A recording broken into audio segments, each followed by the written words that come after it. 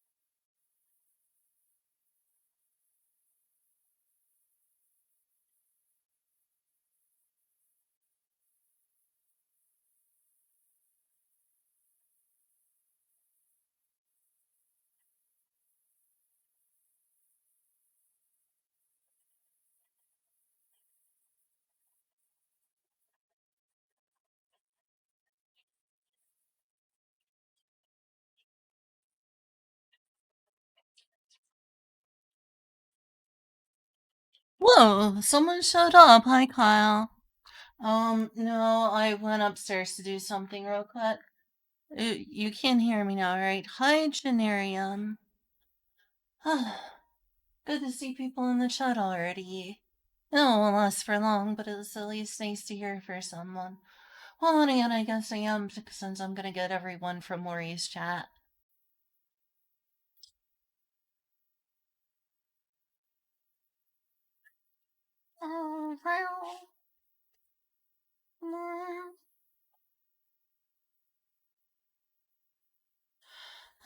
I guess I'll just, like, put up the, screen thing.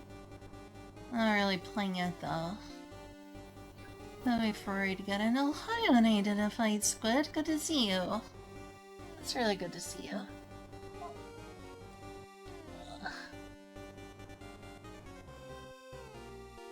So, Lily Ops emote. Oh my gosh. Based. I love her. It's her nice. No, it's cold. Or it's hot, I mean. I want it to be cold. I'm dumb. The Splatoon news, yeah, like, the Nintendo Switch desert thing, I forgot what it's called. There's, like, this giant thing coming out of the ground into the sky.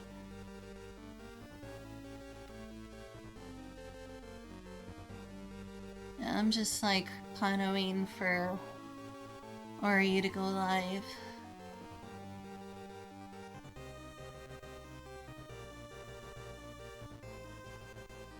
And there's, like, some new weapons, and, they're bringing back one of the Splatoon 1 places. Sorry, I'm so yawny. Oh my.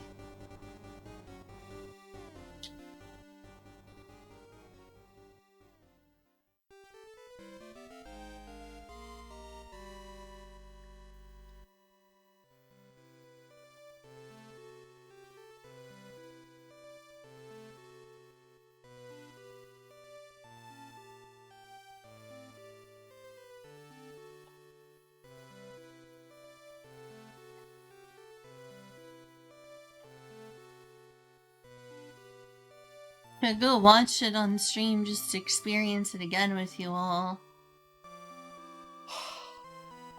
I guess this is like almost like a tease for whatever becomes Splatoon 4. I know.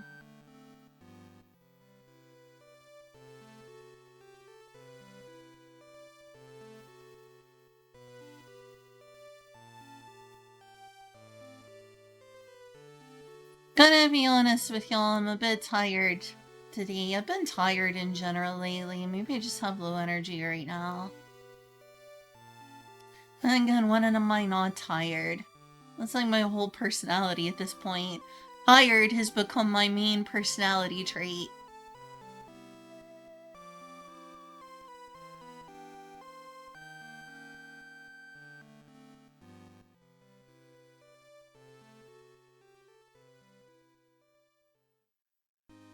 Yeah, Urchin Underpass, I forgot the name of it. Which is cool.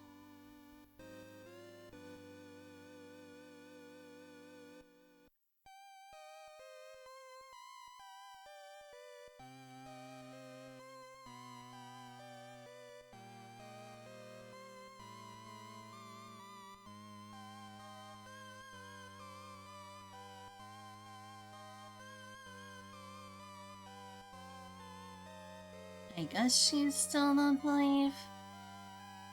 Should be soon. It's like 2 minutes from now.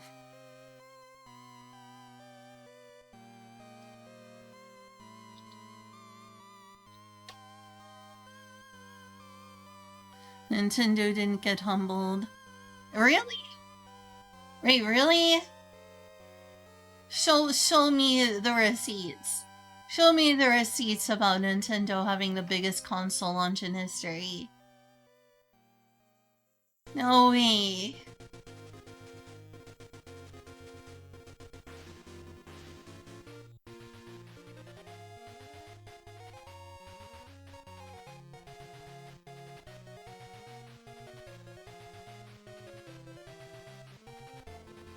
Oh, I wish I had woken up today. I woke up, and then suddenly started feeling fairly tired. It's terrible.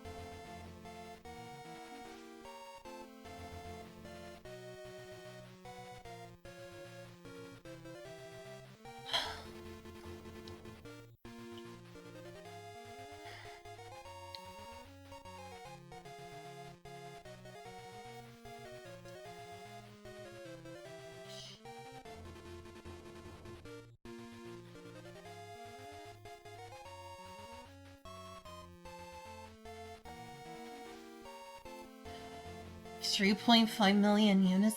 Oh, wait.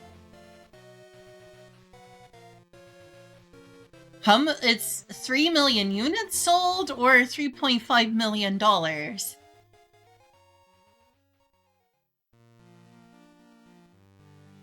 Why is the dollar sign there? I'm confused. Am I stupid? I blame my tiredness. I mean, I may just not be an intelligent person, but I am confused.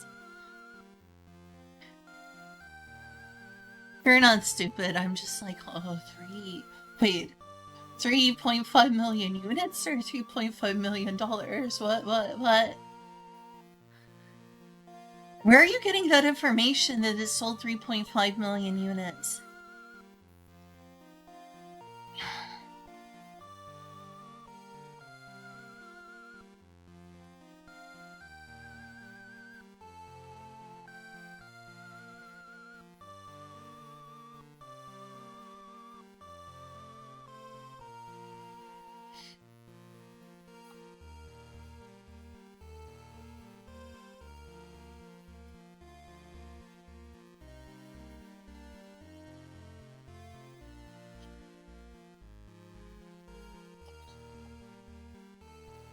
Sales figures on X, really?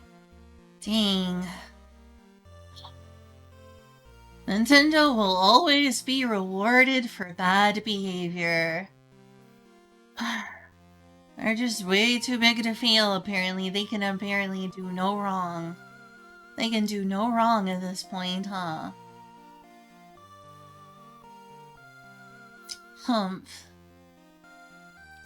You know, I love Nintendo games, but it'd be nice if they were a little bit humbled for once. You know, be more like Sega? Or some other company?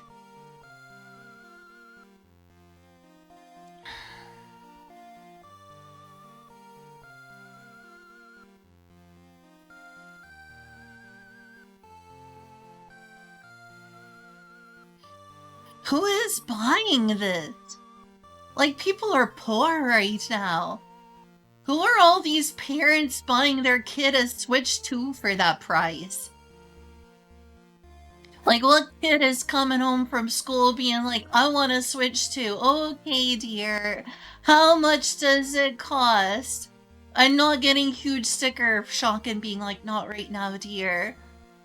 Not right now, dear. Sorry. Sorry, honey, we can't afford this. The economy is really bad. With all the tariffs, I can't. I can barely make rent. Sorry, sweetie. We'll have to wait on that a little while. Like, the cost of groceries and rent and wages? Who's buying this?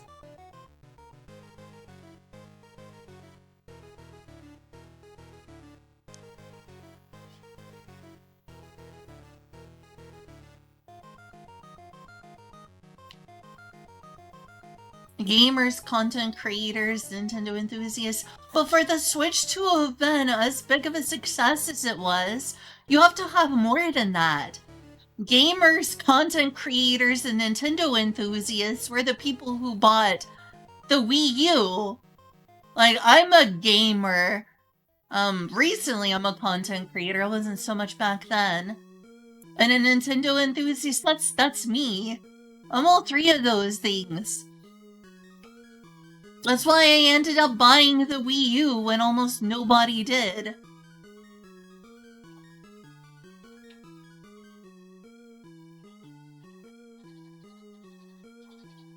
Is Ori live yet?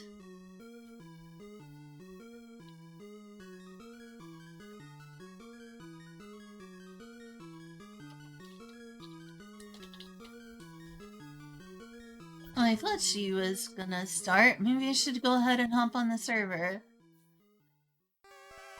My friends of mine. Imagine lots of streamers bought the Wii U as well. What the heck is going on here? It must just really be Mario Kart World hype. People are really hyped for Mario Kart World. I mean, Mario Kart World looks pretty good too, despite the price tag, which, I hate the idea of supporting them at that price tag, but also I wouldn't be lying if I said it wasn't tempting. But, like, ugh. Heck.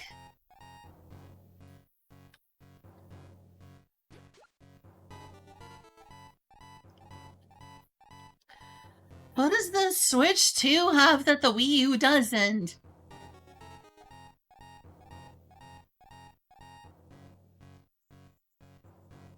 PS5 took a whole month. The heck is going on here? Do people just want Mario Kart World that badly? Like, geez, like, what else do they have at launch? They're gonna have Mario Kart World, and they're gonna have, like, that Donkey Kong game of, what was it, Bonanza? I forget the name of it. It looks pretty cool. It's got nice, like, environmental destruction mechanics going on. Just... what? Okay, Ori's live.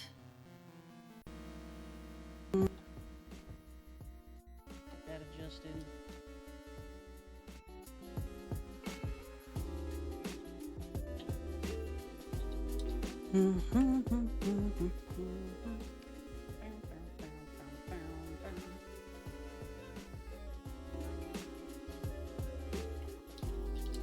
Hi, Fairy.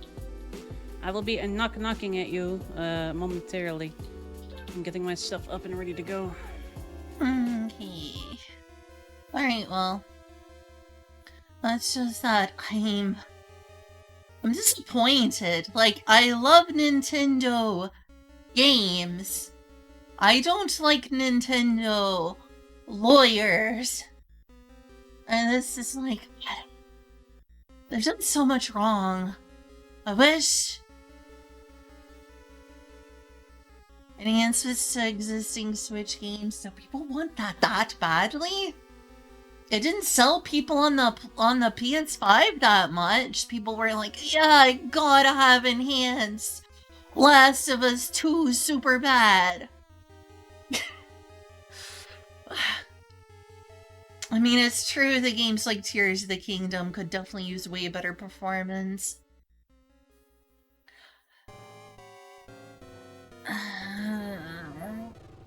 Oh, my roommate is getting a Switch 2, which means I'm probably gonna stream Switch 2 games from her Switch 2 because she's offered to let me borrow it.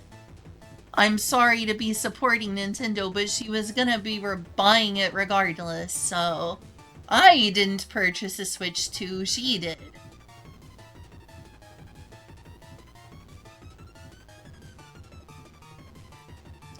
On the other hand, she's probably not getting Mario Kart World, but me, that's really tempting. I wish she got the bundle. She didn't get the bundle, which means if I want that, I'm gonna have to pay a huge price for that game. I can't afford that right now. Maybe some month after my house is sold. I mean, the house is sold, but I need to get the money from it. I like owning all gaming platforms. I think it's not everyone, though. Like, a lot of people only get, like, one of the systems. Like, a lot of the people who bought the Nintendo Wii didn't buy the Xbox 360, much less the PS3. Like, I feel like the Switch tapped into some of the same audience that bought the Wii, but not the Wii U. Hence why the Wii U failed and the Switch 2 did huge. Did giga numbers.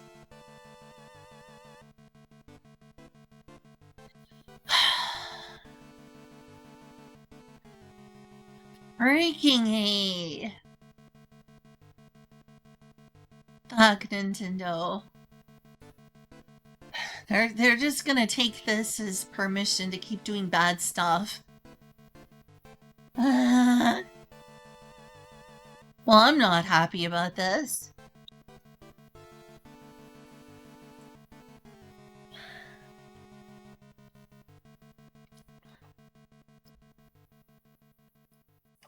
Sorry, I'm just idling and like talking. I'm waiting for Ori to get on before hopping on the server. Hey, at least we're talking. We're talking. It's also hard for me to keep up with everyone's chat while, It's hard for me to keep up with everyone's chat while there's, like, the dual thing. I'm gonna try harder this time to keep up with chat. Last time, there was so much going on between, like, the yapping. All of the yapping. You gotta admit, there was a lot of yapping that was going on, and, I was having a terrible time keeping up with chat. I am so sorry I wasn't talking to y'all proper.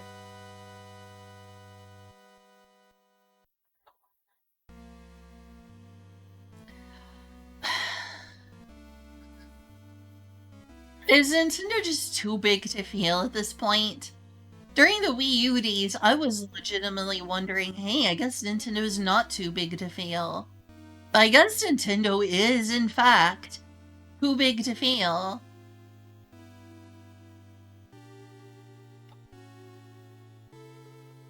Maybe they just have a winning strategy going forward.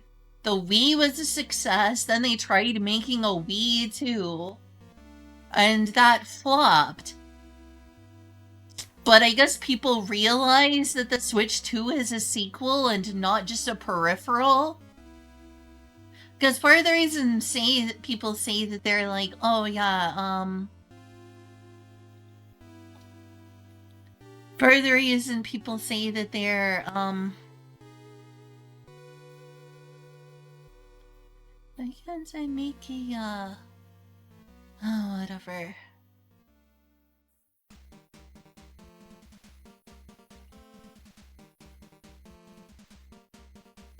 A lot of people were like, so here's the thing. The Wii U was just the Wii too. And the Wii was a super huge, massive success. Also, by the way, hi Inkuna. Hey, howdy howdy. And the Switch too is really kinda just the Switch U? So why was the Switch 2, or why was the Wii 2 a failure? Nice. But the Switch U is a success. Thanks for the sub. I don't even know if that's 2%, but thank you.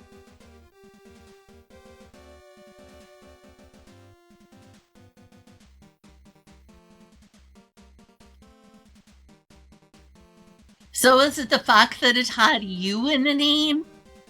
Would the Wii U have been a success if they called it the Wii 2 instead?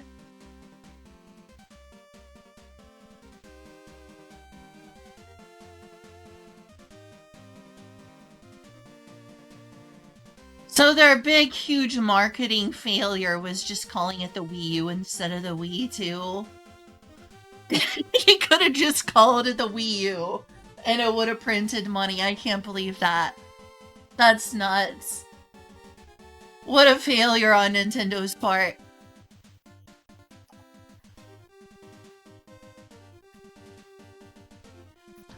Two squid hate. Maybe.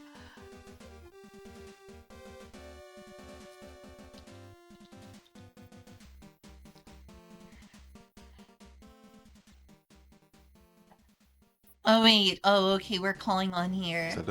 Oh, we're calling on this one. Hey, yeah. Hi, Yes. Fairy. Hey. Gives I'm Fairy sorry I a missed your call cheese stick. earlier. That's fine. I started it and I was like, wait a second, we're doing the thing, and then immediately switched it over here. Hi, Zio. Pat pat. So I did it on purpose to confuse you for my own horrific whims. I can't believe you would do this to me. I'm gonna see what I can do about actually keeping up with chat this time. Last time I completely failed at it. We were talking about, the Switch 2 apparently being a huge success despite Nintendo's best efforts. They have made a corporate announcement saying that they've sold 3.5 million units on launch. That's about right. Why? They haven't released a console in like 10 years. So no surprise. Is there nothing they can do to even fail? I mean, they can. The big No, thing they're about Nintendo. the big thing about I mean, if they stop making good games, like that, like Spicer knows. The big thing about large companies and whatnot like that is they're going to need to have more than one major fuck up, or for it to have time. Because right now, that fuck up needs to affect people that adore them and love them to death. When that fracture starts, the next time they fuck up, it's gonna be bad. Oh, I need to fight Squid. Thank you for the 100 The problem is bits. Nintendo is like, it's not a big, like, it's not an American company where it's public and it has like no money and it's mostly leveraged, like shit like that, where like one bad failure, they're just under the fucking like bridge at that point. Like Nintendo is private, they have a lot of money. Like they could go for a while without fucking up. Are we gonna conduct our chats? Goodbye, you've already got Zia. an invite to do the thing. Oh, I did? You are cool. I don't see it. And I hope the friend appreciates you. I immediately logged in and died. More than we what do. the fuck? I immediately logged in and died. What the heck? It is a temporal storm. What a time to log out. Or to log in. Oh, I just immediately logged in, got one-shotted. Oh, okay, there it is. I'll press accept on that. Welcome back, Spice. I escaped! By the skin of your teeth. By the skin of Nom's teeth. That's true. So we have a Bendy from the left. We have a Bendy, a Fairy, and a Spicer with us today. It shouldn't despawn if I just stay in here during the temporal storm, right? Probably not. I'm the hardest to recognize. I would hope it wouldn't. We did that already, Plastic. We're way ahead of you, bro. Get with Oh the times. crud, they already got speed me. on. I got one-shotted again. Yeah, the corrupt and You're already double-headed stupid. ones You are just the haven't caught up the yet. Strongest variants. They're very dangerous. What are they called? You got killed by a corrupt and a double-headed drifter. Double-headed drifters are the strongest ones. If you don't have armor, they just one-shot you, like flat out. And then there's the ones that just shoot you. I'm gonna rage quit. I still for love now. that video. I do not want to deal with this at the moment. Rage. I love that video of a bunch of Arma players that got into this game, and they found out about the temporal storms and just how many of those fucking bow torn or whatever the fuck spawns. Yeah, and it's when just it was like, glitched. don't go outside and don't open the windows. So is many. the It's chat the being game wasn't shared right lagging. now? I see plastic. It is, yeah. Okay, cool. Alright, so topic. Why the Wii U was basically just the Wii 2. It was just the Wii 2. Wii U, yeah, Wii U was stupid. Nintendo So has a lot why, of those where they're when just like, the what if Wii this will was work? such No. a huge success? So So I why would- when the Wii was a huge success, like mega huge for Nintendo, like it way beat out the PS3? So Spicer, I Why would say did that those the Switch Wii U 2? was Why actually did very the similar to Breath of the Wii Wild. 2 fail, but the Switch U succeed? So Nintendo seems to have a pattern. Easy. It was actually portable. Nintendo seems to have a pattern Wii U was where useless. they end up taking a few things, like they'll Oh end my up taking God, like Squid, some thank you for the bits. disparate 500. things, kind That's of like how Breath of the 600 Wild now. was more of a tech demo kind of thing. Wait, what was Huh. the tech demo? Sorry, I was distracted. I got 600 bids. Oh my god. I saw that. That's a good thing. So Breath of the Wild was kind of a tech demo. It was a little shallow for how large it was, but it showed that they could do it. I think the Wii U was kind of demoing some features and whatnot that they wanted to Mhm. try with the Switch. Then they perfected them and launched the Switch. Nintendo can do stuff like Nintendo- that because it is a private company and it doesn't care. It can take losses Nintendo- for further gains later. Yeah, Nintendo has a track record that's very unique, and it's that there's a concept we have in development called testing and prod. Like literally, just the users are your test based. Nintendo has a really amazing ability to never release a product that actually gets tested and prod in terms of its technical features. Like every game, every console, everything they ever release pretty much just fucking works and rarely has any glaring issues or bugs or dumb ideas from the technical side. The problem is they tend to be very experimental and a little bit of that test and prod when it comes to the more actual interaction design on their consoles, which is what the Wii U was. Wii U was experimenting with the idea of having a hybrid console and handheld, which no one's really ever done before in any meaningful way. And so they were kind of trying that out, and they didn't. I think the idea is they didn't want to go Nintendo is a lot like Toyota in some ways, where they are very incremental and they don't like big jumps. And they've kind of learned that after the Virtual Boy and the Virtual Boy. So they like to do things incrementally. For example, it's also why Toyota is probably one of the most durable and reliable vehicles you can get. A lot of this stuff is very they stay 10 years behind.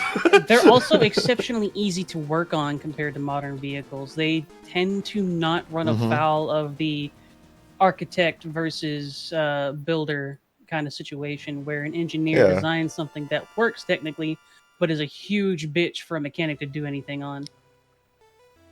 Yeah, they're always very behind in technology, but that's to their benefit because they make very simple, cheap products. that work. Oh my god, I have no idea where I just died earlier. Definitely. Like, I died so many times, I don't know where my last dying location is. You'll What have to the heck do explore I all of do? the dying locations. They should be working on that. Search every block. They're probably fairly close to I'm home so when we logged screwed. out. Yeah, Blobus. Yeah, there was definitely attempts to do this, but like no one had really done it at a big scale that was meaningful.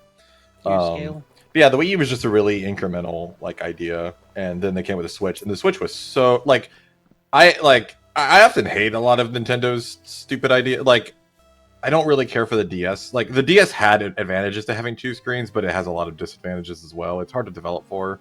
It's just weird. It's very different than everything else, which is kind of an advantage and a disadvantage. It's kind of the same thing with the Wii. Like the Wii sold really well because it was so well marketed to like people that don't really game much, and it was very unique. The problem is it doesn't hold up long term very well at all.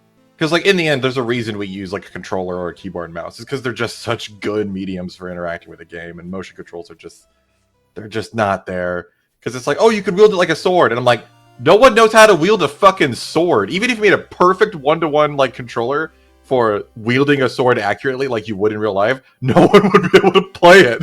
Like, no one knows how to wield a sword. You have to teach them how to wield a sword.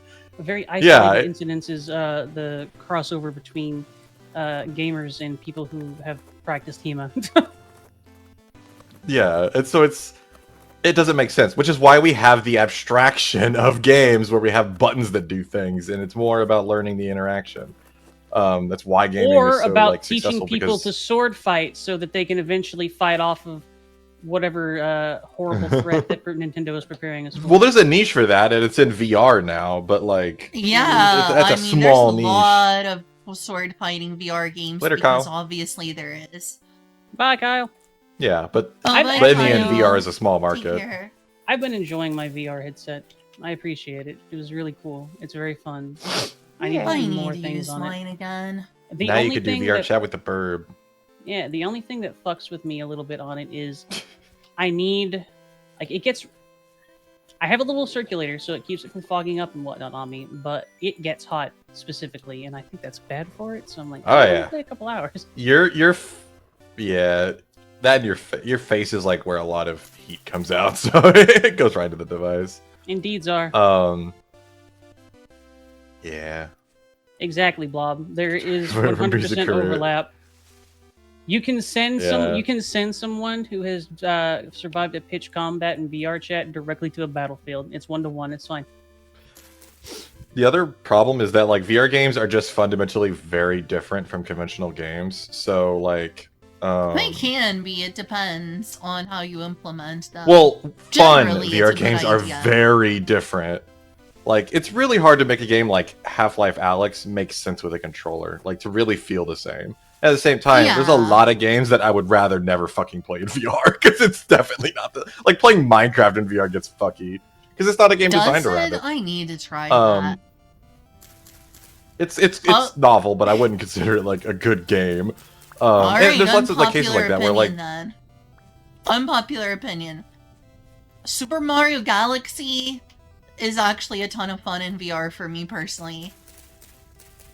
Wait, what? Super Mario Galaxy have you heard of Dolphin VR? I know what that is, but wouldn't that just have like a screen in front of you? Like, no, it's not. How do you play it in VR? Completely. You can look around you completely in VR. That sounds horrific. Oh, I think it's extremely fun. It means I really need to play like Lucky's Tale or whatever it's called. Because that does the same concept. There's also like other platformers where you look around. From what I've played, it's extremely fun. Oh, hey, thanks for the tier 1. Yeah. It's actually extremely fun for me. It may not be for everyone, but I need to play more platformers in VR, but no I don't squid. know what that means. I don't know. Also, see, it's our star bomba. But yeah, like in the end, the Switch was really like. Honestly, if they could figure out how to get the controllers to not be shit, like with the Bluetooth problem, God, I would love to just have Switch controllers. Like they're so comfortable because like your hands aren't stuck together. No, Like it's do such a not good purchase idea, Switch but 2. man, is it? Bad or something, I don't know. I mean, Hey, I've debated it baby. because I mean, No. 60 FPS Tears of the Kingdom's pretty worth it. No, Spicer, you already play it on your Switch and on 2 different computers. You're good. You don't need it. You don't need it. Shakes. But it's Just my get it. favorite game. I know. Just get like So a many 60 voices. FPS. Are there too many voices? Yeah, but I don't want to have to bring around a $2,000 turbine to play the game. It's really nice that I can just break out a fucking $450 device that just does it. It Blah, doesn't blue, overheat. Pushes Spicer over. Ah! Pushes her. That's right. Also, pushes over again. Oh no, poor Spicer. That's right. That's right. Yeah, poor me. But yeah, no, I like. We already knew the Switch 2 was going to be a big success. Like like everyone already loved the Switch. It had some shortcomings. The Switch 2 solved most of them, like from a technical point of view. So you go figure. And it's not even that expensive.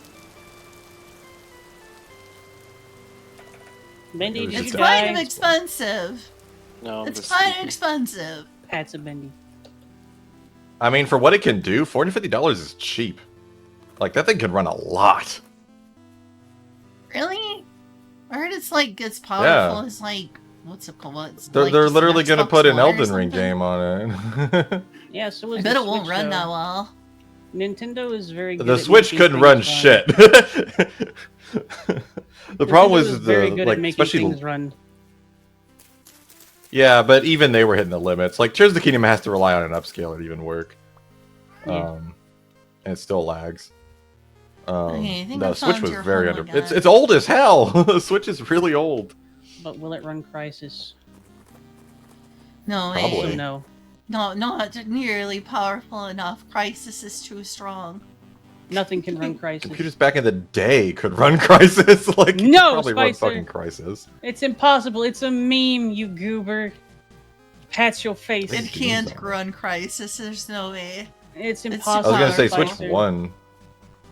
No. Yeah, most of the games No, run okay. Spicer. I mostly just like I think if they so here's the thing is if they release Dark Souls 2 remastered on Switch 2 and they do a Switch 2 upgrade of Outward because my god the Switch port of Outward looks like shit. If they could do that, I would absolutely buy it because it could literally play every single one of my favorite games. Like why would I not buy No. that? No, it's bad. Bad. Nintendo Yourself. bad. Eh. Oh, they're bad, but like we're just gonna let them get away with it. Like No, they're the well, ones that make well, Zelda. Of course they're gonna let him get away with it. I want to see this dark future. Look, there's such thing as like an earned tyrant. No. No. Are we gonna let this guy do what he's like do everything this guy says? Well, yeah, he cured like cancer permanently for Nintendo everyone. did not cure cancer. Yeah, you know, but just you give him 100 see, years. Nintendo hasn't done any of that. They just made some decent games at best. They Decent. made my favorite games, And yes, and they also that's basically fine. defined like everyone's childhood for like everyone in this generation and before. Nah. Like they did a lot. They basically Nah. saved the gaming industries in the 90s. Nah. I Nintendo went is to where not They have a the- lot of goodwill that they're still eating away They're at. still chewing through. Yeah, Nintendo is not the Yeah. Doctor Doom of the modern day. No, I refuse. I am Negative. still looking for No. all of these stuff that I misplaced. Or like when I died mean- earlier, because I died as soon as I logged in. You got mugged. And now, I cannot Oof. find it. I literally cannot find it. I may have just lost all my stuff. I don't know what to Make it. do. I would offer some assistance, but there's no way for me to find out where you died. Unfortunately, it would probably Yeah. be near. Shouldn't it mark your- where you die? Yes, but she died like 4 times in a row. Oh. I mean, just Like, as check soon them as all. I spawned and I died, and then when I came back, it was like, killed again.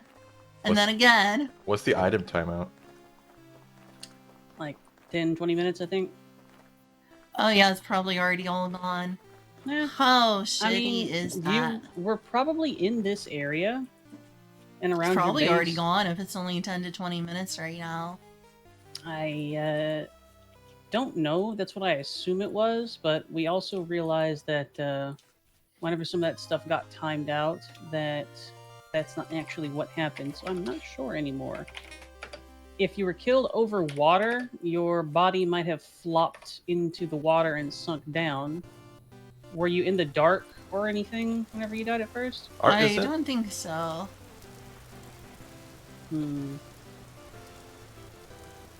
Looks like it's 10 minutes. Oh, I think I may have found it. Well, at least I found one of my corpses. Let's hope it has all your That stuff. is not it. That was like a couple things. A couple Alright. of meager things.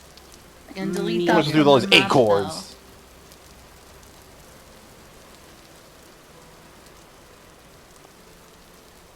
Well, it is not that one.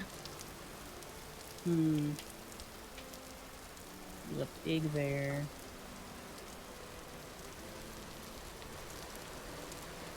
Well, I'm sorry. You gave me copper tools and I went and screwed everything up.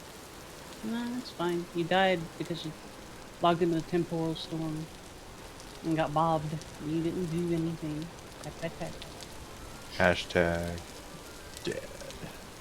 Dead. Hashtag should alt F4. No, Spicer, no.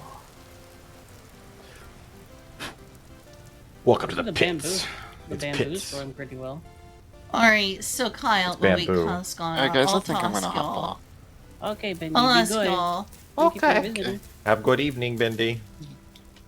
Bendy? Chills. What about Bendy? I don't see Bendy in the chat. He was in the voice chat, Goober. Oh. But he's EP. Fairy Sorry. just failed the passive wisdom check. Yeah, he's, I'm he's very sneaky. stupid. You're not stupid. Twice. You're not stupid. is If you were sneaky. stupid, I wouldn't like you. Well, you're gonna have to stop liking me then. No, you're just a liar like the elf is. Nah. You You just wish. say you're stupid, but you're not. And it's getting dark. The only thing Let worse go. than being stupid is being a liar.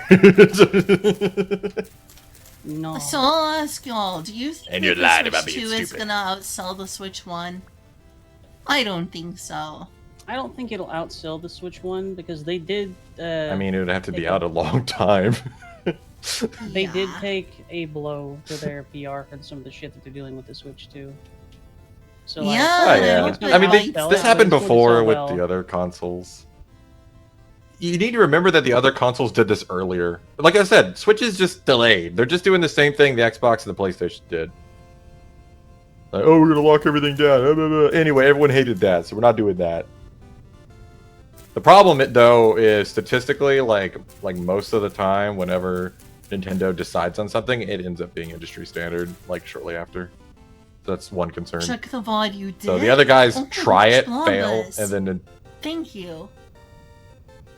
oh, nice. Good job, Sorry. Oh yeah, I didn't think about that. That's a good idea. That's a good. Thank you, Llamas. Alright, 7. What a good idea. 60. Get that man some beans. Yeah, Give me some thank you. Down here now. Yeah, I know. I mean, it's like when Nintendo started doing the $70 games. Like everyone else started doing it. Like Nintendo's the baseline. Nintendo. I mean, what fucking like company makes their own games and console and like basically is guaranteed to sell a bunch of units whenever they make anything? It's like Nintendo. So They are let's the gaming industry. close. Still shitty. I refuse to purchase the Switch 2. Oh I yeah. really have the That option to is do so. entirely Like- fair. Like they're a little better than Microsoft at least because they box you in by making something you like actually like versus Microsoft that boxes you in by just making you something that you have to use. So it's at least a more positive relationship in a way. It's like, it's the industry standard. Oh, thank you so much. I guess I have to use Okay, this so it now. must be Everything's this written for one. Windows. Fuck off. Died in Minecraft like And a 20 pair of times them now. died in Minecraft like 20 times in a row. And it's still looking, it's pretty fresh in my mind. Yeah, that's awesome. It's appreciated, blob. I kind of wish it would just chat Okay, login or so it's over something. here. Probably some setting or a Yeah, mod. or that's something really you do. appreciated. Okay, so I Probably. found that one. Why was I over there? Flint.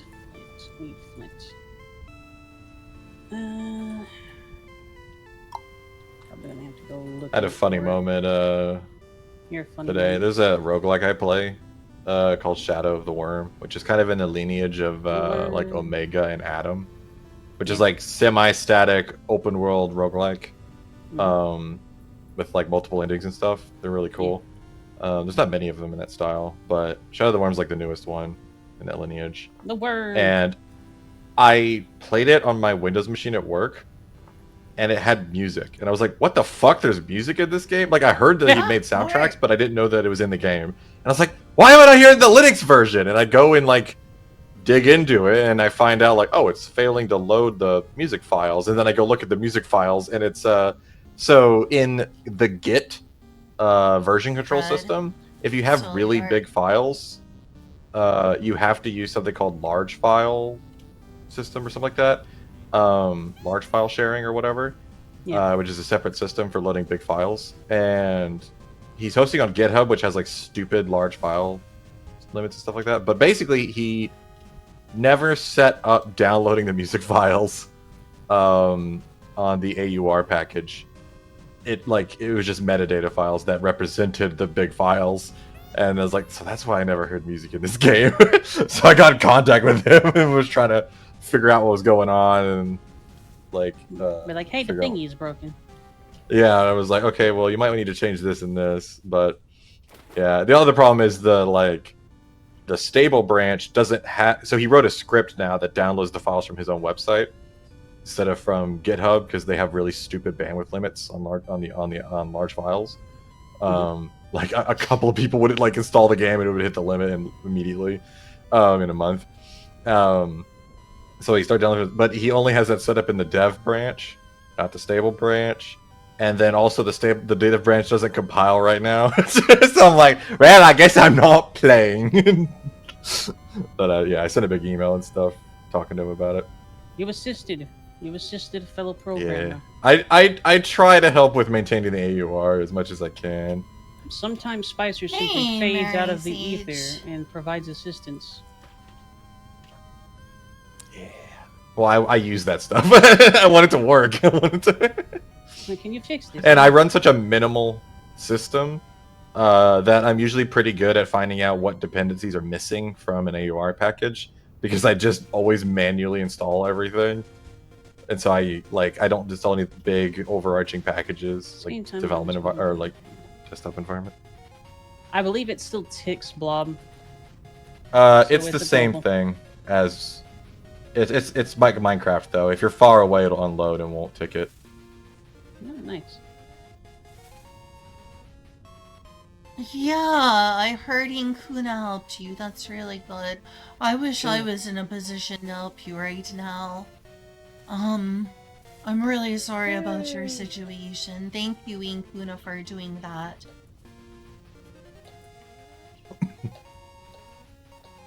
That's good.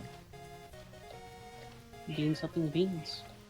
God, I literally can't see anything because it's dark and I don't have any light source. I had to make a torch. Yeah, I don't safety have any torch. stuff to make a torch right now. Gotta find rocks.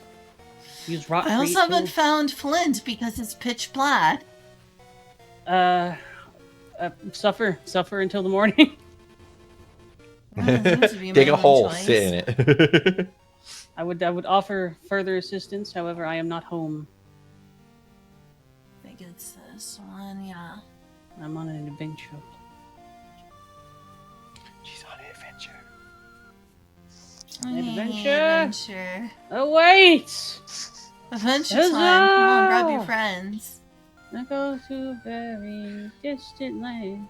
Distant lands with Jake the dog, he's been the human. The fun will never end. It's adventure time. Oh, I got my stuff.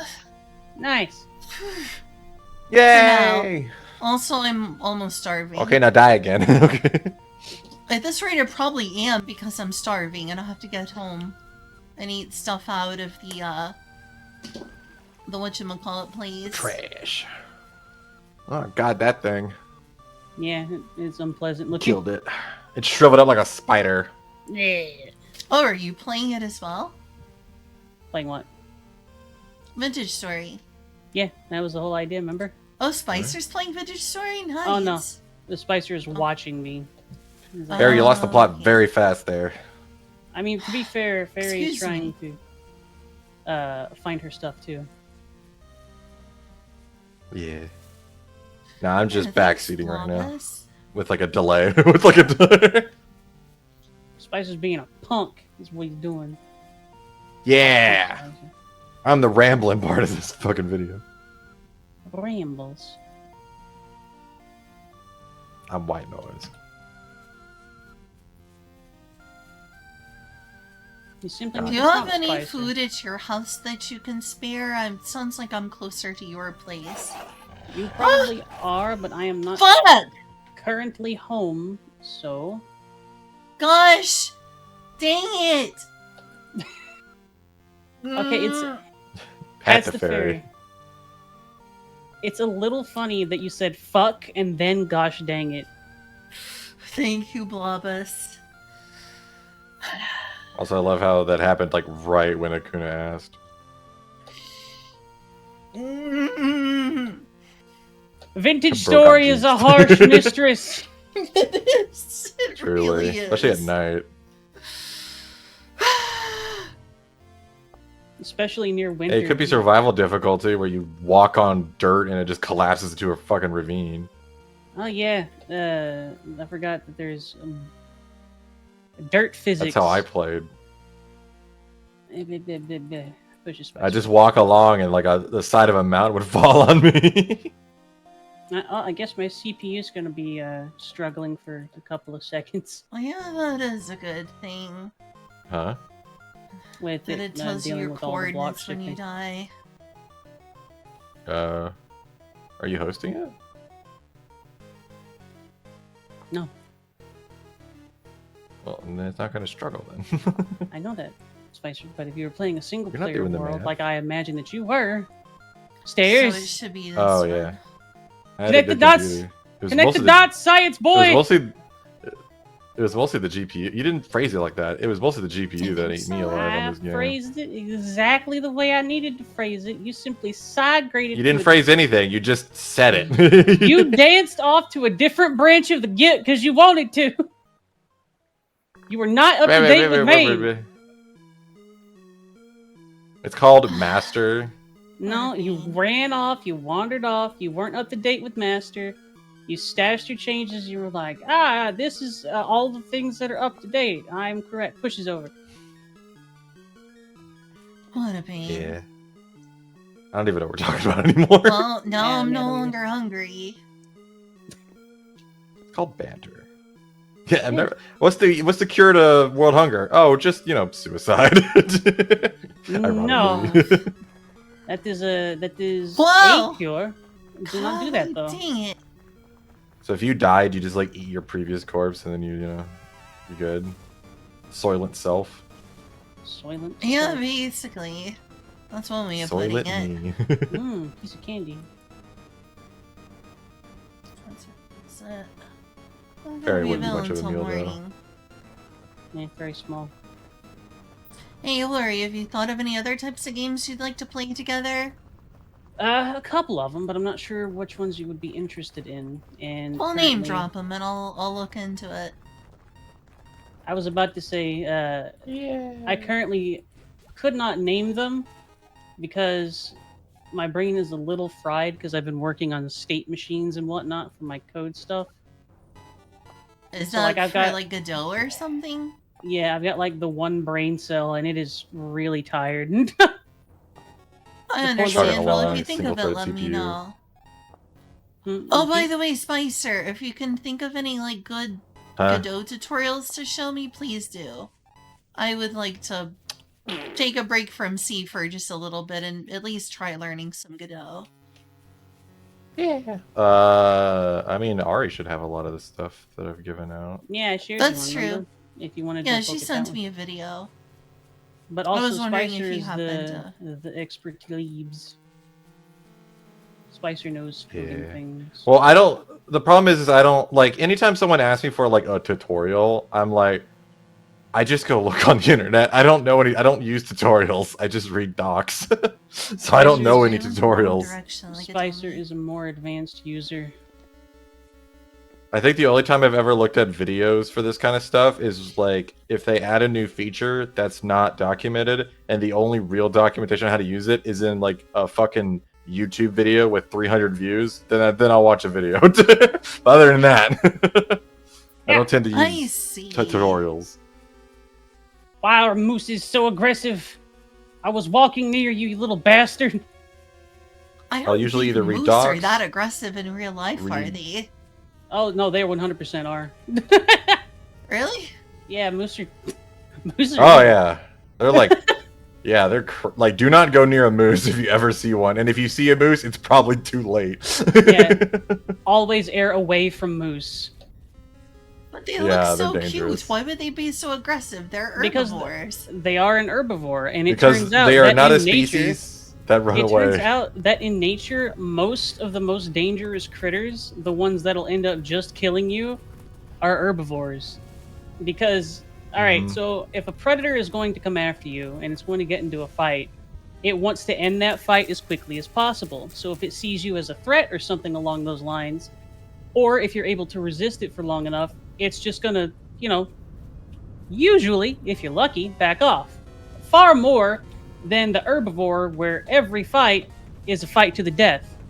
It knows, or in some way or shape or form, that if it loses that fight, it's probably going to die. Either you're going to eat it, or something is going to get it. So it's going to approach this fight exactly like a gladiator dropped into a coliseum. Yeah, so it's also a risk thing. Herbivores. So okay, here's the evolution behind it. Herbivores, if they get injured, they usually don't get like very punished for it, because in the end they just eat plants. Like their food supply doesn't fight back.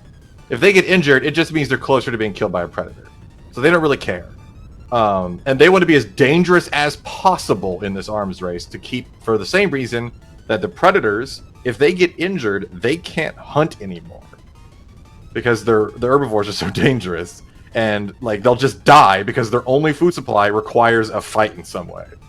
So predators are very like incentivized to be careful, look for opportunities, and avoid injury. Whereas herbivores are fucking not, and they try to be as like unappealing of a threat, like unappealing of a meal as possible, which means go batshit crazy or run really fast or whatever. Basically or try like to avoid V it. said, a herbivore has to win every fight. It has to win every fight if it's going to persist. If it gets in a fight, it has to win it. There is no limping away from a predator that has injured you. You gotta win. You gotta win the thing. So basically herbivores are either highly aggressive or very fast, or they hide well. Like that's basically their only strategies. And so it's like moose, they're not fast. Yeah, moose is like tank than hippos. Like those are all very tanky, like oriented fucking herbivores. Like by far. And then there's like gazelles that just does go fast. hunger move really fast in your world right now? Yeah, it could be. Like I'm getting hungry. Depends on what you're doing. Fast. Yeah, if you're running or if you're running around a lot. Lines.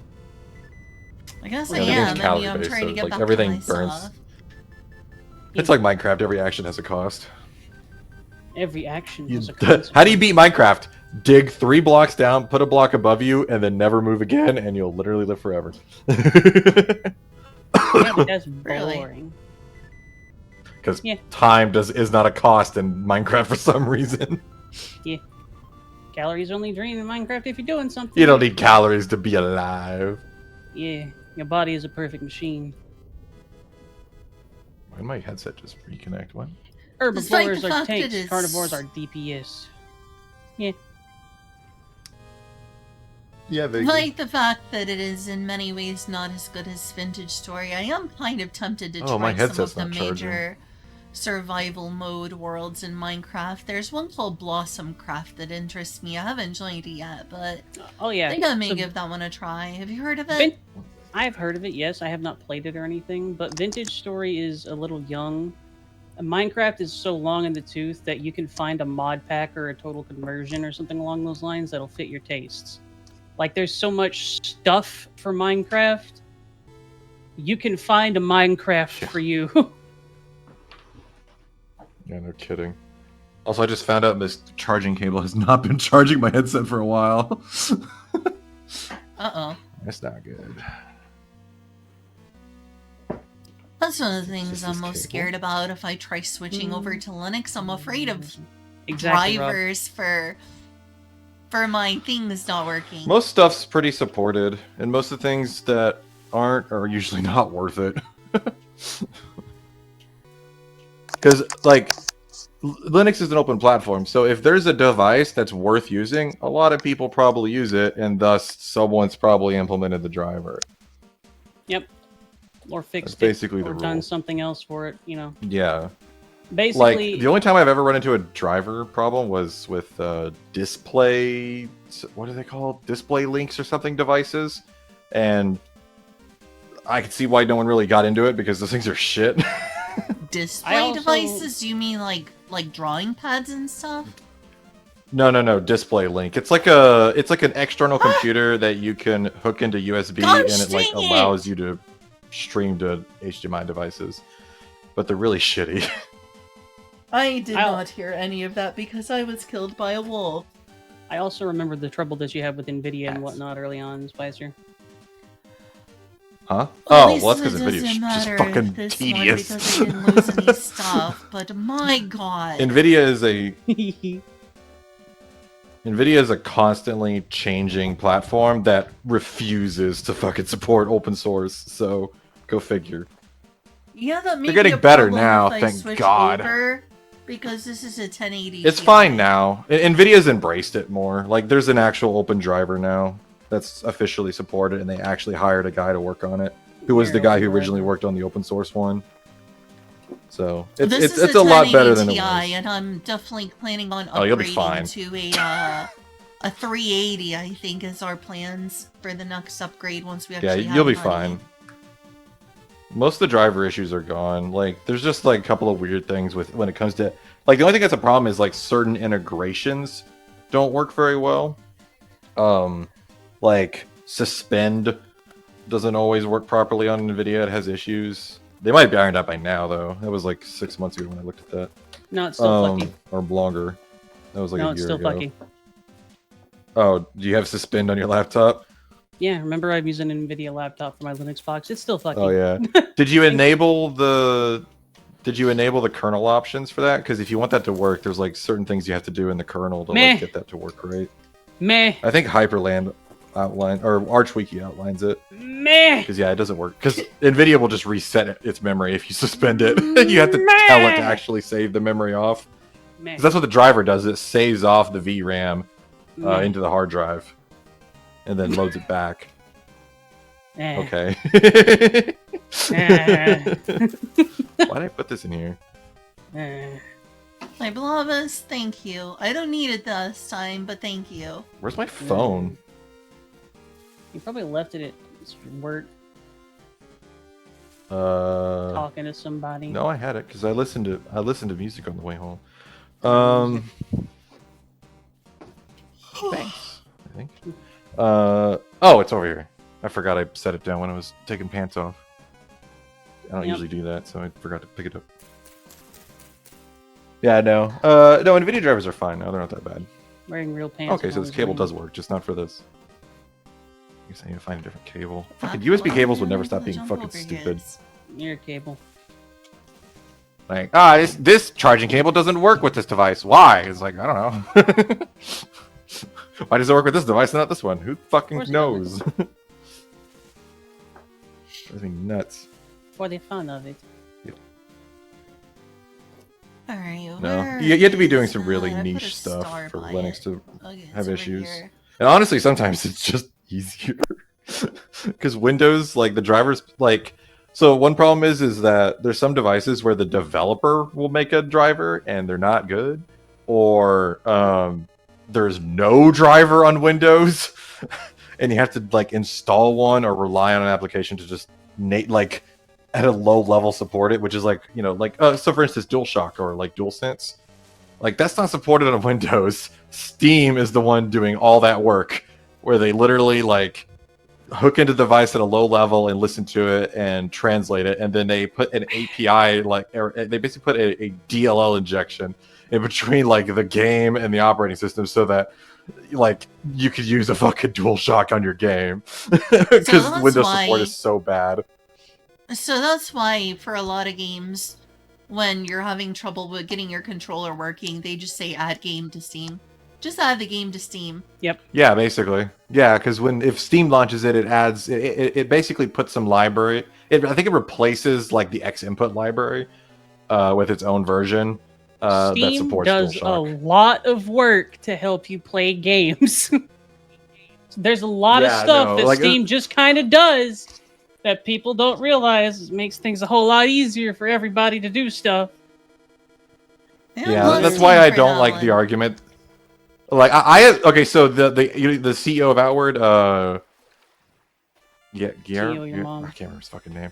The French guy, or no, the Quebec guy, the Canadian French guy. I was literally like arguing with him on a stream he was on for like one of the like dev talks, I think before one of the DLCs came out, and I was literally arguing with him about the fact that like yes, Steam charges like a pretty big like cut, although it's kind of industry standard. You get so much back from that cut though. Yeah, but I'm like, yeah, they do, but they also like make PC gaming fucking work. So earned. Like PC gaming would be nowhere near where it is if it wasn't for like all the work Steam's done. Like God, it's such a shit show. And if you're a developer and like you can go look at all the stuff they developed for PC gaming, like it's crazy the amount of libraries and just useful stuff they've created. There's just things. Like, there's just stuff. You look out there, if something works, Steam, and it has to do with games. Steam might have like tendrils. Fuck! Ah! Wolf. Yes. Okay, got my headset charging. Jesus Christ, I think the cable's getting loose. At least it wasn't a bear. Hashtag could have been a bear. I almost got one-shotted. Was this? Yeah. I am sorry for yelling. I hope I didn't sound terrible or hurt your ears. No, you're fine. You're an entertainer. Your job is to scream. Apparently. I'm sorry, VBB. I'm sorry if I hurt anyone's ears. I'm sorry, headphone users. My deepest apology, people with headphones. Oh no. V was just concerned. That's the V. The journey to get my stuff back is so treacherous. Yeah, it seems like you're having a little bit of trouble. I can't fucking tell if this headset's charging or not. Shit. Fix it. Damn it. I was almost to my stuff. Almost. This game is making me angry. This game wants you to suffer, it sounds like. It does! It freaking does! The wolf is. The wolf is like, is camping me. Okay. Fucking camping wolf. Sounds about right. What if the battery's going bad in this thing? Hope not. This thing's expensive. Please don't. I don't want to have to buy another headset, man. Yeah, fair enough. I might just go back to wired. I actually got some earbuds that are pretty good. And they got a decent mic, actually, oddly enough. Pretty close to this one. I try to use headphones as little as possible nowadays because they make my I ear hate ringing using them. terrible. Even if the thing's really quiet, it makes my ears ring like heck. Damn. Yeah, for me, it's I don't wear them enough now. Because used to I wore them all the time because of the, living at parents and stuff. But now that I've, got my own house and shit, I don't have to care about that at all. And my roommate Do you doesn't have a live choice, alone? so... no. Yeah, me either. I can't afford to live alone. Well, I'm helping them. I see. I That's was nice living of alone. you. For a while. How's B doing, by the way? I'm doing okay. Still looking for work after the other job. He's trying to find something more remote, so it doesn't depend on me to drive him anywhere, because I disappear a lot. Spicer, why does that disappear? Well, I leave on the weekends to go hang out with my cousin, and then I do a surprising amount of traveling. Oh man, Where Blob, do you I have travel? Probably best. I have a set of steel series that are just like held together with tape and prayer that I was Literally. using. You remember those, Spicer? Yep, You've seen those. I do. I sure have. Yeah. Yeah. I mean, I'm really good with my hardware. It's so most of my devices that don't just have a natural degradation over time just like outlast their usefulness to me. Like I've had computers where I'm like, okay, I just need a better computer, so I'm just gonna give this one away because this one won't fucking die. Speaking of that's which, most of my my stuff, headset but- is now doing a beep boop that shows needs to charge. I do not know what that creature is that was over there. mine. I hope it's It's not a red. wolf or a bear. Yeah. No, it's the We should- batteries that go for me because lithium just has limits. And I refuse to do the battery health stuff where it like limits the max charge because I'm like, why would I ever do that? Like, oh, when you're not doing that for a while, it minimizes it. And I'm like, yeah, but then I'm going to pick it up and it's going to be like fucking 30 or 20% down. And I'm going to need to run it for a while. That defeats the whole point. I'm using currently a HyperX wired headset, and it's very nice. I like it. Yeah, I used to have one of those. The problem with me is my voice is kind of weird compared to like the baseline, so a lot of headsets don't pick me up very well. I got lucky with this one that it actually, like, I did a lot of research on which one had good like overall response so that my Your voice would come research. through. Yes. I'm not even sure what I'd get next, but I might just try doing the earbuds. I bought some what are Turns they out to be a called? wolf They're- bear. Oh, They're really kind of famous for being like a really solid triple driver like earbud that has good bass. Turtle Beach Battle Buds. There's supposed to be a model number. Yeah, they actually have a boom mic add-on and stuff, and it sounds pretty good as long as it's like facing down because it doesn't have a fucking like wind guard for some reason. As long as you turn it down, it's fine. But even the built-in mic on the wire is really good. Yeah, I did a lot of research on different ones, trying to find a good one. Your research. You already said that. No. You're a hack. Uh, I need to try them sometime, like on a call, and see how they do. Because yeah, I'm getting tired of headsets. I don't wear them enough anymore, so they hurt my head. takes a while with my Does. headset for them to hurt my Yeah. ears. But it Well, does I have to eventually wear them happen that it often. hurts my ears. Eventually. I'll wear it for like an hour and they'll start hurting. If I just don't wear them often, and I just don't anymore. I mean, for a while I wasn't really hanging out online very much, and I always use speakers for everything else. So, but I've been hanging out more online again, so it's not as bad.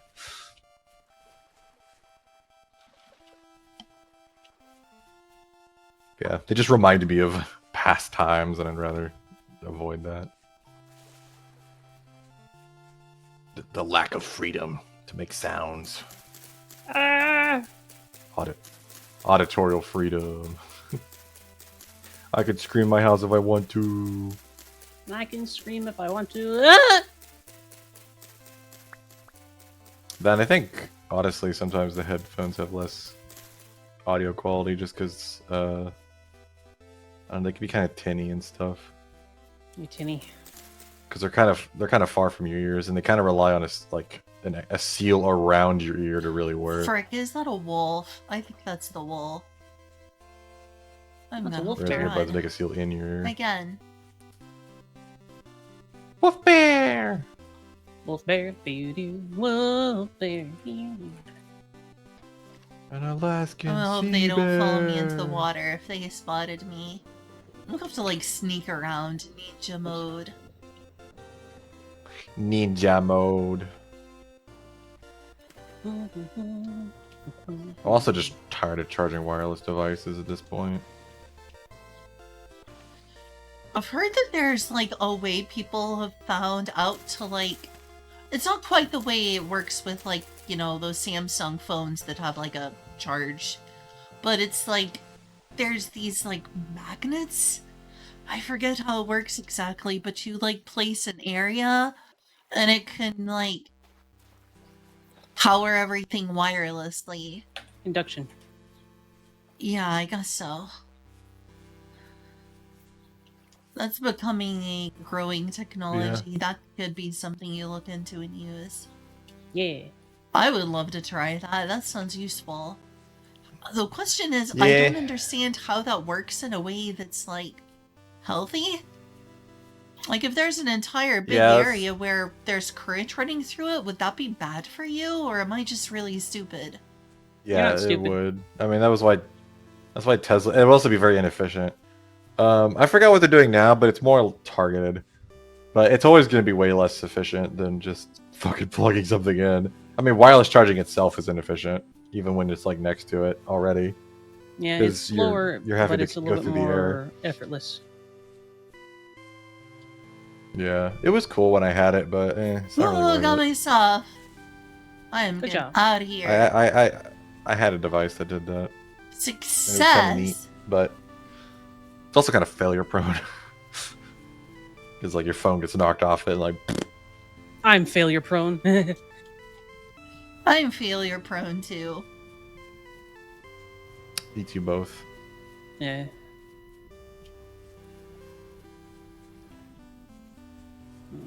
I just recover well. Wow, that Everyone's was a failure pain. prone. It was a huge pain. Naps. Oh, it was a huge, huge pain. Now you gotta get home. Yeah. I'm gonna put some of this stuff up in here. Oh, I need another basket. Hydrate, posture Jeez, check, what do I and do? stretch.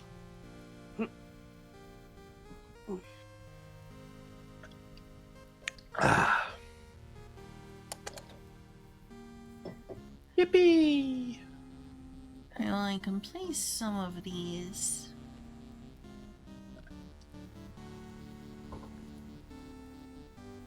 What is Elf doing? I'm doing a little bit of math on how much stuff I'm gonna need. Gross. Math. Yeah. I gotta do some math. I accidentally deleted some code and I gotta rewrite it and I don't remember what I did. I did some math. I think I need like 7 stacks of fire clay, which is annoying, but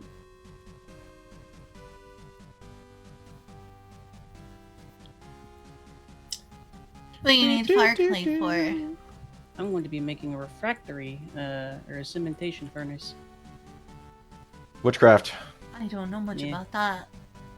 So, the earliest form of steel is referred to as blister steel. It is made in a somewhat similar. Flick Spicer's notes. It is made in a somewhat similar way as you create iron blooms out of a single-use bloomery furnace. Basically, you take your iron, you take a fuck ton of iron, because you usually do not want to do this very frequently because it is a huge pain in the ass. and you need to build something called a cementation furnace. A cementation furnace is a fairly decently sized structure with some space in the center and a space underneath the center where you can put coal or charcoal. And above that, there will be a coffin made of solid stone, cut out of solid chunks A of stone. coffin? Yes, that you will then put iron ingots in. Pure iron ingots. And then you will seal them off with a coffin lid. Then, underneath the coffin, you fill all that space with charcoal or coal. And the structure around this needs to be damn near airtight. So it's going to have a very heavy door, and the fuel source should be kind of cut off from the outside world too, so a lot of that smoke can't eke out. Whenever you fire this one, you're going to need to keep this structure, which is encased in refractory bricks, which I'll explain here in a moment, lit for about 2 weeks. So you will need to burn piles of coal and charcoal for at least 2 weeks in order for this to happen. And what this does is it takes the carbon in the charcoal and whatnot, and it traps it with the iron, gets all of it super fucking hot, and then it slowly turns into blister steel, which you can then work into usable steel, which is a second part of the process. A That is refractory a brick. lot to take in. Oh yeah, I'm not done yet either. A refractory brick, you can make a very basic one out of fire clay, and I think lime. It could be another one, but that one is almost certainly going to break and become unusable after the first time you've used it. So you probably want to make tier 2 or tier 3 refractory bricks, all of which require more and more complicated resources, like a shit ton of fire clay, olivine, which has been pulverized, or what is it? Not borax. What's the name of the thing that I'm thinking about? Bauxite. There we go. My head Bauxite. hurts. Powdered bauxite. And you mix that with the fire clay, and then you fire it, and it's super heat resistant. And you build the structure out of that, and make sure you have enough fuel. I thought steel was the removal of carbon, or is it the addition of carbon? Steel is the addition of carbon to iron. You can make different grades of steel depending upon what other additions and how much carbon is in it. High carbon steel, very sharp, kind of soft, etc., etc. Wait, then what's... Because I remember the spectrum is like cast iron is one side, and then like high grade steel is the other. Is cast iron just like there's not a lot of carbon in it at all? Cast iron is iron, but it has been cast. Okay, it's just iron. Okay. Cast I was just trying to remember which direction it was. Cast iron is so basically you're adding just iron carbon. that's been poured into a mold or something along those lines. Yeah. You might be. Are you thinking like pig iron? Yeah. Well, no, I'm trying to remember which gives it strength, the carbon or not having carbon. I couldn't remember. But yeah, it makes sense that it's carbon, because carbon makes longer chains than iron will. This has taught me how little I know about how steel is made. I live in a civilization. All this is done for me. Yeah. Thus, I do Stainless not steel have is to just learn adding how to make nickel. steel. Pig iron is technically what is being made in the cementation furnace, I believe. Though it's been a while since I've looked at that process specifically. Basically, pig iron is a super brittle iron alloy. Not alloy. Iron mixture that has a bunch of carbon in it, but it's super brittle and kind of useless on its own. So it's basically just a precursor to processing it into proper steel. Yeah, well, you got to heat it up, and like the carbon needs to form long chains and like form structure. The metal. Nuts. Otherwise, because charcoal doesn't have like macro chains. Yeah. So it's very weak. There's no macro patterns. I mean, it's why plastic formation is like a thing, because you're trying to create really long macroscopic chains across the material so that it's really strong. Whereas charcoal is literally just a bunch of tiny short chains that don't really have any macroscopic patterns. Freak of shit. Dude, you stretched like in the call right when your character in the game like stretched. Yeah. Kind of confused me. That's kind of awesome. Yeah, Yeah, there's definitely a we stuck with reason we were in the 'cause Bronze Age for so long. It must have been really Yeah. complicated for humans to learn iron how was to make hard to steel. process. Iron itself Yeah. is not terribly difficult to find, but getting temperatures hot enough with basic materials to do so is difficult. And The better the material, the hotter it has to get. especially so because, like, when you're working with those sorts of tools, coming across the necessary materials to do this for long enough for it to matter is difficult. And you gotta remember, this would have been trial and fucking error. They didn't know that this would work or have Yeah, I anything know, to it's go off crazy. of, but maybe small scale experimentation with it. I mean, I think it's just humans were pre-programmed to do really. I mean, look at like people today. They're like, I'm gonna implement Doom in the TypeScript type system. It's gonna take like months and run millions of lines of code, but it'll work. And it's like, yeah, that's probably how we discovered fucking steel. Is some guy's like, dude, what if I put a bunch of iron and charcoal in a thing and I make it really fucking hot? And it's like, why are you wasting all those resources? I don't know. And then they did it. Hey, Yeah, aluminum Nubs. is hilarious. Like, because like in the end, most materials, like how good they are, is almost exclusively is just an energy input. And there's materials that have limits to how much energy input gets better materials out. Like, it's why copper is kind of limited, because there's that much energy you can take in to become better, which is why alloys are so important. And yeah, like aluminum is one of those, is a pretty high energy like input to process it, which is why we didn't use it for forever, because the energy requirements even today are still really high. Like the main producers of it is fucking Greenland with with their free energy basically because of the geothermal. Like they're the main producers of it. Aluminum is also very, very messy, and especially back in the time, aluminum doesn't make the greatest like tool. No. Essentially, Yeah. It's very. It's just very for other reusable. stuff. Very reusable, and it's good for other stuff. Light. Mm-hmm. But no, we just light put and strong, Coke. baby. We just put soda in it. Yeah. Yeah, we don't do as much with aluminum anymore, except for small scale stuff. It's really good for small scale stuff. That's Steel good for still making wins cars out big lighter. time. Cars used to be heavy steel. Uh, now it's uses a vaguely, lot of but aluminum and most stuff. of well, like I said, small scale. Most of the aluminum in cars is like the outside, or like little pieces. Most of a car is still steel, because you need something really strong if you're gonna crash in it. Because if you it's what the Tesla's like. It's what the Cybertruck's dealing with, because they wanted an aluminum frame, and they're finding out how terrible of a fucking idea that is. So a big portion of why vehicles and whatnot are no longer made out of big steel frames and whatnot is not that. So They're still made. Yeah, they are still made, but there also is a reason that they're not. They're still largely made. There's a reason that it's primarily smaller scale than it was back in the day, and that's because if you crash in a steel car, you probably aren't going to survive. That energy has to go somewhere. No. And the vehicle can endure it. No. That's it's why... the opposite. Vehicles Aluminum are designed frames to just crumple go like cans. That's the point.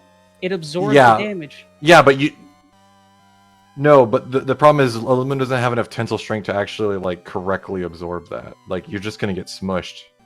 Which is why you use a mixture. Like, but that's also why steel is. You need the main frame on a car is steel. So you need something strong enough. Steel. Hi, Ducky. Good. Like it's a mix. Like you need the car to crumple, but you also need the car to actually take the impact. Otherwise, you're just gonna get crushed. Like you have to mix it. But yeah, it's why Tesla was trying to do the whole like aluminum frame, because the Cybertruck's already crazy heavy. It's a fucking giant like electric car. It's got a bunch of batteries in it, like motors and all kinds of extra stuff on it. So, Indeed, Ducky. if we're currently in, like, the, Yeah. Steel Age, The or really outside in some ways we're in the stuff is Silicon aluminum. Age. I guess you could say in some ways we're not in the Steel Age, we're in the Silicon Age. Yeah. But, when is humanity going to reach fully into the Graphene Age? Because I feel like that's the next step. We got a were little while. once in, like, the Bronze Age, still we had not the Iron Age. Viable. Still not viable, but when? How far I do you think we are away from Just lots of takes a stuff while. being made out of graphene? I think probably what's going to end Probably up 10 years. happening before something like that ends up. What the fuck? What is it in me? Where are you? I am lagging, I think. Like, we just don't have a good mass production yet. We're not quite at mass production.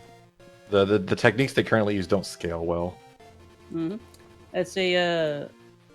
That's a big hurdle to adoption, and why steel ended up being rare until we were able to mass produce it appropriately. Once it gets to that point, you'll see more and more things being made out of different. I miss secondary when cars materials were like like, I love seeing a fucking steel car. Like, so the point of fact, the frame is still steel, but a lot of the extremities and the outside paneling and all that, that's all like aluminum and shit. Yep, meant to propel Like a everything cane. else is aluminum. Well, those don't do anything. Like, they don't absorb shit. Like, the frame is what's doing most of the work. But yeah, but it definitely makes them lighter, which is an advantage. Because like you want the rigid strength to be high so it can absorb the impact, but you want the car itself to be light so that there's less to absorb when someone else hits someone. But so it's a kind of so the rest of the car being aluminum makes sense because it just makes it lighter. Also, point of fact, back in the steel days, they to help with this problem, they used to use fucking wood. I have an uncle that works on old cars, and yeah, there is a surprising amount of wood in cars. And it sucked because if you crashed, guess where all that wood's going? Into you as giant splinters. It sucked. Yeah, that's pretty rough. Ow. Good One thing that God. saddens me I'm about like- the I fact saw- we... I'm sorry. Just keep talking. Fairy. No, go. Okay, Do it. okay. Gonna One thing beat that into you. saddens me is I wish that we didn't throw away so much paper, so much wood, so much cardboard, which is also just paper, so much aluminum, and I don't know how to reuse these things. Like, keeping that stuff around would be like pack ratting, but it's also like... It really saddens me how much waste we use as humans. It's like... Are we gonna have, like, robots someday that just go through, like, landfills and find all of the precious metals that have been thrown away from phones? Yeah, and that's kind of a big things?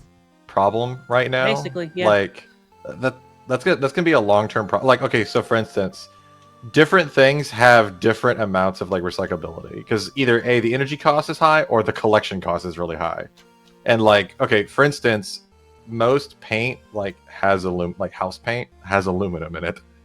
Are you getting that aluminum back? No. It's fucking in paint. Good luck. There's like almost no case where that's worth it.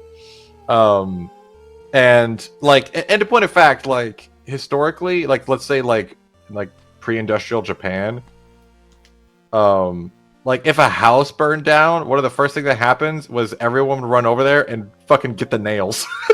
Like that's how hard it was to get like iron and stuff and process it for some people or like in the world before like mass industrialization was a thing. But yeah, like that's an ongoing problem. I would also add that currently a lot of humans' recycling technology is too energy intensive to be worth it at all either way. I don't... Yeah, well, we have to design products that are recyclable. I mean, Right all now, you it have doesn't to matter. do to remake paper is just, like, blend it. Mhm. You just take Where do you get the energy to cardboard do or They used to. paper and Where did you stuff get the like that, energy to you do just that? blend it. So you have to the produce problem the is energy somewhere, so you need to have a way to actually make it a net positive for the recycling to be worth it in the first place. recycling paper is easy. It's actually one of the easier ones. So, but the problem is the cost of collecting the paper to recycle it is greater than just making more. Like, it's why like those reuse okay, if you're just looking at things in terms of energy and not in terms of like protecting animals and like reducing like the environmental impact, you're more thinking about the energy impact. if you get rid of the environmental impact, like reusable like grocery bags don't make any fucking sense. You would literally have to like live 100 lifetimes reusing that fucking grocery bag to make it cost less, like to make the energy difference better than just using plastic bags. Because plastic bags are just so insanely cheap to produce versus the like reusable one. But again, the real point of that is to avoid the environmental impact of, you know, yeah, reusing paper bags is also an option, but they still consume like you need to understand how cheap plastic bags are to make. It's correct, like Ducky. They're one of the most like it's less than a penny to make one. It's insane. You have to use it like 100 times over. That's actually exactly that too. That's a pretty concerning problem too, because a lot of the places and the situations hey Eddie / Kill. Where like the recycling would make sense, you're doing it to a point. Doing it would take too much energy. It's too much stuff, and in a lot of cases, makes worse things that still need to be gotten rid of. Like, yeah, and it's not worth it. In the end, I think it's more likely that we're just going to find a way to like evolve something, or it's kind of already happening. That's just going to eat plastic and microplastics for us. Because I mean, I guess the rule of nature: if you put something out there long enough, something will fucking evolve to eat it. Yeah. Which is what we're seeing now. Is there's like bacteria forming that literally just eat plastic, because it has energy in it. That's why you can burn it. But doesn't burning it though cause like toxic byproducts? No, not like it. You can burn it because there's energy in it. So bacteria can eat it because there's energy in it. Oh, they just have to adapt to eat it. Yeah, I've heard that people have developed microbes that do it. I don't know how much. Oh no, they didn't do that. They formed on their own. Yeah, that they started appearing at plastic. Them. No, they literally just started finding them at like plastic processing plants where they have lots of plastic just sitting out in the open for like years, wild. like long times. So like I said, if you leave something out in the ocean, and it's ironic is like the little microplastics have a lot of problems that we're gonna have to deal with, because like the microplastics are more of a problem for like macro animals, like multicellular animals, but when it comes to the microorganisms like of the ocean, they're loving it because it's just literally more surface to live in that's protected. So like a lot of microorganisms are really enjoying the whole plastic problem in the ocean. Was there anyone else on the right side? Nice. God damn.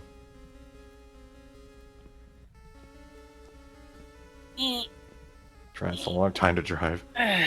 Since day 6 but also Vestige, just to throw that out there, the plastic thing in your brain is not nearly as bad as that. I wonder what the byproducts of these bacteria that eat plastic are. Probably as a toxic byproduct to humans. I don't know, but I assume it probably is. Do you know if there's any toxic byproducts of these plastic-eating microbes? No, because like when an remember, it's just carbon chains, so it's just breaking them down. So the main outputs is like carbon and oxygen and like stuff like that. Because like remember, plastic's just like it's oil, and so it's mainly just carbon, oxygen, hydrogen. That's the funny thing about so many things in life is that we're talking about carbon and steel and iron. It's like, and even graphene is carbon. How many things are in life are just freaking carbon? Everything's freaking carbon. Quite a lot. Everything is freaking carbon. It's you were correct actually. That's why we're carbon-based life. We are. That's also true. We are carbon. It's because carbon's just the most useful. We cut people and kill people with carbon swords. Carbon is the most present thing too. That's why a lot of sci-fi stuff make that distinction. Like, silicone-based life, shit like that. Yeah, silica's pretty common. It's also just the fact that literally, like, carbon is one of the most versatile. Like, in terms of the periodic table, it has the most interactions with basically everything on there that isn't just exploding. Unlike oxygen, and hydrogen, which loves to explode stuff. Yeah. The problem is like, so on the periodic table, most stuff. Yeah, so like a lot of stuff on the periodic table wants to like either just give a bunch of electrons to something or take them. Carbon tends to want to share in pretty dynamic ways, so it tends to make really interesting structures of like carbon is what makes most other molecules interesting and have like more properties than just and isn't very rigid. Like there's like a problem with like nitrogen, where it also likes to form bonds with stuff, but it's really fucking picky about the kind of bonds that it wants. Not all steel. And if you force it, This is gonna sound really stupid and it's mainly that. uneducated. Like I need to go back to school uneducated. Like, didn't you learn this in I just school? look stuff up on the internet all the time. How I just like, how does this work? How exactly is steel made? Would you like like not me in the to game, give you... like in real life? Would you like not me to give you a rundown for stuff like that? Would you like me to give you a basic rundown of the different types of steel and whatnot? I would love that. Also, I need to yeehaw. Yeehaw! Yeehaw! Blobus. Nitrogen is one of my favorite substances because it has the stupidest interaction. You can make azo-azide-azide, which is like 14 nitrogen atoms all only double bonded instead of triple bonded. And nitrogen really, really fucking hates not being triple bonded. And so literally if any disturbance happens to the substance, like they don't even know what the minimum like energy disturbance is required to set it off, and it just explodes. It's the funniest shit. It has like a deep the literal existence. list. Yeah, exactly. It's like, why are there 14 of me and why are we all wrong? Why are we here? Just to suffer? Yeah. Very shortly. Yeah, no. Azo-azide-azide is like one of the funniest substances. Let me do a steel ramble. So, steel is not melted down from ore. Iron is what you end up getting from the ore and whatnot. Steel is not an iron alloy. It is iron that is being bonded with carbon. It is not technically an alloy because an alloy is usually a mixture or an alloying of two metals. So you could have an iron-nickel alloy or a steel-nickel alloy, but you cannot have an iron-carbon alloy. There are a few different kinds of steel. The basic types of steel are alloy steels, like I mentioned there. We are still going to call it a alloy steels, stainless steels, carbon steel, of course, which is, they're all got carbon in them, but different amounts, and tool steels. Carbon OP. Carbon is indeed OP. I mean, carbon steel is usually got the higher concentration of carbon in it, thus the name. Like 2% to 2.5%-ish. And like some tools, construction if I remember stuff, right, automotive things and stuff along those lines. There are a good bunch of different types of carbon steel. Low, medium, high. And like that range, that 2.5% range that I was talking about, you got low carbon steel, which will be like on the lower end of that. You got mid-carbon steel, which will be on the middle of that and usually has something like manganese in there with it to help support it a little bit more. And then high-carbon steel. Finally, the weeb elements. Yeah. Sorry. Manganese. And then you got the high-carbon steel, which is usually also called tool steel, but there are some differences. I'm also pretty sure the more carbon you put in the longer you have to process it too. Maybe. The more you get more carbon in it, so the more carbon you got into it, the more you got to process. Well, yeah, you got to process the. I mean, you're effectively making like like soft diamonds, but with metal in them. Like that's mostly what you're doing. Yeah. So, stainless steel is actually a steel alloy. It's got chromium in it. Chromium is the thing that primarily keeps it from being able to get easily corroded. I remember nickel's a main one that's also in most steels. Nickel is a very common one for steel. It kind of depends on what you're going to end up using it for. Mm-hmm. I think There's nickel a helps with corrosion too. There's a couple of numbering systems and whatnot, though I'm not as familiar with the numbering systems for whatever reason. But like the plain carbon steel is Carbonated like iron. 10 something. So like if you've got 1021, it's a carbon steel with usually manganese or some such in it. It is the Kuma. Hi, Kuma. Sulfured carbon steel is the 1100s. Did they put sulfur? What does that do? There's a lot of different stuff. Speaking of right, You want can your also, you can also put I phosphorus want a good burning in it, steel. Spicer. What You the can fuck? resulfurize and then rephosphorize the steel, which is the 1200 series Phosphorus. steels. Steel. What the fuck is phosphorus steel for? Why would you put phosphorus in steel? We've had I like steel the around. Blobus Effective says that phosphorus. I like that There's a dual Globus role says in that the you can just property- refer to steel as carbonized iron. Or Spicer's carbonated like, iron. what? Instead of carbonated water, it's carbonated iron. It's carbonated iron. That's good. It's merely Drink both the carbonated yield and water. princess Don't strength drink by carbonated iron. Let's let Spicer. He's it's he's for going on a vision hardening. quest. Correct. Oh, there's a whole website called Total Materia, and they just go into like what a combination does. Yeah, it's like, great. for it. Like, yeah, so it Carbon- basically gets rid of all the ductility and just makes it stronger. Yep. It's neat.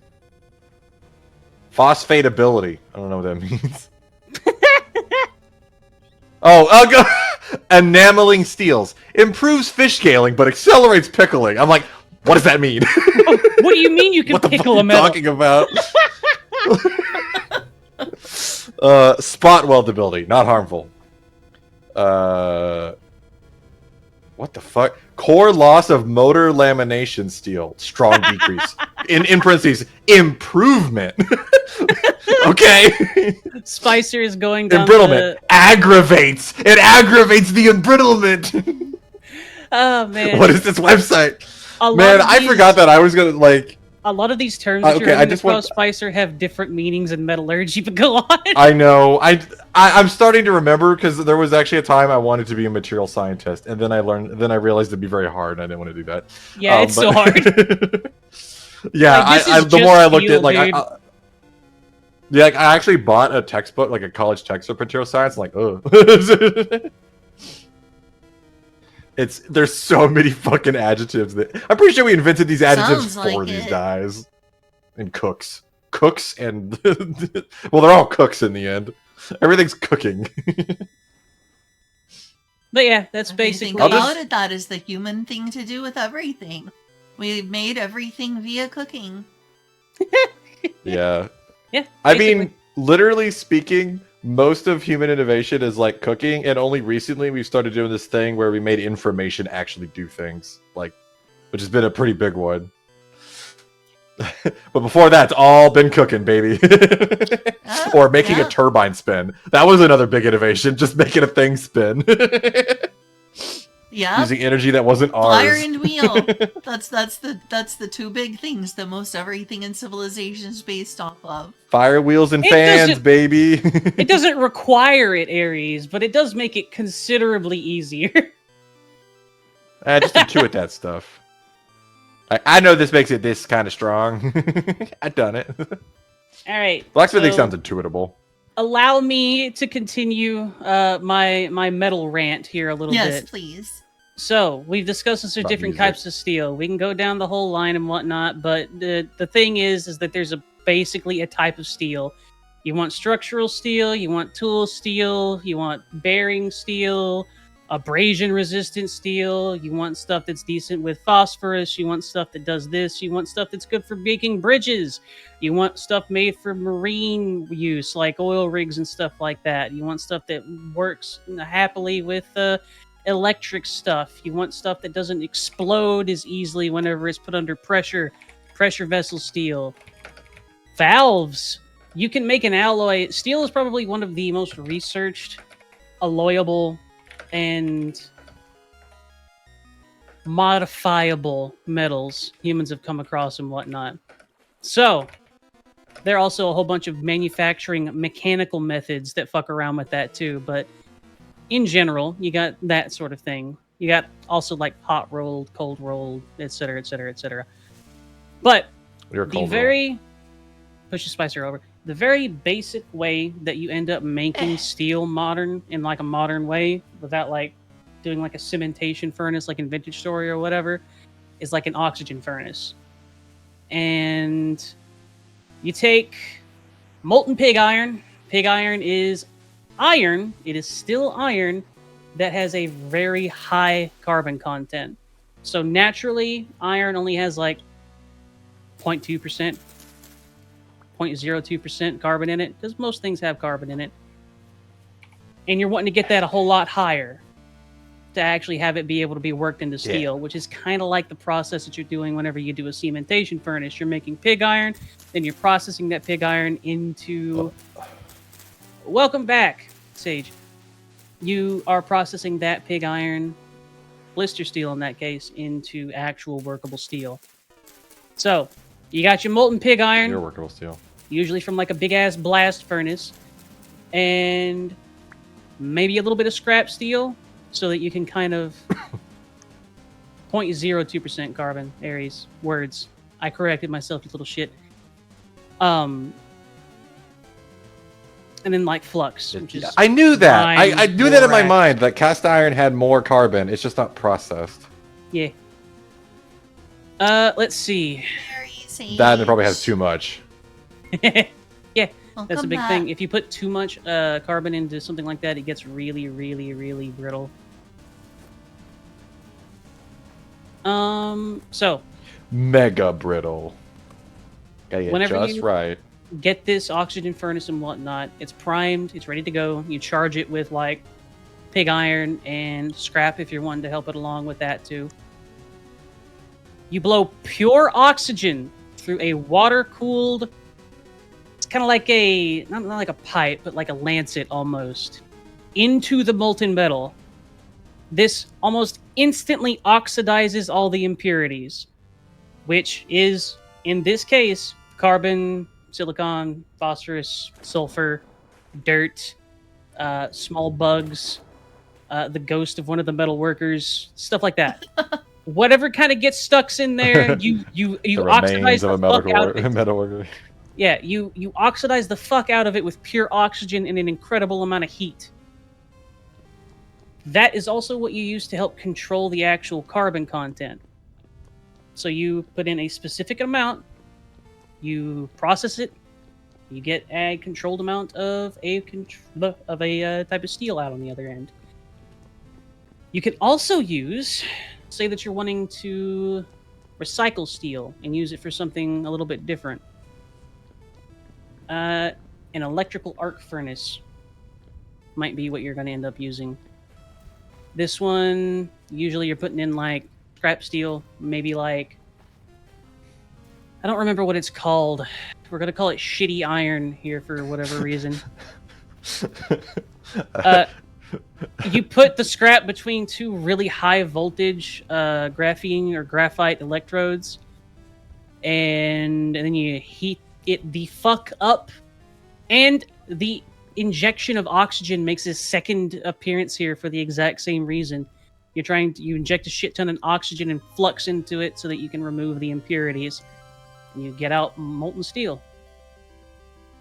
Yeah. Recycling it this way You makes can't fewer fold a piece of emissions. paper. I just want to point out, you can't fold a piece of paper more than 7 times. Japanese steel makers have entered the chat. That's basically the way that the cementation furnace and whatnot ends up working, Aries. You take the iron, you can bloomery smelt it. A cementation furnace is a similar concept, but then you beat the shit out of the blister steel to turn it into actual workable steel. That's kind of the process in Vintage Story. It's like heating it up, but with hammers. It's like Yeah, basically. I mean, okay, so here's a very fun and I'm gonna call it niche method that you could possibly use if you wanted to be a masochist, you could, in theory, fully and 100% beat the impurities out of a piece of metal with a hammer, because that mechanical stress will produce heat. So you could, again, theoretically, beat a piece of metal long and hard enough for it to then become red hot and deform, and you can beat all of the impurities out of it. One of the trying to think of like a blacksmithing trick is or something like a blacksmithing parlor trick is to take like a very thin piece of metal or iron or something like that, and it's to test your technique. You beat the shit out of the end of that metal until you can light a cigarette off of it. Yeah, that's kind of remember. You have to be very precise and very consistent. Yeah, and you have to keep it up for I remember a long hearing time. that the compression method leaves the sword really brittle when it comes to like other angles of impact besides the main one. You do. Trade-offs. Ooh. So that's how you do that. That's how you Anyway, make that was steel. the nice hour of talking about steel. Yeah. Why is Glorious my chat cut Japanese off steel weirdly? folded Fuck. 1,000 times. There's also like, so that's just making the steel. So there are a whole lot of other secondary ways that you process steel and whatnot to give it different properties and things along those like pot rolling, cold rolling, casting. If you cast something into a shape, it is generally not quite as tough as something that has been shaped in another way. You can weld things with a hammer and heat and whatnot. It is a very, very different process than welding as it is today. You're not using an arc or something along those lines. And you gotta work fast. You better be good at hitting hammers in the right place. God. Yeah. That's some over-engineered nonsense. Yeah. A big portion, if I recall, this is not something that I've really researched, but for sword steel and whatnot, they would have a metal in the spine of the blade that contracts considerably more whenever it is cooled to help curve it appropriately. What the fuck? Yeah. So if... Anyway, I get a big, heavy stick and I hit you with it. Yeah. Well, It turns out... that's called a kanabo. Welcome to And a lot of Stick. Japanese soldiers use those too. Now, feel free to correct me on that one, They didn't need a big Aries. steel sword. They just need a big iron club with spikes on it. If you've ever heard of a kanabo before. I found Not a as stick. well I put some known. nails in it. Yeah, basically that's what a baseball bat with nails in it is. Except the baseball bat is usually made out of wood. If you're gonna put nails in it, so Can't not beat wood. quite as sturdy as the iron club, but also computer cost a bit more than $1,000, and I got it in like 1,000 years. 2018. My computer, I got it in like 2008. I'm so stupid. not stupid. Not 1,000 years. That would be an old computer. Holy. 1,000-year-old computer. More than An likely, Aries. ancient Egyptian computer. Something that the reason that I know so much about this is I actually have been wanting to try and take up like old-fashioned blacksmithing. So like, I can continue the rant.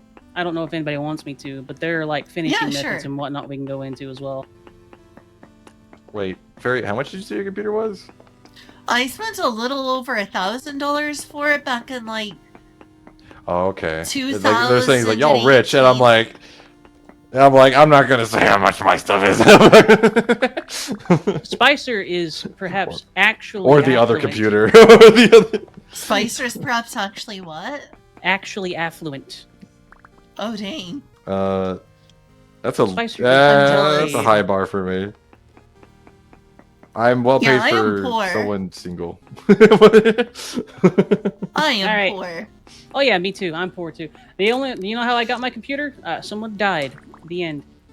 Wait, really? Oh god, I'm so Yes. sorry. The only reason I Fuck. was able to get a hold of any of the stuff that I have currently, including the I'm house, so is because sorry. family members died, and they asked me beforehand to actually get myself something for it, so I did. I have the computer. This computer cost $5,000 5 years ago. Wow, that's a lot of money. Ish. Mine costed a little more than $1,000, maybe close to 2,000-ish. I don't think it was that much though, but it's been so long. I got this thing in like 2018 and haven't really upgraded it much since because Yeah, I but haven't had the money to do so, and it's ran most things fine enough. The thing is, Mary and Aries, like, literally a family member had to die, and it was with life insurance that it was gotten. There's no other way that I would have done that. Prior to this, I am all really of my so stuff, sorry. it happens. I mean, I'm poor as shit. That's the only way I'm really going to be able to get a hold of anything. I can't get enough capital to kind of crawl out of this particular hole, so it is how it is. Anyway, it's expensive. It's a nice one. That's a good one, Kuma. Congratulations. At least.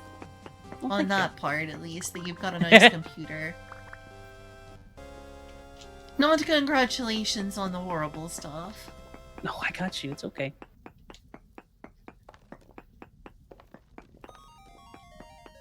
I want to tell Spicer what pickling is. Yeah, what is pickling when it comes to metallurgy? That's an interesting term.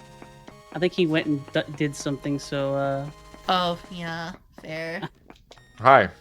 I forgot Hey. everything I said Hi. was not heard. Nope, you're eating something, aren't you? Oh no, I walked outside and B was also there, so I just muted. Yeah, fair enough. I forgot who I gave my last computer to, like my previous one. Who was Abel? Probably. No, he lives in Russia. That wouldn't work. Who did I give that computer to? Fuck. I don't even remember. It is a mystery. How do you not know who you gave a I whole hope you're computer okay, to? Mary.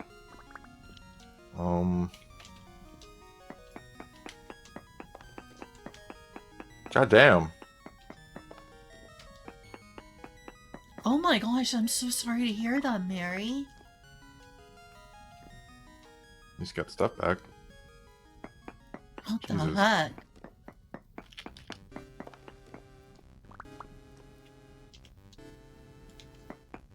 I'm glad you're okay. Got nothing important.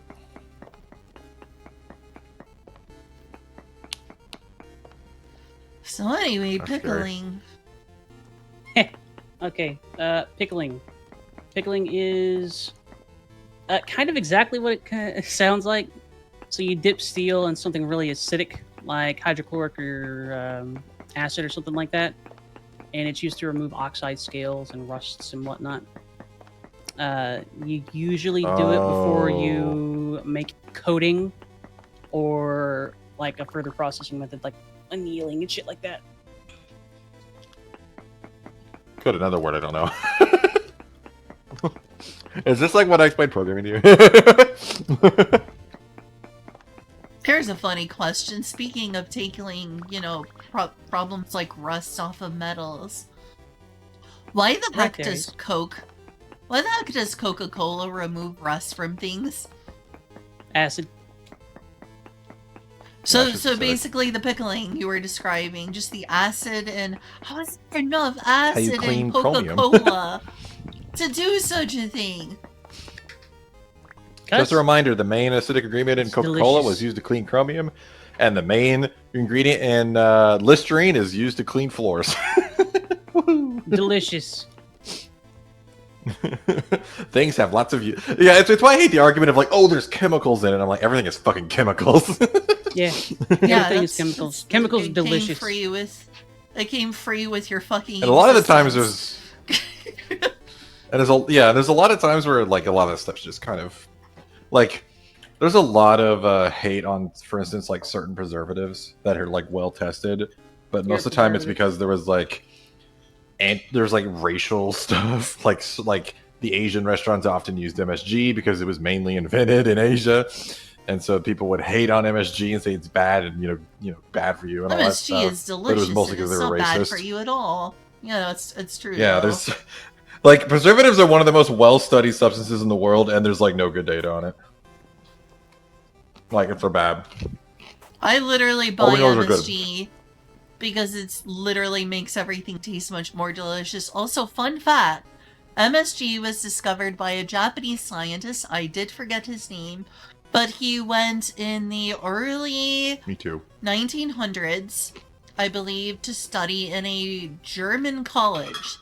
While he was there, he was discovering the savory flavor, or what Japanese people would call umami, in the Western tomato. And he, doing chemistry, discovered that the reason that it tasted so umami or savory was that tomatoes had a large amount of monosodium glutamate in it, aka MSG.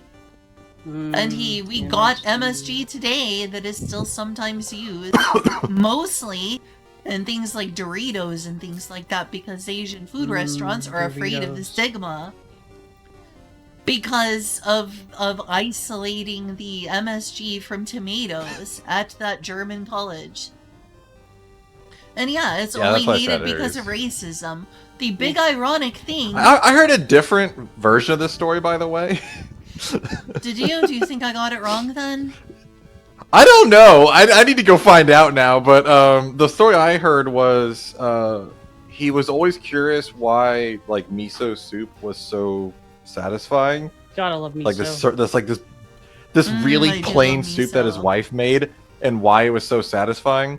And what he eventually found out, it was the seaweed that they would customarily boil in the bowl before they added the miso would actually release the MSG.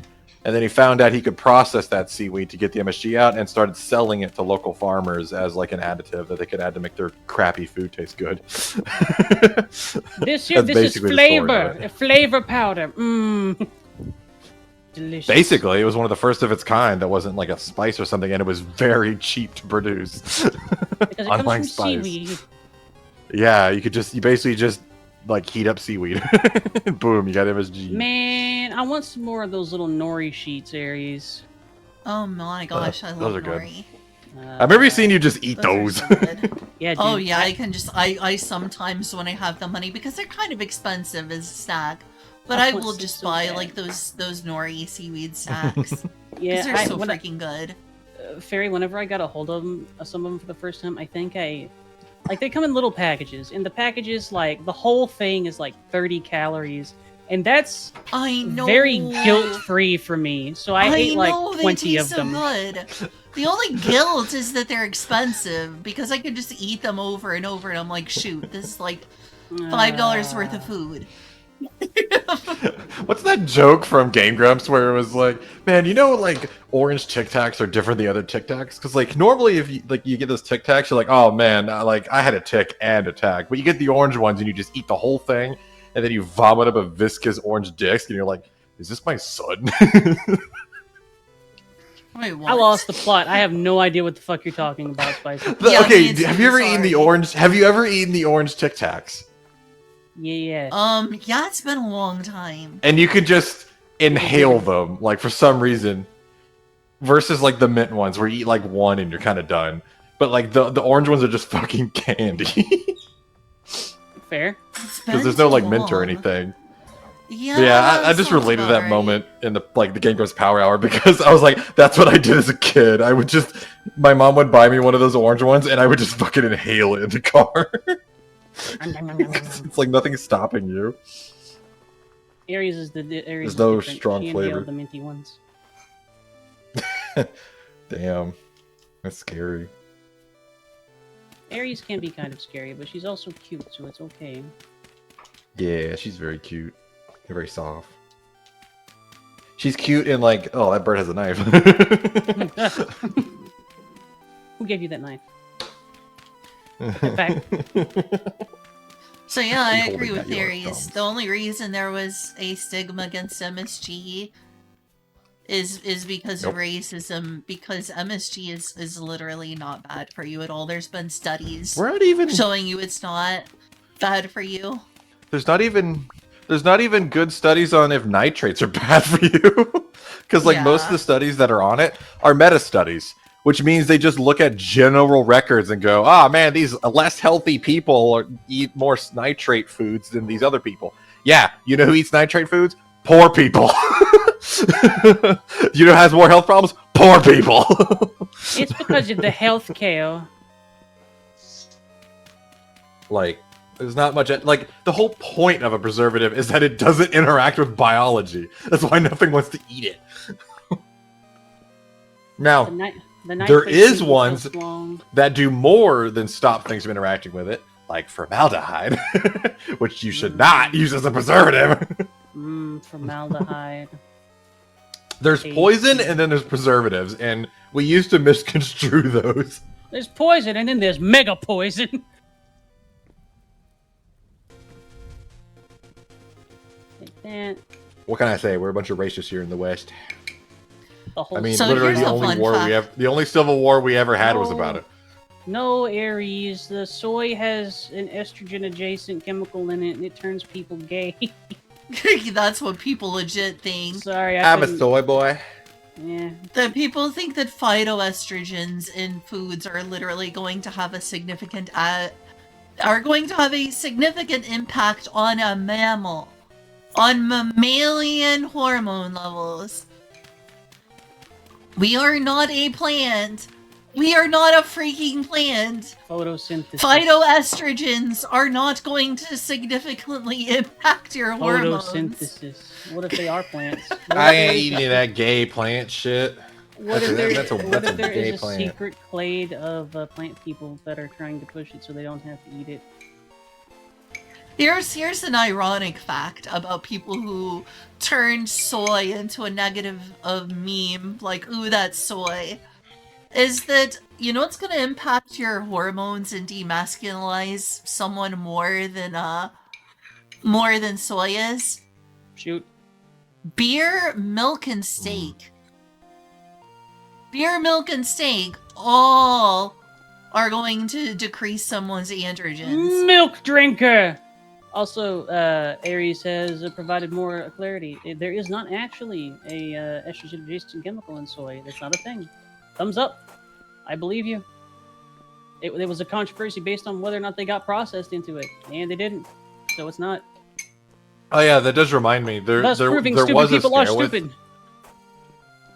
There was actually some stuff with sodium nitrate. It was if it is in the presence of other certain chemicals that sometimes are in food, that could make it poisonous.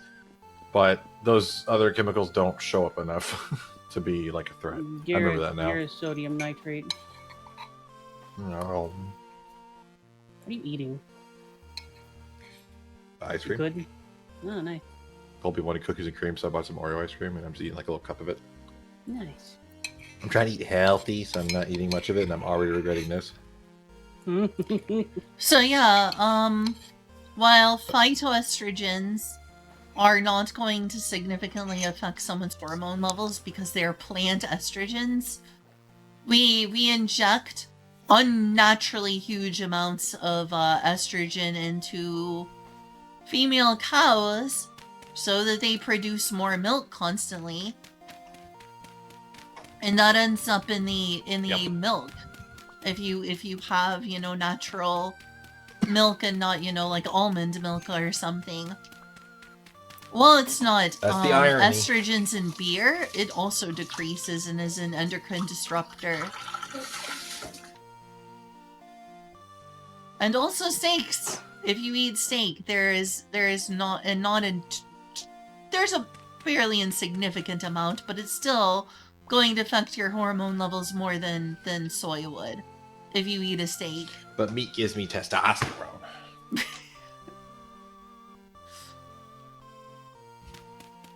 My dad's a carnivore, so I've been here.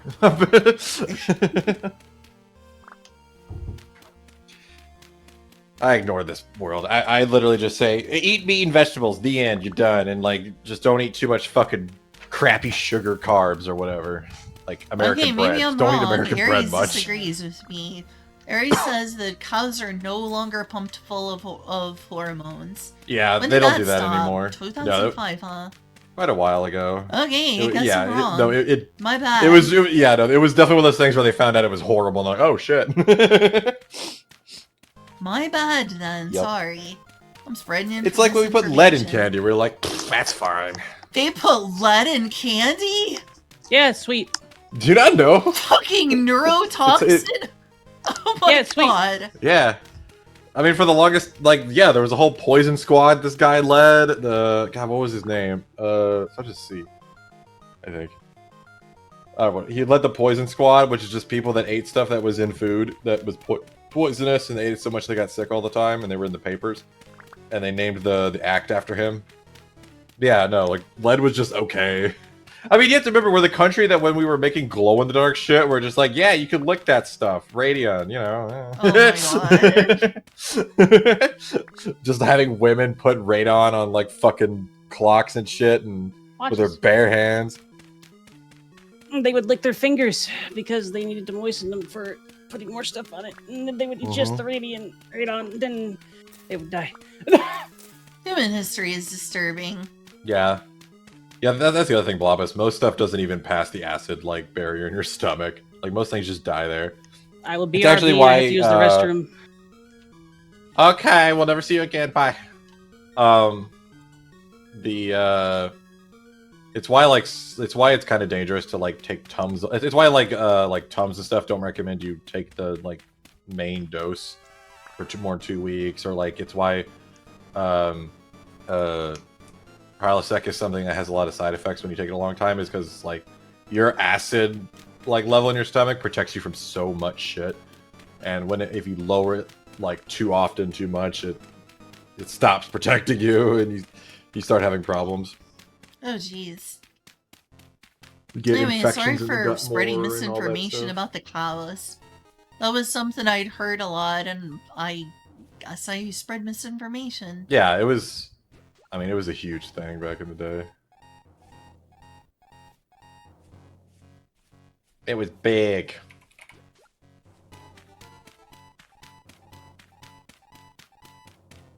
But why don't we just mess with everyone's hormone levels? That just makes perfect sense. Why not? Why not just mess with everyone's hormone levels? Well, it'll be fine. It'll just be a bunch of people with man boobs. I already have those. My favorite animal is turtles.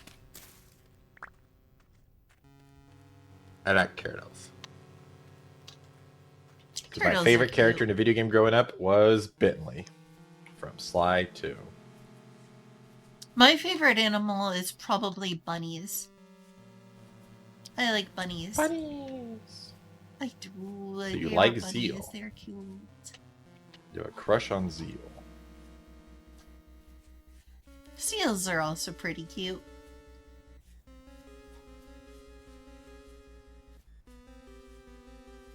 Sabotage is scary.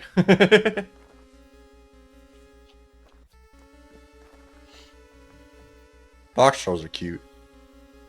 They just do whatever the fuck they want. They're great. I just wish they'd stay out of the road. Or just run across it. Stop stopping in the middle of the fucking road. Although I think they do it to get warm. That would probably make sense. Well, that's my theory with squirrels. Why they run near cars.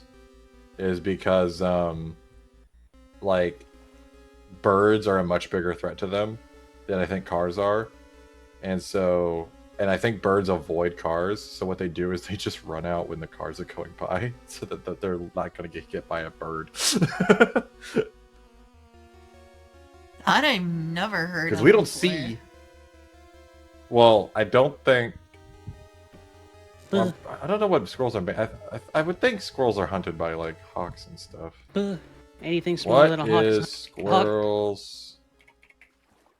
Huh? Anything smaller than a hawk's hunted by a hawk. That's pretty true. Boy, we have a lot of those around here. What are the predators that eat squirrels? Bears Literally, the number probably one is get the hawks. So I think my theory holds. Number 2, Yeah. owls. Which by the way, owls stalk roads. Holy shit.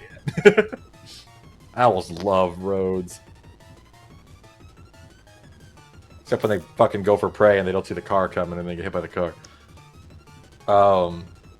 Yeah, that's like my theory is that the reason they get run by cars when they're going across the road is because it's safer for them than when there's not a car. Because the car is just less of a threat.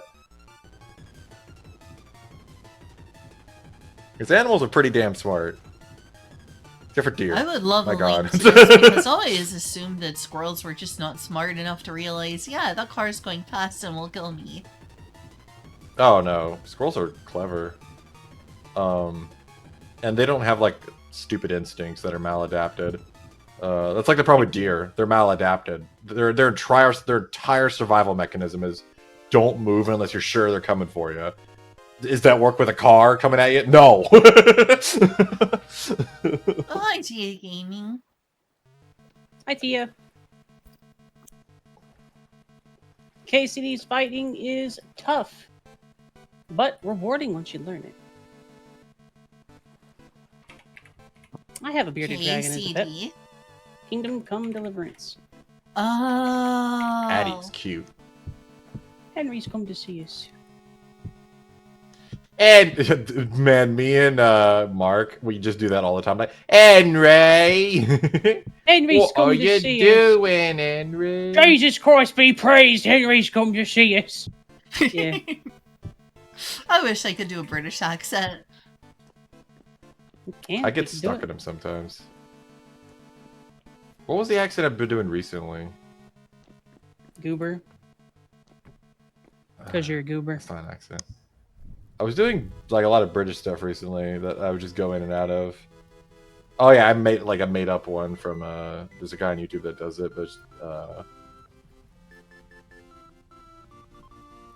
what is it? It's like almost weeby, where it's le.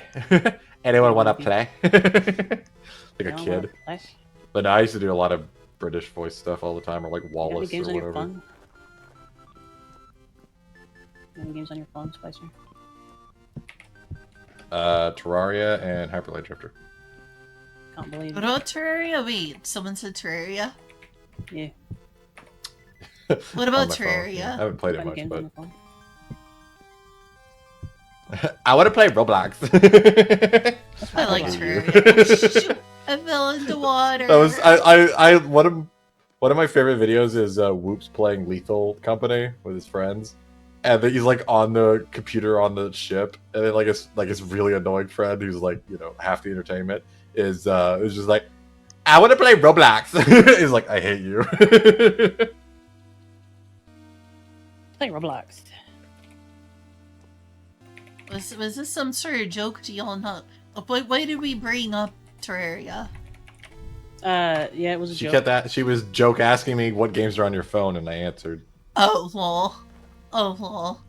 Do you Yeah, like games on- Terraria or do you dislike Terraria? I loved Terraria because it was one of the games that we played. Like, I've had different eras with like gaming and stuff, but one of them was I had a big group of friends online that we used to play Hi, Minecraft a Suki. lot. Pet, pet, pet, pet, pet. And then we played Terraria a lot.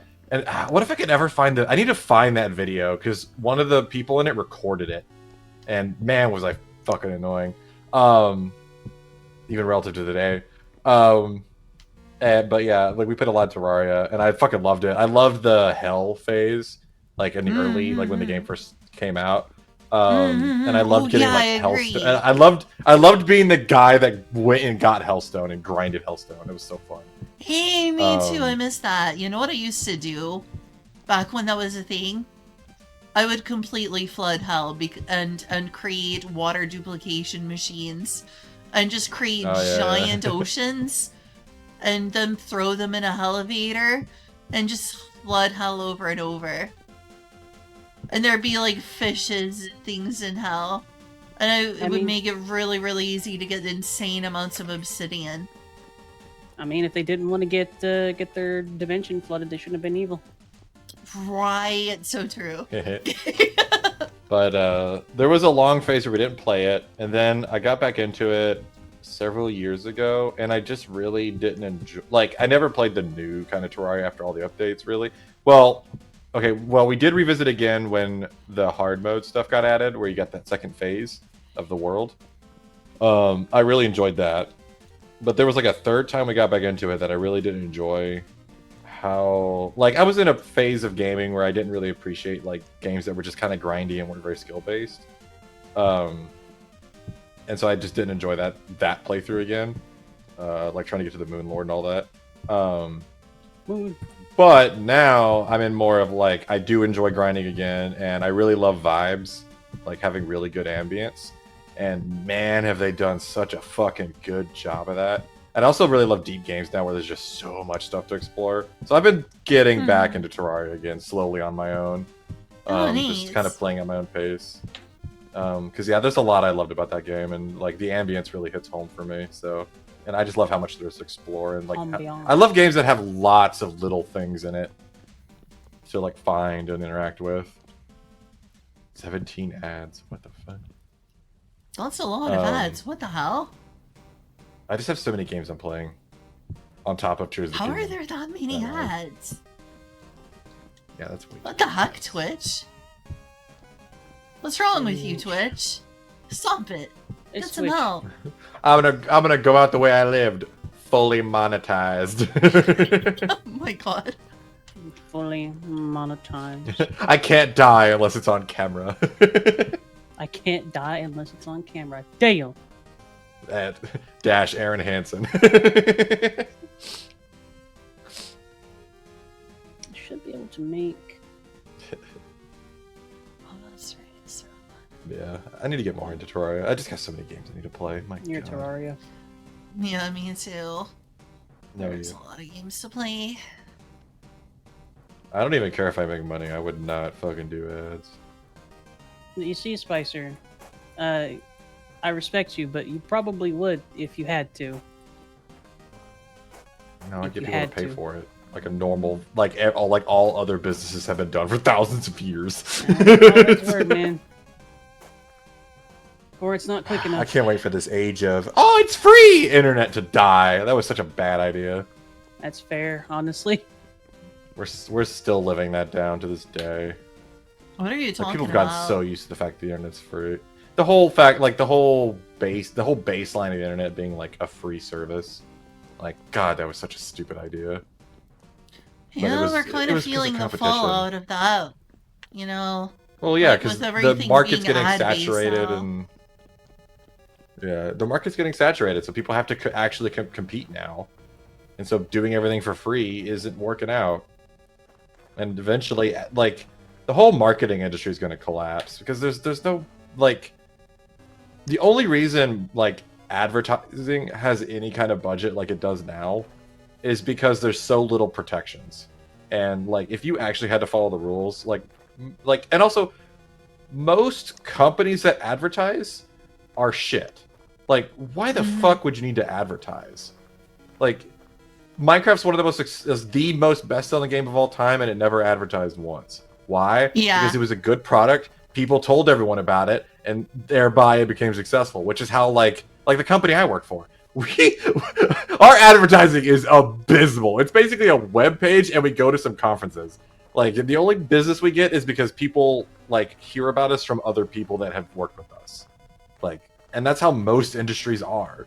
Like, the only ones that are even close to that are like that are not that are like, you know, broad mass consumerism. But in the end, like, word of mouth is cheap for people to spread around, and that's why certain things become like mainstays very quickly. Yeah. That's what And the only reason you market is to, because the thing is, like, word of mouth is the way humans have always kind of disseminated information, and whatever you heard of positively the most times is what you associate as the good thing. Marketing is just trying to cheat that by making the little talking box say it more times than your friends will, so that, because like we know this in marketing, if you go to marketing theory like classes, they tell you how this stuff works, and it's literally like, if you hear something 10 times, your brain's like, oh, that's significant, I should remember that.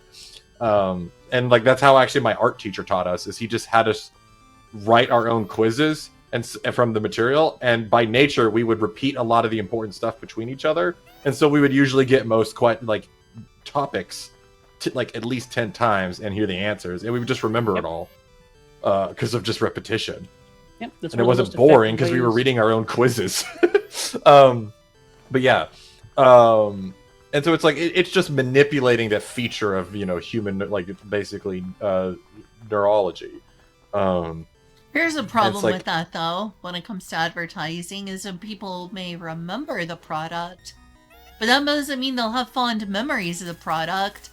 Like if someone is in the middle of watching a YouTube video and they get like a bunch of ads, like is in YouTube videos now, if you're like on your phone and you don't have ad block and you're just using the app, it's just ad after ad, you're gonna be like, ugh, I hate this company. Yeah. They're interrupting my video.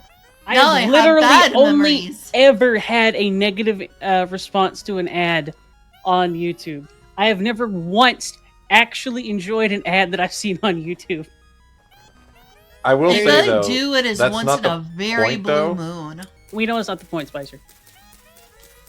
Because usually if you're thinking about like something that you need to do or whatever, that negative sentiment isn't going to come up. Your brain doesn't go that deep. So like, but as long as they get that thing to associate with the thing they want you to buy, then every time you think of that thing you want to buy, you'll think of them.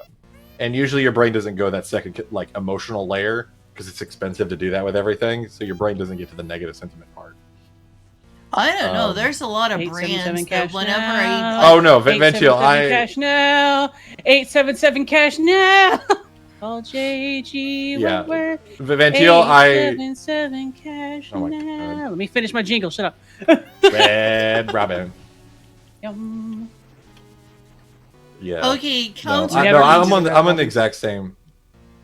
It's why I just I hate ads with a passion. I do not like being marketed to in any way, so I block everything because I like as a protest to that. But Counterpoint. yeah, no, I've never had an ad convince me of anything. Counterpoint. I've had a counterpoint for like 2 minutes now. Do it. Okay. So Okay. you say that like your brain won't remember, and it'll just be like, oh yeah, it's too expensive for your brain to remember negative associations. Not necessarily the case for my brain. Hi, Sky. I've seen It depends on the brain. many like annoying State Farm commercials when I'm watching Like a YouTube good videos. neighbor, That State Farm is anytime there. I see a State Farm, anything, I'm like, oh fuck State Farm. I can't see State Farm without being annoyed now. I can't see anything I will- State Farm without being annoyed. It's like, oh my god, you ruined so many things I I've will watched before. Leave me I will alone, make an State observation, Farm. I'm though. using something else. Anything but State These Farm. ads work. I have State Farm, but it's just because my parents had it. So, and they're like kind of middle of the road when it comes to payouts.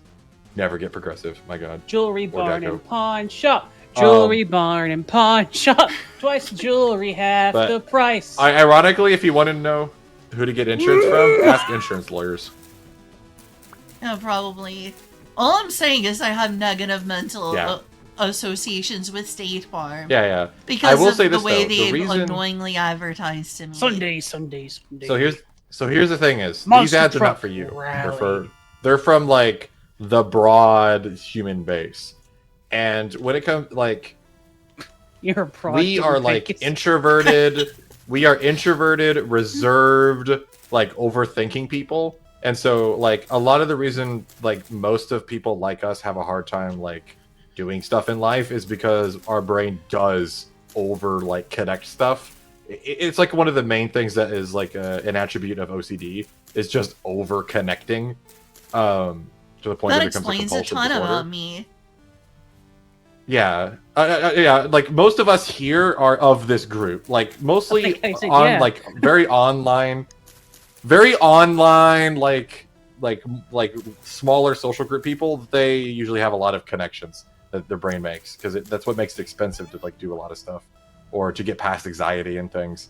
But most people don't do that, and they tend to form VGen very Sage. minimal amount of connections between things. And so like I said, but for most people, that negative sentiment doesn't last very long, and it kind of degrades pretty quick, which is why like it works on them. Juvie Barn and Pawn Shop, twice the jewelry, half the price. And I will say, advertising has gotten less effective because like advertising was better when it. The problem is it's so competitive now. There's so many people that want to advertise that advertising is pointless. Because like back in the day when it was just television, it was expensive to get an ad slot. So really only the companies with the most money could afford it, which is ironic because most of those companies already had a lot of money and were already successful. So like the only reason they were doing it was they were trying to do the Coca-Cola philosophy, which was like pay enough into cultural advertising that you basically have to do nothing for the next 100 years because you're just part of American culture, which is what Coca-Cola did. They advertised for like 30 Coca-Cola years. had some interesting commercials. Same with like they made some classics that you know people may have overseen them and like other companies like M&M's where they're like they do exist. He does exist. People have probably gotten sick of that commercial, but for a while there it was like, oh, that's a classic. I used to see that every year. They like made decent commercials. Mari a lot of has these that companies question. are just like, please go away, leave me alone, let me enjoy what little life VJ I have Mary. on this Yeah. earth.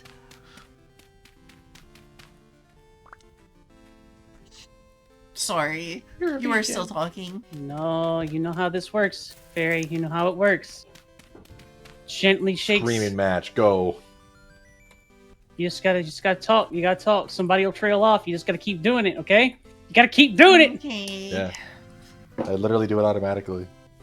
It's the most efficient way to talk. You just gotta push Spicer over and keep talking. It's like easy. you have to Watch. remember when Push you're in the real Spicer life, over. you See? in real life there's What are you no. talking- So like half the reason online communication sucks is because A, it's like one dimensional. There's no space that you're communicating in where your ears can actually differentiate angles and stuff. You can actually hear multiple people at once. And then on top of that, there's a delay. And so it's really fucking easy to just like get at it, like not be able to trade off who's talking because you're both trying to trade off. And our like timeouts for that are just not quite right. That's why talking online sucks. It's also why I don't play online D&D because it drives me fucking insane. It's D&D. That's all I was gonna say. Go ahead. Yeah, I mean I was done. Okay, cool. Push your Spicer over again. Those are good commercials, though, Skip.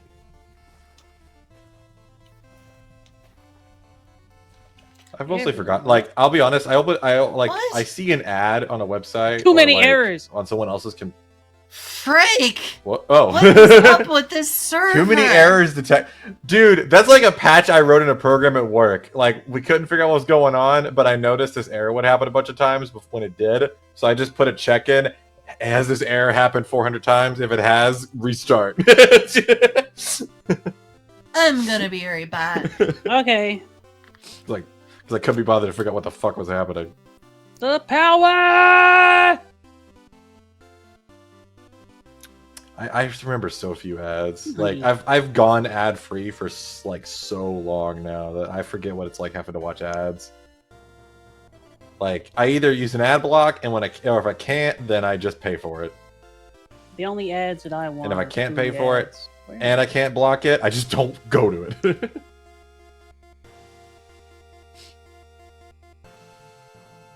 Ads can suck my ass.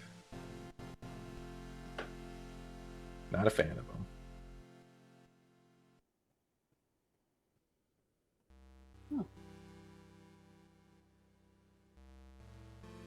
All right. To me, it's like I just don't buy into the contract of like, oh, you should support it. I'm like, no, they should give me an option. Yep, 'Cause I I'm not agree. gonna do that. If I And had an option, you also there make would it not way be too any easy to ads. get past it. Yeah, Literally, the only reason I I haven't mean, had it's roll why ads. that's Yeah, well, just well, because- you have an option here. I could just pay for it. I don't have to get ads That's true. because there isn't an ad blocker right now that can get around Twitch ads. So I just buy it. My browser gets around. Also, I Twitch wanted ads. my. What? My web browser does. You sure? What are you using? Vivaldi. What's their ad blocker? Off the top of my head, I do not know. I'm using uBlock. Yeah, that too. Oh really? Oh I'm surprised that really? doesn't work. I don't know what you're really into, to Van Teel, but y'all really. Hmm. I'm curious. Why does it Yeah, I not like log Vivaldi. in? Okay, back. I like LibreWolf. What's LibreWolf? I like Firefox, but not Mozilla. Ah, Firefox. Oh, I've used LibreWolf before. It's just been a while. Derp. Yeah, it's a nice hardened web browser. It's still and it has like uBlock origin built in, so it's like perfect What's for me. the It's script like that you literally use, what I Van Teel? usually I'm turn. curious. Yeah, I assume there's a script that works. You're a script. You don't work though. You're a fragmented script. You're broken. You got memory leak. Smelly. That's Spicer. What? Yeah, it's nothing. Did I get dissed? Yeah, you did. You got this. It's okay though. Act offended, Okay, but not good. too Back in offended. the server. I'll give you a free Whoa, disc. drop frames. Oh my god, that was painful. Who needs That was frames? a lot of drop frames. Who needs frames? I don't need no frames. Frames are for the weak Frames are for losers. and the weak. Like Spicer. Spicer's weak. Look at him. Points. Yeah. I make it for him, brain. That's fair. You do. And money. Yeah, it's not really something that can make With up the for it monies. in my head, but But I mean, well, You got I the pay brain someone for to it. Do stuff that's hard. just a But the Twitch money's ad solution afforded for by the Greasy brain. Fork. What the hell is Greasy Fork? Ah, Greasy Fork. It's one of those. It's probably what do they call that script system? I forgot what it's called. There's like another script system that can run. It's Monkey Scripts. I forgot what it's called. There's like a script engine that can run that like blocks a lot of stuff that people use a lot, usually on ads or to modify websites. I forgot what it's called. I never usually used use uBlock Origin. I don't know That's much it much. Yeah, else. it's the OG. That guy's based. I do not have an ad blocker installed on my web browser He was also one of the first guys Why to not? get YouTube ads blocked. because my web browser simply does this for me. Oh, okay. What Can't web promote browser it. you use? Yeah, it was like Monkey Script. Vivaldi. Vivaldi. Yeah, Vivaldi. What was Vivaldi? Is that a Chromium browser? Everything's Yeah. probably a Chromium browser anyway. Yeah, it's a Chromium browser. Like you said, Fuck everything's a Chromium Chromium. browser. Ugh. You'll be alright. It's either Firefox or Chromium. Welcome to nightmares. I tried using other ones like WebKit based and all that stuff, but oh god, there's so many fucking like support issues they have. I had to just stick with LibreWolf. I had one that I liked because it was like Vim based and I could just be on the keyboard, but it had too many issues. Your keyboard. LibreWolf's good. It's a really solid like hardened fork of Firefox, and it comes with Speaking uBlock, so of, it's perfect. oh sorry. WebKit is the original thing. Everything kind of spawned off that. Like I don't even think there's a single like besides like really early ones and like what is it, Netscape or whatever, that wasn't like Chromium, Firefox, like all those ones are Thanks, just Rashi. WebKit forks. All the cool kids And use Mozilla was- Netscape Navigator. Don't need any other browser. Yeah. Meet me here Like, on IRC. besides, like, LOL. Internet Explorer and like Netscape, most of everything was based off a version of WebKit and forked off of it.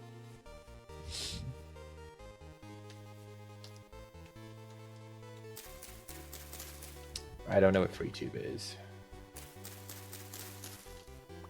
Is that one of those Good like? God. Is that one of those like apps for Android? That sounds familiar. Is that an Android app?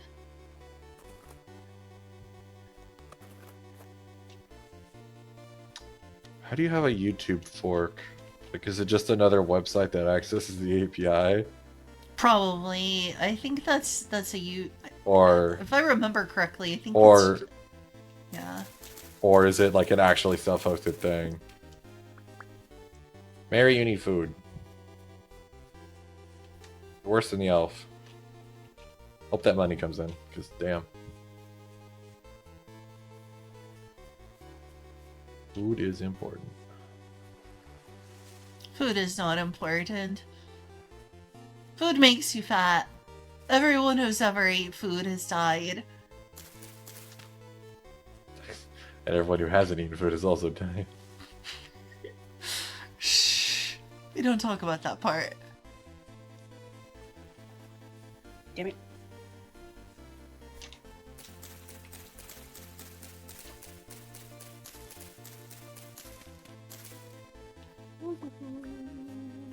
Hmm.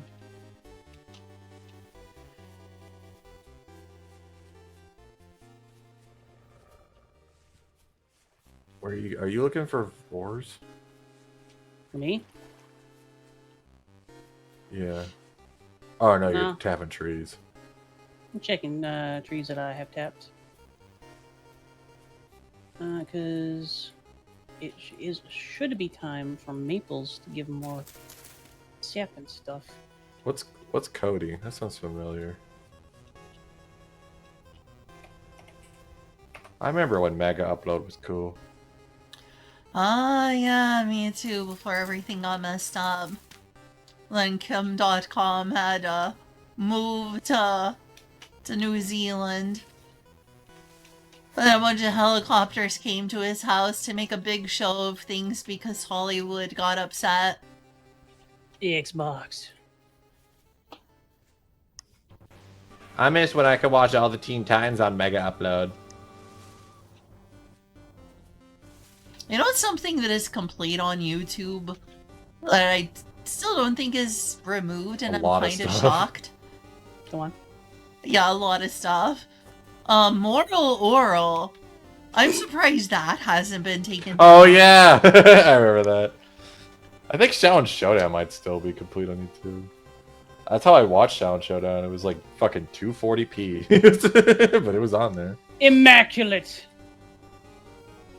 Some of them were 180p. Immaculate.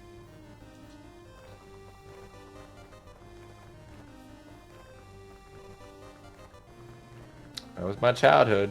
Illegally streaming shit. I can't believe you would do that. You wouldn't download a car. I 100% would. Listen, you tell me where I can download a car, I will do it right now on stream.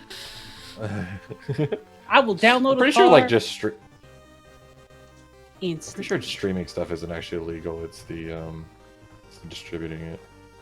So it's mostly the websites distributing that are breaking the law.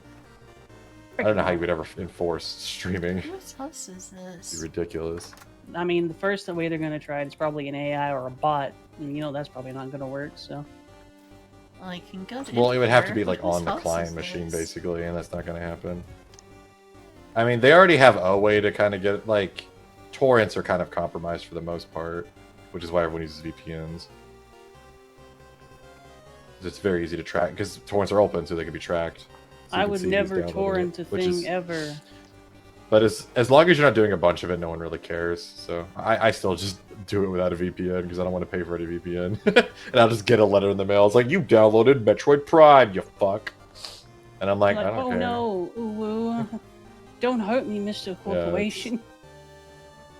Like, they just send a letter to make sure that, like, to scare you because they need to say they did something. Because, like, the ISPs don't care, but they can get sued by... Because it's the content, like, provider that's, like, suable in America. So, like, they have to be careful because Nintendo could sue them for transmitting it illegally. That explains why I got a call from my ISP many years ago when I downloaded Double Dash. Yep. Like, It was Oh yeah, if you very did a Nintendo annoying. game, you're getting hit. Freaking Nintendo. They don't Yeah, even sell Nintendo Double is Dash. like, I think The only time I ever got a letter for that stuff was because of a Nintendo product. Like, literally only. As I've Fuck never got hit by anything Nintendo. else. They That won't maybe even like sell you Double Dash. I think either Warner Brothers or Nintendo. Those two are like, they're fast to hit you. Yeah, Warner Brothers Yeah, is they're also not, a really bad they're not really company. going to do anything. Them and Disney. Yeah. Warner Brothers and Disney Disney are also two of the could've done worst more. companies of America. Let's eat them. Ugh. But they would taste It's funny horrible. that, like, out of all the companies committing actual atrocities in America, the most hated one at the top of the polls for, like, most hated company is literally just fucking EA. Really funny. It's because they're publicly awful. Yeah, Though I it's know. Yeah, it's Versus, pretty like, bad, pharmaceutical though. companies that actually contribute to Nestle. human atrocities. Remember, Yeah, it was everybody, hate Comcast for Nestle. many years. It was Comcast, and then it became EA. I remember Deserved. that too. 'Cause, like, EA beat Deserved. Comcast. Like, wow, what an accomplishment! And everybody must remember to hate Nestle. Nestle bad. Nestle is bad. Nestle is the, like, humans don't AT&T's have up a right there. to Yeah. water. It's a huge pain in the ass to avoid We're gonna all give this you. stuff. We're gonna It get you hooked on is, baby fluid unfortunately. that you can't even use properly because your water. Water is not a human right. Yeah, fuck them. I remember hearing that. That was their worst Yeah, one. Nestle's not great. Let's eat them. It's also funny that some of the most hated companies in the country are also just all the offshoots of when AT&T got broken up. Yeah, I agree, Van Teal. Fines for companies should be based on their profit for the time that the crime was committed. And it's going to be like 25%. Yeah, and the money should actually go to the people affected. Yeah. That's justice. Also, you should kick the CEO in the balls Yeah. for every dollar. Or, you know, hold them criminally liable for more things. Whoa, and also hold hold the on there, shareholders liable for more Luigi. You might get things. the FBI on your door. Every dollar. Believe me, if our justice system actually worked, a lot of our laws would look very different.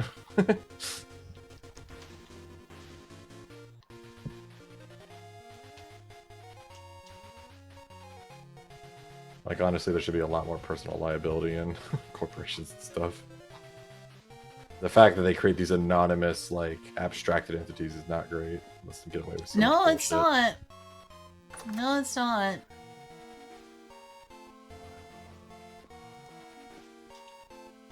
I'm a little hungry right now, so all my responses are, we should just eat them. If they're gonna be shit, just eat them and take their power. I'll never get tired of, like, Disney producing a show called Amphibia that literally has a moment in there where a frog is on a guillotine going, "Eat the rich!" Wait, there is? Gosh, I haven't made it far enough in Amphibia Yes. then. I'd like some Amphibia. I He need says to it watch multiple more. times. And in fact, I'm pretty sure The also ironic Mabel thing says is it in... that that's Disney. That's Disney. I know. Well, that's the irony. Disney owns The Simpsons, which also has an episode in there where they bash on Disney. Nice. For copyright stuff. It's Disney owns most of the, like, their own criticism. That's pretty dystopian in its own right, of course. Because they don't want to, Mary. They want to make high score go bigger. For no reason. Also, you'd be surprised how much money there is to be made off homeless people. Yeah, that's Well, Well, it. the part of the Point. reason that there's money to be made off of homeless people is because homelessness exists because of economic precarity. All right, And they don't Van want Teal. everyone to have a job. They want backup people who need jobs so that people fight for lower and lower wages. If everyone had a job, then there wouldn't be like a backup supply of workers so that they can just fire people for not working for lower wages and terrible working conditions. So Van Teal, you bring up a very good point too. I am the exarch of a spacefaring civilization. No planet of Earth's affluence and size, no country on a planet of Earth's affluence and size should have those problems. You are not a post-scarcity civilization yet, but with the resources that are currently at your disposal, there should be not a single hungry mouth on your fucking planet. So Sadly, true. economics is a human problem. I mean, But yeah, it's basically people just a simple intentionally result want of homeless people. there's They some just want them people to that be out of... Sorry. it's the problem is it's not even malice in a lot of cases. It's just the fact that if you have any system where there's a small subset of people that are making the most influential decisions on everyone else, they're just not going to make decisions that are like with those people in mind. I mean, there's lots of decisions like that if you had more sway in the world and like your choices at your own benefit had bigger, like larger impacts, it is really hard to actually figure out the side effects of like your actions. But you're the ones making those decisions, and so it's like I attribute some things to human malice, but most of the time humans are a lot like bacteria. If there's just like a lot of the same bacteria in an area, man, do they not give a shit in your body and will just tear shit up. But if your bacteria is like, you have a lot of variety and it's dispersed and there's not a lot of like, you know, pockets of certain bacteria that are highly dense, your bacteria have to get along. And it's kind of the same thing with humans. The more our systems allow people to see what the effects of their actions are, be held accountable to them, and like the more public things are in a way, the less this happens, because it's honestly most of it's just human incompetence, like, or like what they call it, institutional incompetence. Like the systems just don't tend to make people make good choices, whether or Not not that they don't like, have the ability to counteract that sort of thing, they just don't want to. yeah, but humans are historically terrible at that. Yes. I mean, it's like why capitalism is so successful, because it at least, even if you're a shitty person, the main way you make money in capitalism is by giving a bunch of people what they want. So like it kind of works better than at least feudalism did, or mercantilism especially, because my god, yeah, we're animals and we're really stupid most of the time. Like it's mostly our systems of, it's mostly our like, it's our cultural technology that's, or like our social technology that has improved over the years, not us. We're the same animals. We've just slowly developed systems that make us make decisions that benefit more people, which is good because that makes us more successful. Like the only reason we're richer than we've ever been is because there's more cooperation than there's ever been in like information sharing and dissemination, which is really good because like humans were learning stuff all the time, but it was usually isolated. So like even if you figured out something, there's a bunch of other things you needed to figure out in your lifetime to make something really big out of it, but you never learned those things because the guys who did figure it out at that time were 1,000 miles away or more, or on the other side of an ocean. Like you never met them. No and human stands alone. Yeah, and nothing got recorded. So it's like information wasn't passed down enough and all that. There was lots of like, the world was very large, but now the world's small, and most things get spread around and, you know, discovered like into, like today our problem is actually we just generate too much information and have just too much dissemination. Like there's a lot of estimates of how many like massive scientific breakthroughs exist right now in multiple papers that no one's read together yet. Like there's actual like people trying to figure that out. Like how do we get through all this information we've collected and actually make things out of it? Which is why they want to use AI to go through like just the millions of fucking scientific documents to see if there's any interesting patterns. And there's been research on it. It's actually pretty cool. Which is a really good niche for AI. Yeah. Take care. Searching through massive swaths of data. I don't know. I've looked at social media and seen the news enough that I think there's a good portion of humanity that is pretty dang malicious. Oh yeah, no, like they are, but they're like, they're an outcome of their environment. And you have to remember that, like, for most of human history, we were like just conquering tribes. And so you kind of needed to have this small set of really ambitious, like, psychopathic people to run things. Because they're the ones that were going to, like, manipulate everyone and lead people into larger groups that could conquer the other large groups. Like, most of our history was conquest. So it makes sense that we have crazy psychopaths in charge. Like, go figure. And we're entering the era where that's not as useful anymore. And so we have to, like, slowly phase that out. Now we have to skim the scum from the top. See ya. Yeah. Eat the scum. Eat them. That doesn't sound Yeah, the right. wheel was discovered probably thousands of times before it got into ubiquitous use. Like, there's tons of cases where humans have discovered and rediscovered a bunch of things. That's pretty much... That is... Okay, so that is the use case for what current AI, which is really It's a a search VI, engine. is best for. It is not quite a search engine, but it is a way to It's literally a aggregate search data. engine. It's not, though. Okay, so a search engine, we've had those for a whatnot. A search engine... No. It's a permutating fuzzy search engine. That's what it is. It's like Flick the snooze. Let me definition. finish my damn thought. I was getting there, damn it. Eats Grabs. elf. Okay. Shakes you. Ah! Where's like a bag of coins? A bag of coins here. Wait. I got one. Ah! One second. Oh my god. What is that? That sounds like a pill bottle. Guess. What is it? Yeah, it sounds like a pill bottle. It has Sounds like has so much rapidity. Let's try it again. Is that good for that? What is it? Baby rattle. No. Why would I have a baby rattle? It's a pill bottle. Oh wait, It's not wait! You're pill. asking us what it is. Dice. Yes, actually. Oh, okay. Very well done, Spicer. I'm It is- okay. So just for context, there's a game a real close friend of mine we used to play online when we got bored at night, where she would just grab stuff in her room and like make sounds with it or whatever for hours, and I would just guess what it is, and I got really good at it. That works.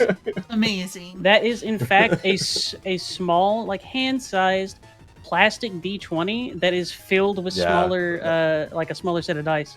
Oh, that's cool. Nice. Anyway, so what were you gonna say? Lost the plot. I was shaking dice. Hiya, Vessel. Good to see I'm trying. you. I'm trying to help you remember, but I also don't remember what I was talking about either. Oh. What were we okay, doing? Oh, We're talking about humans being malicious or just being their not human. hunter Search gatherer engines. Okay. society, making them. Sorry, VI. yeah, we're on a whole other topic. AI. VI, AI, virtual, right. VI, virtual intelligence and whatnot. It's not a search engine, but it is something that can take information from a search engine, condense it, and then have that aggregated information fed back to you in a way that is a lot more digestible to a human. So it is a juicer Yeah. for the fruit of the search engine. Yeah. Well, that's what a fuzzy permutating search engine is. No, stop using big words. You're dumb. Juicer. It is a juicer. That's the Yes. term we're going with today. Yeah, no, Correct. it's fuzzy because it's lossy, which is what fuzzy usually means, or it means it has vagaries. And then permutating just means that it can restructure the data. So it understands how to gosh, so restructure the many data job and can even do names. basic reasoning on All right, the data. it is a VI, it's- Skip. It's lossy. It is a VI. It's a virtual intelligence. It is not intelligent in any particular way. It can represent or appear to be intelligent. It does not in itself It's also an auto. actually steal information or anything along those lines. It just does what it's told. You can also call it a piss if you want to. That is got kind of funny, but What? it is a VI. Plagiarized information synthesis system. Piss. Oh yeah. It's an acronym. Yeah, no. It like literally, if our copyright laws were up to date, like fucking ChatGPT wouldn't exist.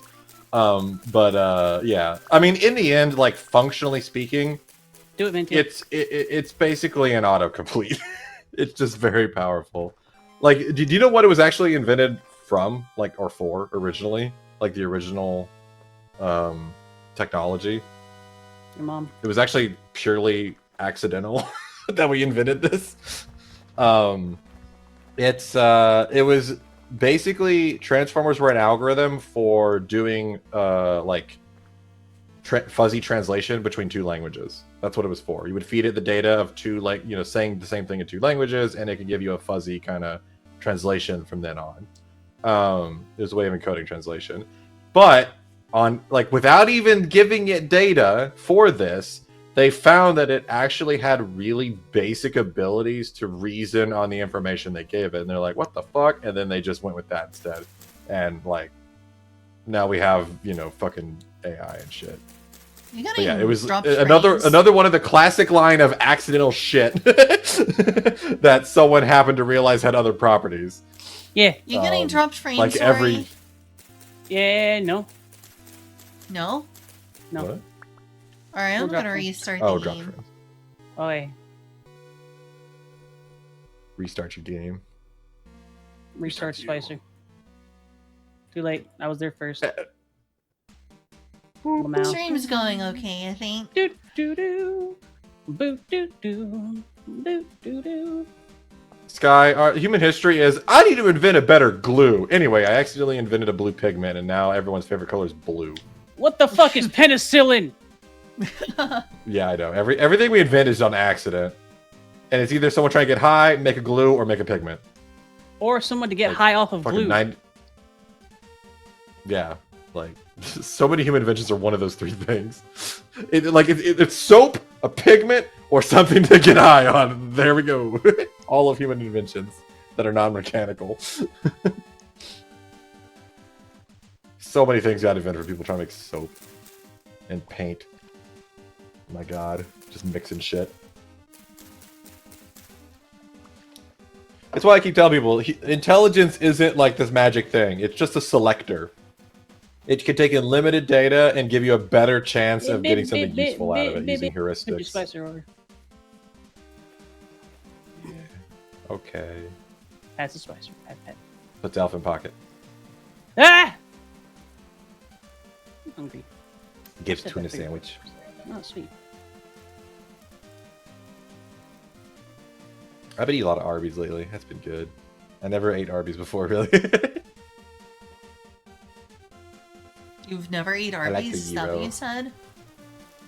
Yeah, not much. Very, very rarely. That Like my one dad did robot like 3 times. Abyssal, that one robot chicken skit where this dude's presenting like a fully ambulatory, like human adjacent robot, and then one of the first questions is like, "Can you get?" Yeah. And the guy's like, "What?" He's like, "Can you get?" Like, no, and then everybody leaves.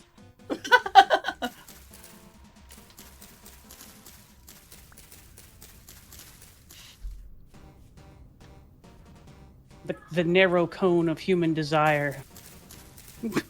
Can I eat it? No? Shit. Well, can I fuck it? Unfortunately, a large portion of the first one and the second one do overlap. As people I've heard will sometimes microwave melons for truly a cursed thing to know.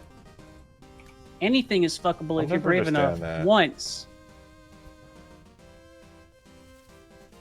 I mean, I'll never yeah? understand anything beyond just like use your hand. I don't get it. Because they want it to be moist. I don't know. You had to say it with that word, hands didn't to you? be free. You had to lean to the you microphone. can- Moist. You can use you can use like what's it called? Lubricant on your hands. Yeah, but then your hands are free. You gotta have free hands to do other things. Yeah. For what? Listen, I don't man, you know, just to don't grab get the it, bed I while you're guess. thrusting. Up. You can hold a phone in the other hand. You can hold a phone on the other. You guys have phones, right? Was at that Spicer. a World of Warcraft reference? You What? guys have I don't phones, get right? that one. You said you Is can that a hold World of phone in the other Warcraft hand. reference? It is, yeah. I knew it. That's the Blizzard thing. This isn't Diablo. It could be Diablo. That's not World of Warcraft. That's Diablo fucking Immortal. Yeah, same thing. Oh, okay. My bad. You got the reference wrong. I did not. Same thing. Sorry. Both of you got the reference wrong. Same thing. I thought I was the stupid, but I was not. Same thing. Yeah. Push your Spicer over. Yeah, I just don't. I don't get that stuff. People invest way too. Like, and if it's not doing it for you, just stop doing it for a while, and it'll be good again. Like, Is God, that a Fortnite reference? like basic dopamine regulation, people. Spicer, you know damn good and well that that's not going to happen. What are we talking Yeah, about I mean, now? most of the people that You absolute masturbation goober. regularity, I guess. Goober. Goober! Who? You. Oh, by me. Cuz. You. I mean, I am a goober, but like, I don't know why I'm getting pointed at. Why am I being observed as a goober at this moment? Stop the Because finger you're- pointing. Because you're goobing. I'm a goofy goober, yeah. I could probably Listen, the recite that conversation ebbs and flows, Skip. Ages come to pass. movie. I agree. They who control Everything the is goob born controls to the world. die. He who controls the pants controls the galaxy. Hey, Ventiel, I don't know if you've seen this, but this sounds like in the same vein. I don't know what that is. Watch Salmonella Academy's All and Everything, or like Pliny Explains It All. That is an unhinged ass, like, earliest form of encyclopedia in human history, and it is insane.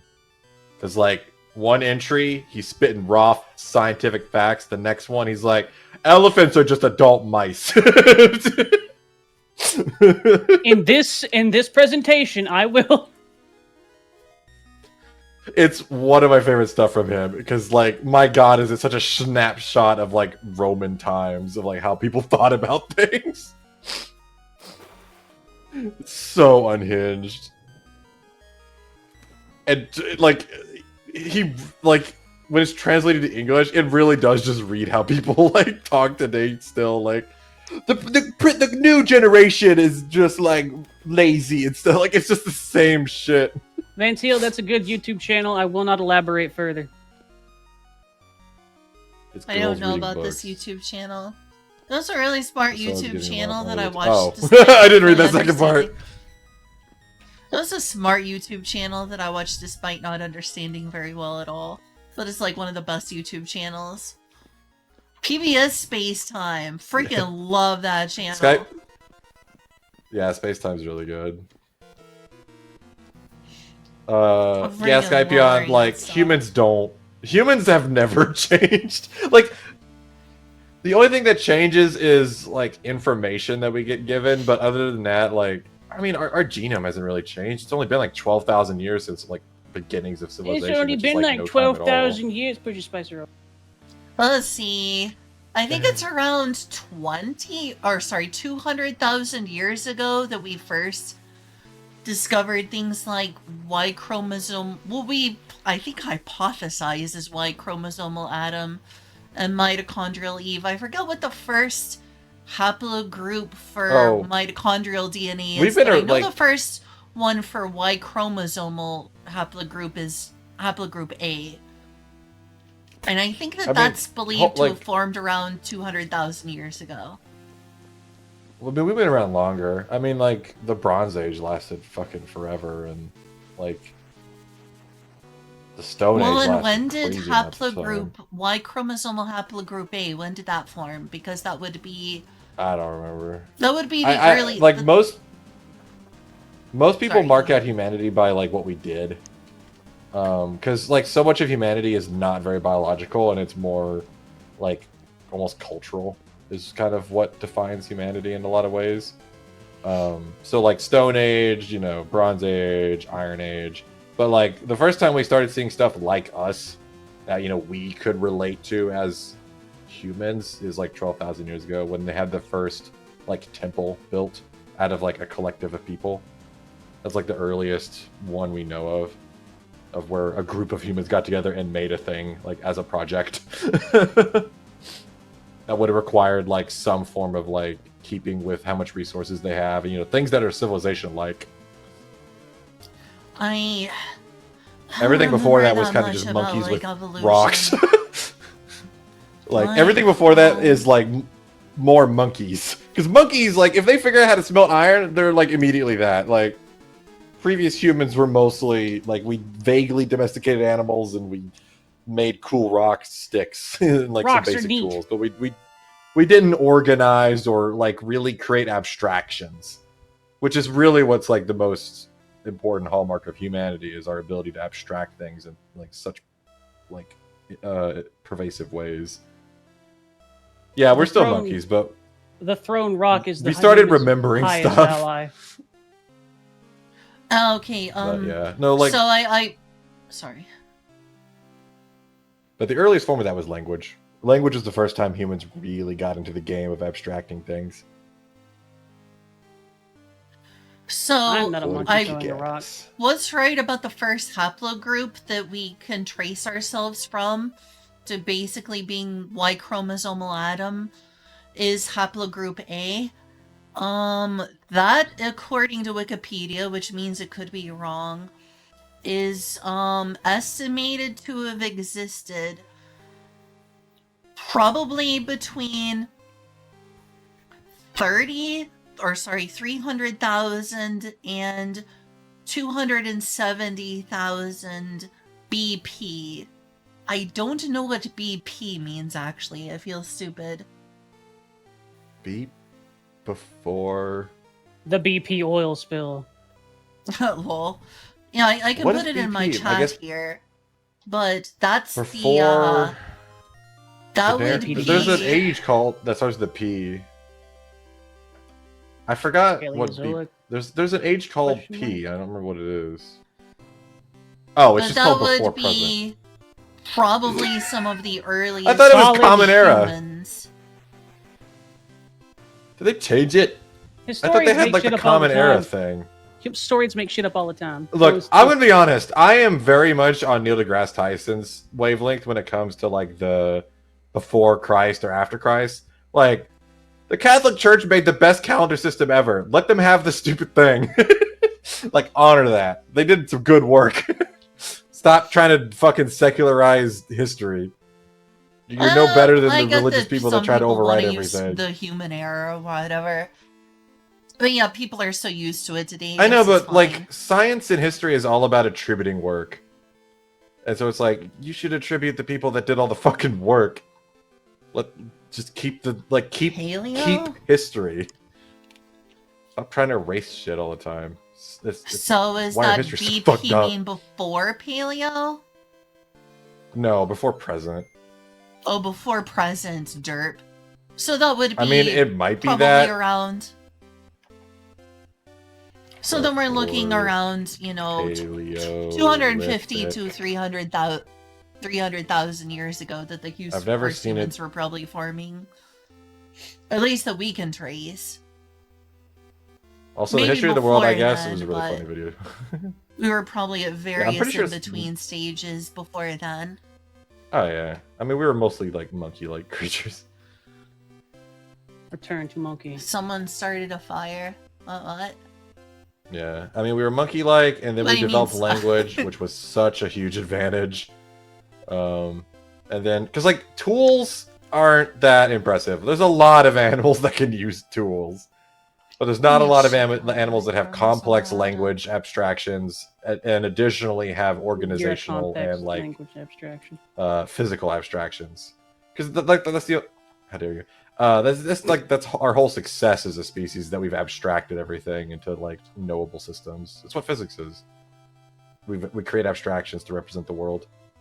It's like the only reason programming is possible is because we just we abstract out like thinking into computing and like ones and zeros, and we create abstractions on top of those so that they're human reasonable. It's the cheat code of humanity to deal with such crazy nonsense in the world. Is just abstracted into something simpler that mostly works. It has trade-offs. Oh, We didn't someone start started a fire. Are we fire. talking about like cavemen? What are you No, talking but about? Someone there's started actually a fire. I have started so much fire. Yeah, she's making stuff. She's cool like that. Yeah, no. I often consider that humanity's true success is just our ability to abstract things. We're abstractors. You're an abstraction. Which I think is also why we're limited, is because there's a lot of things that can't be abstracted. Which is where we hit our walls. It's also why I think we'll never really...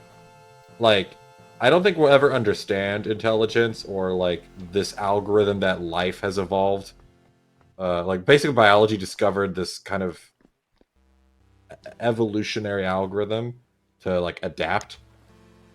I think the algorithm that creates abstractions and creates adaptation is probably not understandable to itself. So I don't think we'll ever figure that out. But I will think we'll accidentally invent it. Because the abstraction will keep selecting us towards inventing it.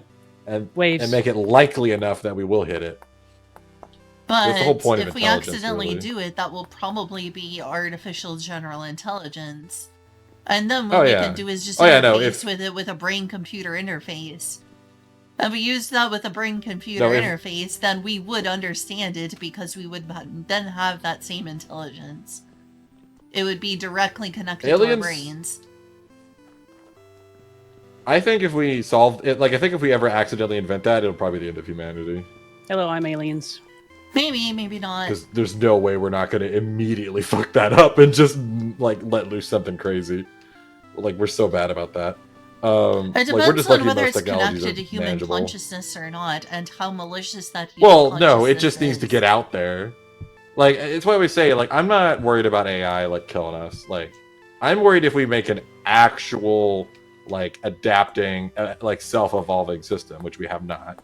At least one that's even remotely capable.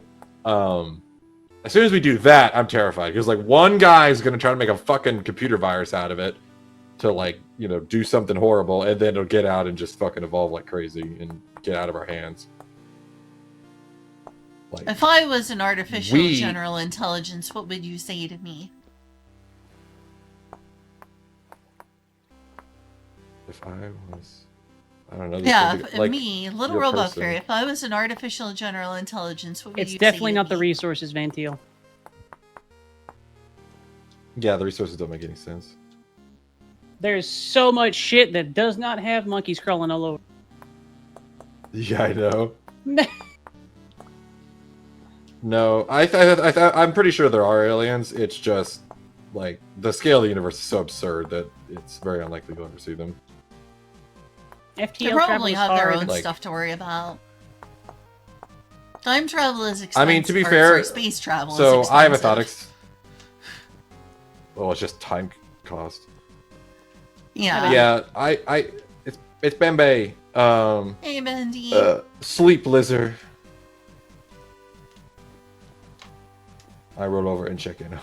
I'm burning. Yeah, you gotta stuff, check on the Bendy. elf. Elf is really irresponsible. It's good that you're checking on her. Rude. Yeah, I think I'm fine. No. Better be. Look at my screen, Spicer. What? Yeah, I'm watching.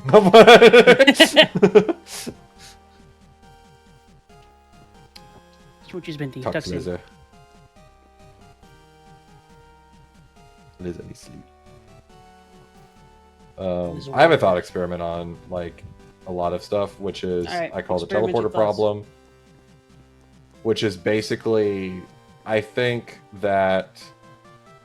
So this talk comes from a discussion I had with someone where they were like, "When do you think we'll invent teleporters?"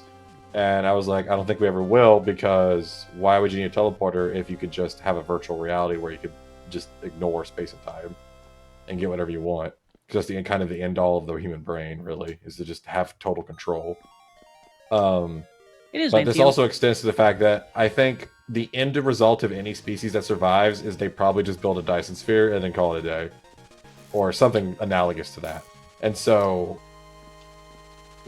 any sufficiently advanced species that could leave their solar system probably just goes dark and hides away in a virtual universe, and then we never see them. Well, eventually the star is gonna go, you know, expand and then go cold. Yeah, but like, there's so much time there that like we don't even care about things that are going to happen 30 years from now. You think an advanced species could be like, oh, in a billion years, we're going to have to worry about I that. care what's gonna happen 30 Plus, years that- from now. I'm worried about climate change. Plus, at that point, Fairy, you can just make like a Kugelblitz array. Is that Also- the one that's... What's a Kugelblitz? I mean, just go find a black Put it around a hole. black hole. That's what I'm saying. Oh, the That's what a black Kugelblitz is, hole Spicer. one. A Kugelblitz Literally is just something go that find a uses the spinning forces of a black black hole. hole. Yep, a Kugelblitz I didn't is know something it that was uses called the, that. I've forces heard a of the hole. black hole Dyson sphere, basically.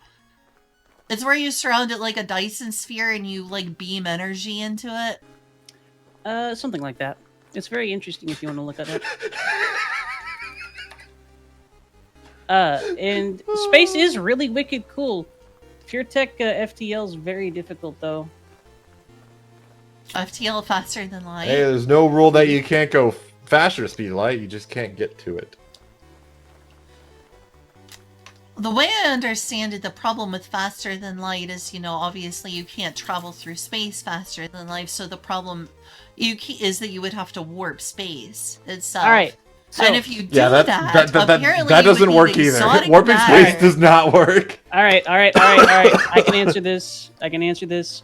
The main hurdle that you need to get past as a PureTech civilization, which is what Earth is, mine has to do a little bit differently. We Pure have tech? access- Pure technology. We have access Okay. to magic and mana and shit like that. We can do other things. But as a pure tech civilization, the first hurdle that you need to deal with whenever you're messing with FTL travel is that you cannot go faster than the speed of light. And that is not fast enough, first off, but you cannot go that fast. You cannot reach that. By the time, if you go the speed of light, you essentially have infinite mass, which is not a thing that happens. You cannot go the speed of light. So you need to find a way around it. Now, a few ways that you might be able to do something around that, and I'm not going to give any spoilers, but you may want to see about perhaps exploring ways to fold space or ways to breach into secondary or intermediate dimensions that allow you to ignore space constraints in real space, stuff like that. The secondary hurdle for that is you need some way to mediate your space-time interference. Basically, if you do end up, say, going 99% the speed of light, the perception of time for whatever crew is on whatever ship is going that fast is going to be super fucked. Which is why if you were to get pulled into a black That's why you do a hole, warp bubble. you wouldn't finish. Warp bubbles are a possibility, but it's also something that's currently outside of Earth's thing, and I said no spoilers. The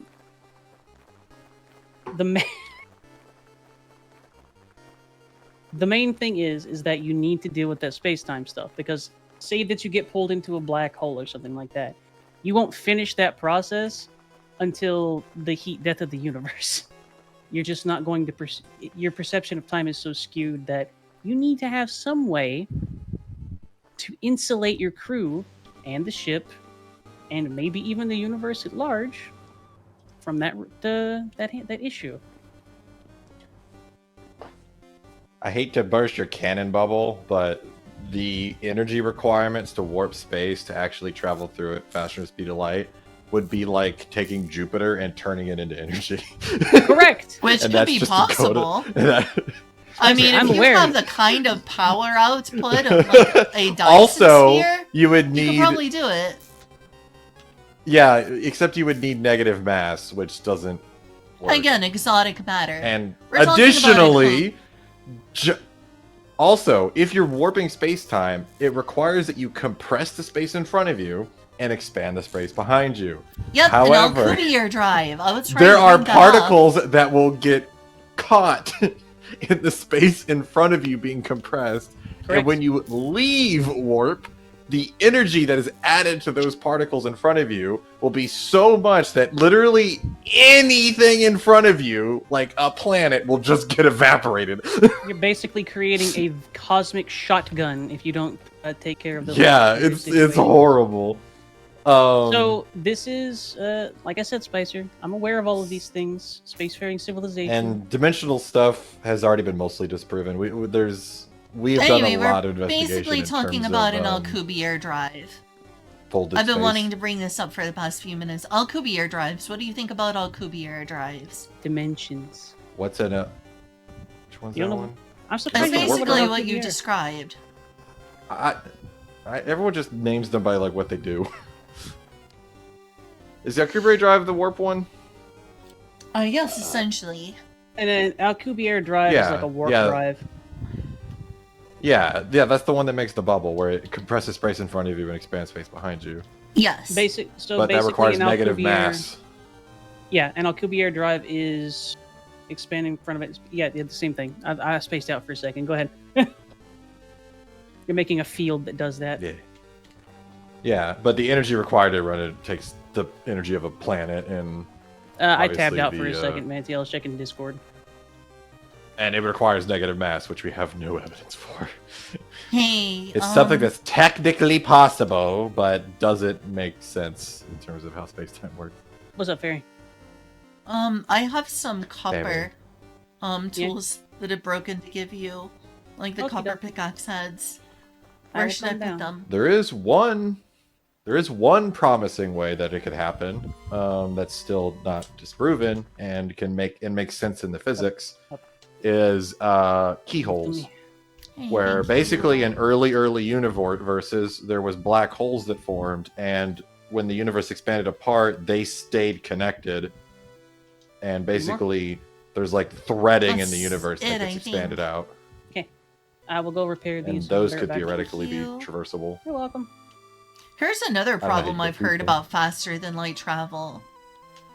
I heard It breaks that physics. it's basically a form of time travel. I was told that, for Yeah, it has instance, to if be. you used a faster than light engine and went to the moon or went to Mars, and you use that same engine to come back to Earth, you would see someone reach Earth before they took off. Yeah. No, so literally, so with the warp drive, if someone went by you, like you were facing one direction and they went Mhm. perpendicular to your view, Mhm. you would actually see them appear in front of you first, and then you would see like light echoes of where they were go in both directions. Like it would go ahead and back. That's what it would look like if it went by you. That's mind bending. see it in front of you, and then it would- Black and holes then- are mind bending. Yep. No, I'm pretty sure FTL is not possible, just given what we know about physics. For a Like, pure tech civilization, causality the only way that has- you're going to go FTL is you need to circumvent. you would have to those things. rewrite the universe. Not necessarily Like, rewrite. causality you need is a way. so important. Well, So the you way just have a to make an pure apple tech- pie from scratch. The way that a pure tech civilization usually achieves FTL is that they sidestep or go to a place where those laws don't have to apply. So slip space is a very popular one. I don't know if that is a phenomenon on Earth, but there's only one way Yeah, to but find out. that still breaks causality rules. It doesn't break causality rules if you do it right. No spoilers. No, it literally can't. That's not how causality works. Going It's into another dimension is still part fine. of the universe. It's fine. It's a basic tenet. It's Like, fine. we're never gonna break Spicer. causality. It's fine, Spicer. No spoilers. The most Your we've game the most we've crashed? ever Who are you seen is talking to? delayed causality. Spicer. Does my no stream work? spoilers. I think so. I haven't- Someone said Theoretically, your though- game crashed just black. Oh, that's mine. It's mine. You're good. Oh, okay. I hope everything's Theoretically, fine on your though, end. given like, I mean, you could theoretically like rewrite the universe, but I don't think that would work out. Like the energy requirement there. It would be a Would good kinda go idea if we crazy. want to stave off the heat death of the universe. Either that, or we need to take a wormhole to a different or younger universe. Because, like, yeah, if you think about it, in order for a warp drive to make sense, you would basically just have to warp the universe so much that you're just bringing the thing to you. Like, from an energy point of view. Like, the only way that the warp drive could ever make sense in a causal sense is that you're literally just force rewriting the universe to make sense of your travel. Like, it'd probably be easier just to warp space so that it brings, like, the other place to you. All right, here is a different Um, solution and whatnot that I can give you that a pure tech civilization has used. They use something called an isolation drive, which allows them to make those changes only in the ship and the space around it, which is a lot much less of a significant energy cost. It is still monstrously energy hungry, but that's how they manage it. wait, Dabs. Yep. what? They create know the localized physics of that. changes. So they localize the changes to the universe that would be necessary for them to achieve that. To just the That's just, not how just that the works, ship. though. Like, any Yes, it is. change that happens has to propagate. Any change that happens has to propagate unless you have a mechanism that is holding it within a certain location.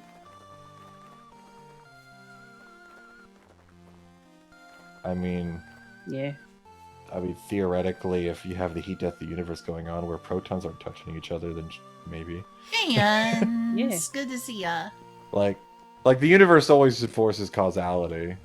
It's like Game of Life. You can't cheat at it without breaking That's the why rules. you never bring down the bubble before you go back, before you're done making the change, Well, and you before you're done would traveling. have to never break the bubble. No. Because as soon as you release the bubble, like, you're breaking the rules. Correct. Goober. So you just make an isolated pocket No. universe that everyone lives in. No, Spicer pats the face. Arguably, that's sort I of mean, what I wrote some a s- people.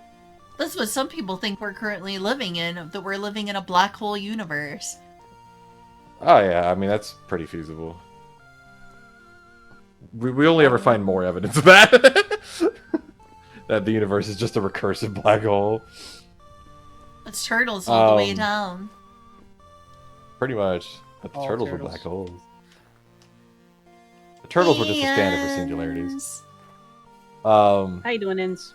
Yeah, no, I had a sci-fi universe that was like this, where they wanted to go to Alpha Centauri and really fast, so they made a reality drive and then they fired it and it just created a gash in space-time all the way to Centauri, and they're like, well, fuck. That's what ends up happening if the isolation drive fails, which is why you generally don't want to do that.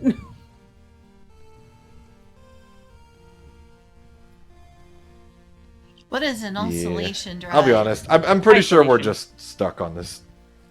I'm pretty sure we're just stuck on this planet, or at least this solar system. It kind of depends on how. I mean, we could theoretically. I mean, if we go long term enough, we can move the star by using a star engine. That's actually pretty feasible. It all Here's depends the reason on- why I hope But- we somehow find a way out of the problems of faster than light travel.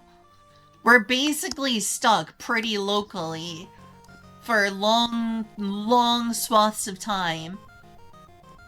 Unless we find something faster than light, because even moving at light speed, which is probably never gonna happen, it's still too slow to get anywhere quickly enough. Yeah, Like, that's what I said. space is vast. Like, we're not getting to Andromeda Yeah, I unless we know. get faster than light travel. Substantially faster than light travel. Yeah. And since you can't do that within No. physics, you got to find a way to either circumvent or change the rules temporarily. Life probably operates at those scales. Like, I'm sure there's ever expanding life out there that hasn't found us yet, but it's definitely not operating at like a civilization level. It's Don't cook more ends. like bacteria. Too hot, I'm cheap and avoiding AC. No, you need AC. Why don't you This- have this AC? reminds me of, That's terrible. Do you not have central AC Ooh. unit in your house? I used to have to deal with that. It's brutal. I had to buy like some window air conditioners where you're like, yeah. When I used to live with that. That sucks. Get AC. Don't want you to have a heat stroke. Yeah, you need to be very careful with that, twins. Don't let yourself Yeah. bake. And if you got a computer, keep an eye on it. They really hate Yeah. doing that. Well, yeah, they also I do just got sent a because meme. Enz is a streamer. Yep. Like a cinnamon that killed me earlier. It's like a guy at a like Starbucks or something. Can I get your name? Banner. Oh, like the fruit. What? What do you mean like the fruit? I would have just said yeah. Yeah. Banner. I like Banana. different. It's not even banana, it's just banner. Mm, I'll still never get tired of that time where like I ordered food at a fucking what was it? It was a Wendy's at a airport. sir, this And I is just ordered like a Wendy's. burger. And And it was just one other guy. It was one other guy waiting. And they kept Okay. yelling like, order for Very- Tim, order for Tim. And I'm like, no one else is picking that up. So I just went over, was like, what's the order? And they're like, this, Happy this, and this. I'm like, pickaxes, oh, Fairy. it's my order. Oh, you found pickaxe. You made pickaxes. Thank you. I have, Yeah, This they're will up there, go the ones back you brought up. me. I've So- never had my name mistaken for Tim. Truly. I Like, do I've need had my one name more mistaken for thing. Hello. John. Do you have So any many extra times. food you could offer me, or is that too much to ask? Yeah, give me a second. Oh, Or thank follow Eat me you. back if you want food. to. Get swole. Thank you so Zoom much. Pralosec. Happy closer to 2050 than 2000 day, everybody. I do not like that. Well, it does make me feel old.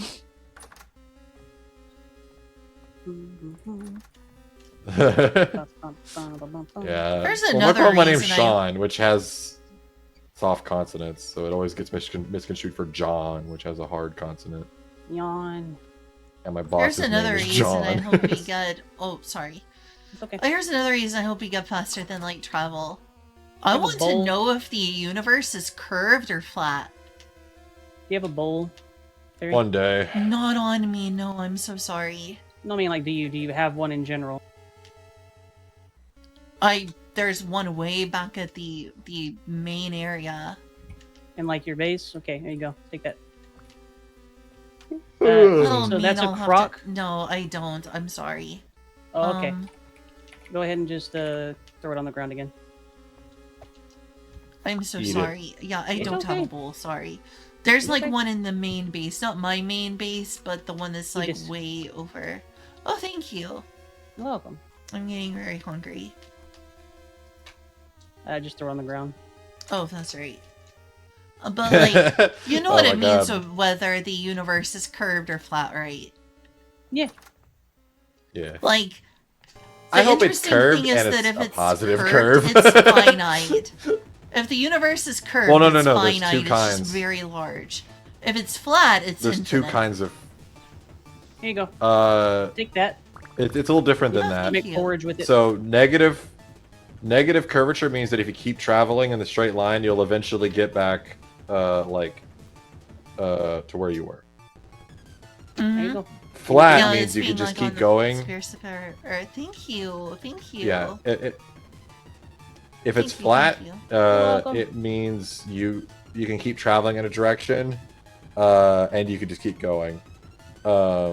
If it's positive curvature, you can keep traveling, and you will always find new space. Yep.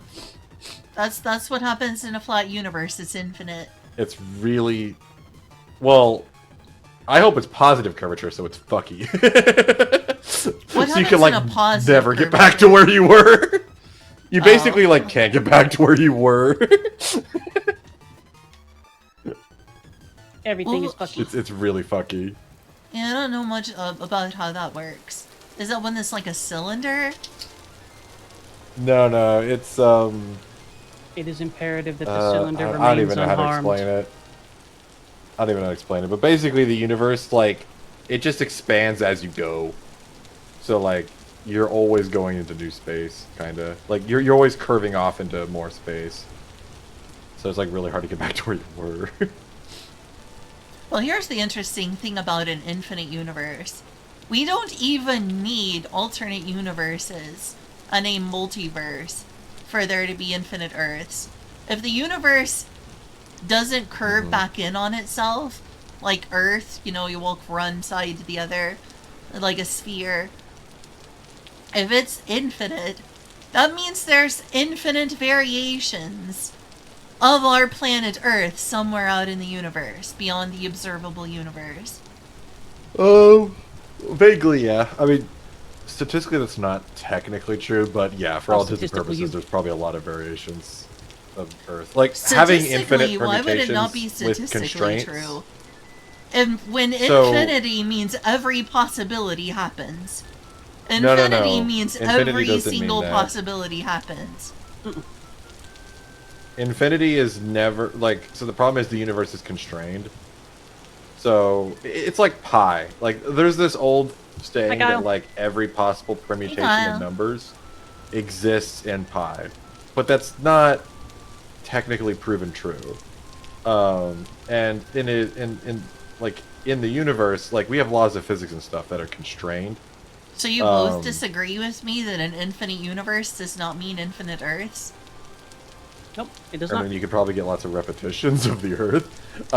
Yeah. But that but doesn't mean that they're gonna like every possibility exists. Because again, it's constrained. So there's a lot of constrained possibilities by that what? may not Infinity actually doesn't come have any about. constraints. Probability. Just because you have infinite apples does not mean you're necessarily going to get like a green one. Like it has to do with randomness and like constrained randomness. I mean, there's the laws of the universe itself that are constraints. Yeah, like, those you know, constrain like the the Planck universe. length is a constraint. Yep. But And again, other than you can have constraints 20 like the speed billion of light and the monkeys. Planck length, there's not really any constraints to infinity. Yeah, it's kind of just a math thing. Like it's not provable that every possibility exists. You can never actually prove that. So you can't know if any given possibility does exist until you observe it.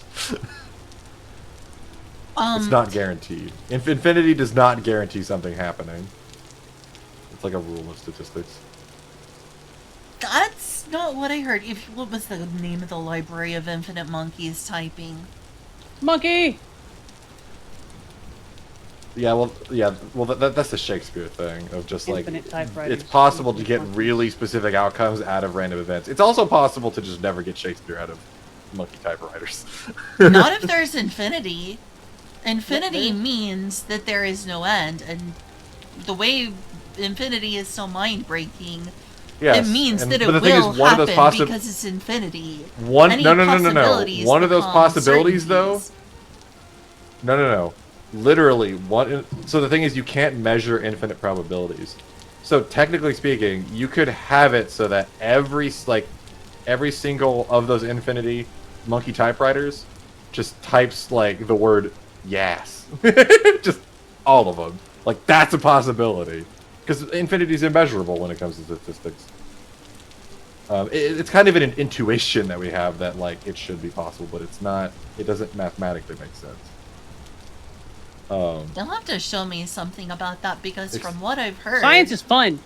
in the infinite monkey theorem is that if you have infinite monkeys, one of those monkeys is gonna type out Shakespeare.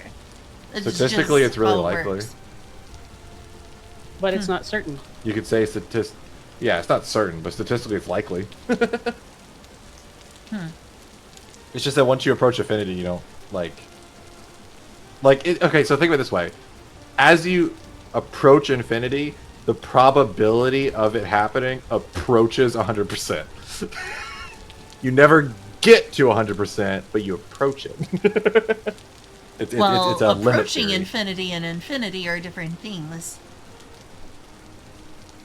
So Yes, but if you alright. have infinity, if the probability of something happening isn't 100%, and you're approaching like infinite number of possible like rolls of that dice, all you're doing is approaching 100%. You can't There actually is- get 100% So if the you have a big- non-100% chance. a simple way to say this is that if something can be uncertain, there is no such thing as certainty. If there is a variable chance, it cannot be certain. Certain does not exist. Yeah, but I mean, for human there's observation, also if it's a really low high, chance then yeah. that there's a low chance that like a second Earth is going to randomly quantumly appear right outside your house and crash into the planet and kill everyone. But it's Oh astronomically yeah, but unlikely. that approaches zero. Yeah, that I approach mean, is zero. like- Yeah, very quickly. Like thermodynamics isn't a hard law, like if you have quantum systems of like only a handful of like atoms, they actually very often will like not obey thermodynamics. However, once you start getting into the few dozen range, it doesn't happen anymore, because just the probability starts approaching zero. And my dad did like this math when he was in college. Like the probability is like so infinitesimally low that it's basically not going to happen in any kind of human experience. It approaches zero very, very, very, very quickly, and is very, very, very infinitesimally small. Indeed. It's the same and so I'm thing. gonna say that the probability in an infinite universe most certainly is near infinity, or is yeah, near 100. you're gonna have other Earths. I'm sorry. I'm placing my bets on there's gonna be a copy of Earth. Like. I mean, it depends. Like, we estimated the probability of Earth-like planets and maybe having life on them and stuff, but we don't know for certain what that probability is, so we can't really know. It's more like the probability of how close it is. We were, like, in our not in our solar system, in the Milky Way, maybe not. Depends on how difficult it is for life to form. In the observable universe, that probability goes up astronomically. If you're talking about beyond the observable universe, like the actual universe, then that approaches infinite likelihood. Yeah. Because infinity is a big number, and it does not end. It would genuinely be funny, Cobalt, if there was a Planck probability, and it's just a rounding error. Like, the universe just has some kind of arbitrary limitation on representing its own, like, mechanics, and so it just fucking rounds. That'd be brilliant. What is a Planck probability? It's not real. In physics... So it's not something that's really defined. That is Cobalt theorizing. I don't think it's so if provable. There was something like a Planck probability, is what he's saying. But there's not anything that's been evaluated to be something like that. Basically, a Planck is just a definition of how small something can get. So in this instance, we don't think there's a minimum. Like, statistics doesn't define a minimum probability. You could just keep getting smaller and smaller and smaller, or bigger, or like closer and closer to 100% forever. A Planck probability would stipulate that there is actually a minimum limit, and if you hit it, you could like go over and go into 100% or something. It'd be like a rounding error. And we have it in our universe. There's like a Planck length of like space and energy. There's minimum discrete amounts that can exist. String theory or Planck's, which is smaller? Well, you have a lot of horsetails over here. Yeah, it's specifically also, there. We made it. I just found a C library for doing logging, and a common thing with libraries is like put the name of the language and the name of the library. In a lot of cases, they'll do like C at the beginning of the word. So like, there's someone who wrote the little like matrix printing thing for the terminal that prints out the little matrix text. It's called C matrix. Just for some context. Yeah, I found a logging library and they call it C log, and my brain's just like, clog. And I'm like, why have I never ever, and this is like something someone just made, and I'm like, why the fuck haven't I seen a C library called clog? I'm disappointed. Such a good name. I have to think about that one, Vanti. I'm not sure. I love the first comment on it is clog ? I sure hope it doesn't. You're telling me a shrimp fried this rice? Yeah, I was gonna make that joke. Oh, and this one. Oh, and I just remembered another library that I've seen before. Thanks, Rushy. Called Slog. Slog. For structured logging. You got Slobs. Slobs is a streaming thingy. That's not a very good one. No. Programmers are terrible at naming things. I will name things well. I will name them Spicer. You'll be proud of me or something. I don't know. There's literally a C library that implements Golang like asynchronous channels, and it's just called Chan. It's like, all right. Oh god. I love browsing through the C subreddit. These are my people. I have another mostly- astronomical question to ask y'all. Shoot. What if you remove Is the it literally border astronomical? around a black hole, creating a naked singularity? What happens when there's a naked singularity?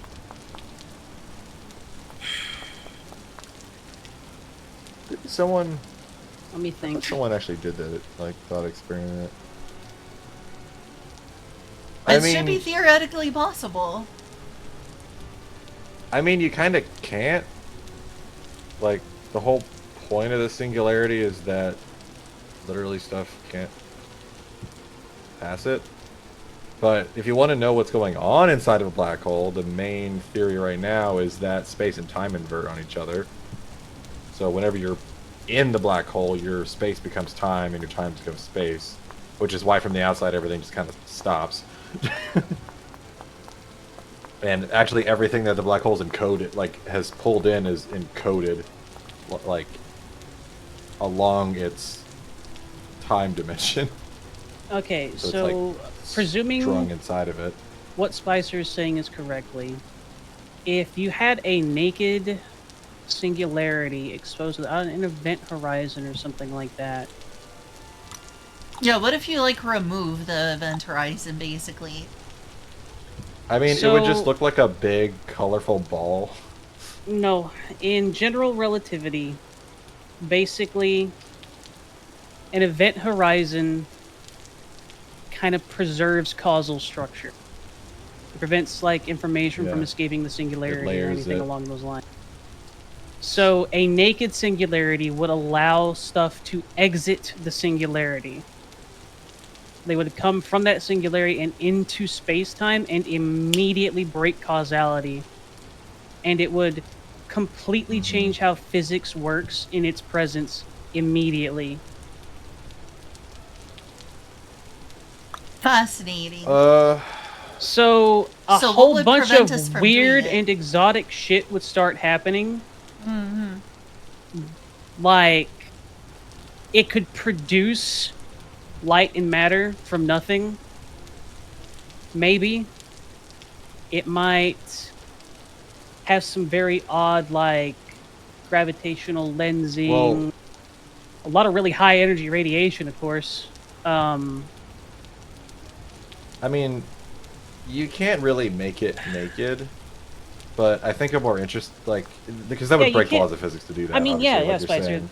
That wasn't the question, But though. I It's think not the that- interesting thing to That wasn't the question. I think the though. It interesting was thing if to it was exposed. If it was, Oh. what would happen? It's not that it's not. We're not addressing whether or not it can even be done. We're addressing what would happen if it did. well, I'm trying to So- look deeper than that. Like, Setting aside whether or not it could be done, what would happen? And I think going back based on what you said a little bit earlier too, Spicer, I mean, it would just explode. it would explode in a very unique way, though. It would be an Sure would. explosion of uncontrolled, unmitigated causality recursing in and all around on itself, both in time and space, creating new and exotic oddities, I'm pretty new sure it and would- exotic interactions, new paradigms and whatnot that exist and then don't exist, and then exist in the future, but then exist before they even came into being. It would probably just destroy the universe. I'm going to That go would ahead be and I was- say bad, well, I was so gonna it'd be like say- a because false that would vacuum. I'm pretty sure- immediately start to propagate, which is one thing that Spicer mentioned earlier. That would immediately and irrevocably begin to propagate at light speed across the universe. So So it'd be I think like what would a actually Wolf's so if you vacuum. got rid it wouldn't be as bad as that. So I think if you got rid of the quality that maintained the event horizon, what that would effectively mean is that whatever, like, in order for there to not be an event horizon, you would effectively need to get rid of the effect the matter inside like the singularity is having on the singularity, which would effectively mean that immediately an enormous amount of like stretched space would have to expand. Yeah. And so what you would get is a absolutely like probably a gravity wave that could destroy things. A cataclysmic expansion explosion. If that's the thing. So Yeah, it you're would just you're be a not addressing massive- the question, yeah. Spicer. You're addressing a way to get to the question. We're not figuring out what you would need to strip away to actually make the event horizon go away. We're saying, oh, the event horizon is gone. That doesn't matter. So what happens when the event horizon, I know, but I in don't one think way you or can- another, is just gone? I know, but that's self-evident. Like it would break the laws of physics, everywhere because you're literally breaking the laws of physics. I'm trying to give an example that Fair enough. maintains causality with the universe. So, like, if for some reason the matter in the black hole stopped maintaining the singularity, well, what happened to all the effect the singularity has had on space-time? Mm-hmm. Which would be a giant gravity explosion. A gigantic gravity explosion. A ridiculous, like... Maybe like a white hole. It would be a What white if hole, those basically. exist? It would be an incredible burst of like a gravitational explosion that would annihilate any structure or anything even trying to become a structure in its way. It would I probably really wonder reduce how much heat that by would be, pure like, what it could friction affect. at that point too. Like even putting aside any other mechanisms, just the friction that would be produced between different things would just So the scary thing about gravity expansions is not really the effect that, like, it's not like a tidal wave. The scary thing about it is gravity expansions would add energy to a lot of things. So, like, if there's any light traveling in the direction that basically this, like, the shock wave is going, like, so much energy would get added to that wave that, like, if that wave hits something, all the light trapped in that, like, gravity shock wave would have so much energy that could probably blow shit apart. Neutron stars are dope. yeah, they are. They're pretty cool. Well, that's a really interesting Yeah, concept. anything that... Yeah, no, like, spatial waves are... Like, the thing is, we know they exist. We've measured them. Which is how we know how we could get energy from... Like, so, like... The end-all be-all source of energy in the universe is a spinning singularity. Spinning black holes pull space along with them. I'll try spinning. That's a cool trick. And you can use that. And to what you generate do is energy. just put a bunch of mirrors, pretty much. And what you do is you have mirrors around that, and you fire a laser near the black hole in the direction of the rotation, and that adds energy to the beam by pulling it from the black hole. Yeah. And then you just keep doing that over and over again, and your little energy beam becomes very, very intense, and then you can siphon energy off of it. And it's the same principle, like I said, with a shockwave. If a beam is traveling in the direction of the shockwave, it'll just sit there and get energy added to it until it hits something. I've and heard then about blow that that thing before. up. It's a pretty cool concept. It's spatial, really neat to consider. because in the end, if you're compressing space, you're compressing light beams. Oh, that's an apple tree. I'll leave that Apple. alone. Yeah. I had another point. I don't remember what it was anymore. It was before the That black. was a Sorry. fun little discussion.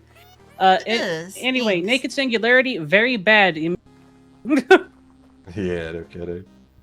It doesn't really matter Pulsars are why. crazy. Very, very big, angry, boo, boo, boo, bad. Oh, holy hell. Pulsars are the only reason we really know how big the universe is. Because they're so consistent.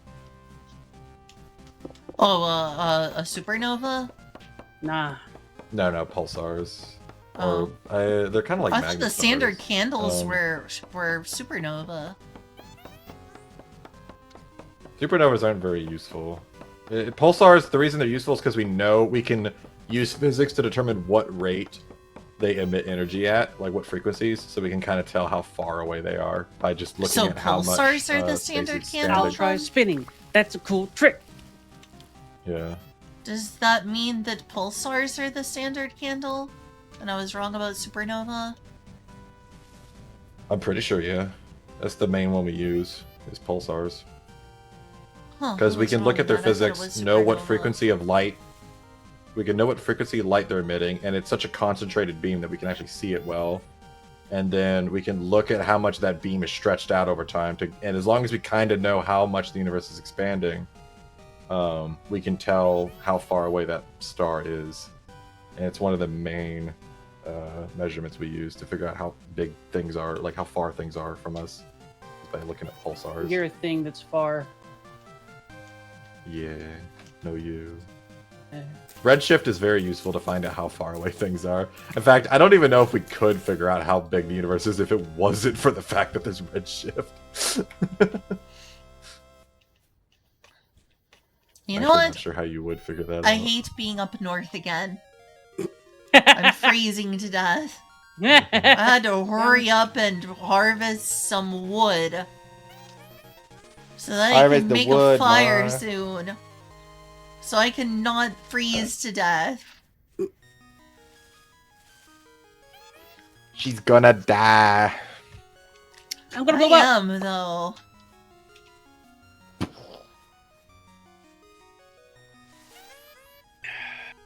We're all made of dead stars. Oh, Pretty yeah, is cool. airborne many?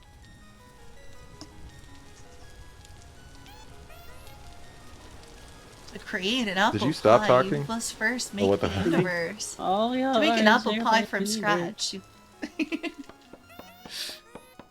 I couldn't hear what anyone said, so I'm just gonna. Push the spicer over. Push the spicer Yourself. over again. To create an apple pie from scratch. Oh, hey, must you can't first ban the create word in here. universe. Vor. How fucking dare you? Banned. I found a What a loophole, fucking- ma. You're going to fucking jail forever. They're gonna do the same thing they're gonna do in time jail. What doesn't happen in real jail. Oh, is Aspen Except and forever. Method engaged? Yeah, that's been a thing for a while, homie. Nice. Yeah. I don't keep up with fucking anything. No, you do. It just has to be like a very specific subset of things that are your hyperfixations. True. Or be on someone's status. Because this is the only reason I know now is that they actually wrote it on their status and then I happened to read it. Ugh. I don't know. I grew up with a family that just never told me anything until like the last minute and I just got used to it. Minions, wait, what? Who you calling me?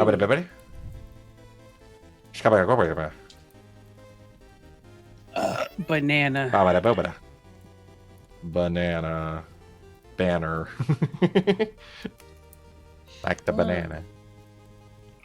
Here, banana. La. I mean, kinda. I got some potassium. It's true. I just scrolled through my YouTube and I saw your stream. That's good? Question mark? I think it's a good Oh thing. good, right? I'm not freezing anymore. I was just Yeah, habit didn't scrolling you the know? YouTube even though I wasn't gonna watch anything. Didn't you know to create an apple pie from scratch, you must first create the universe? It's true. True. God, I hate those stupid arguments. I have no idea, Mantiel, honestly. 100%. Not even like... Just write assembly, like Just write all your programs in binary like a real programmer. invent silicon transistors. Like Eat that's your not an parents. argument. Like there's a big difference between being a chef and being someone who reheats pizza. Is that what making video games in Godot is? Or am I just reheating pizza No. if I try to make something No, that's in using Godot? AI. Doing stuff in AI Godot making is a like pizza. buying HelloFresh. It's like Oh, damn. like you're cooking and like you're doing some of the work, but you're also not thinking about it very much. And you're kind of given a limited subset to work with, so you can't really screw it up. You're not forced to make a recipe, which is like what programming from scratch is actually coming up with a recipe.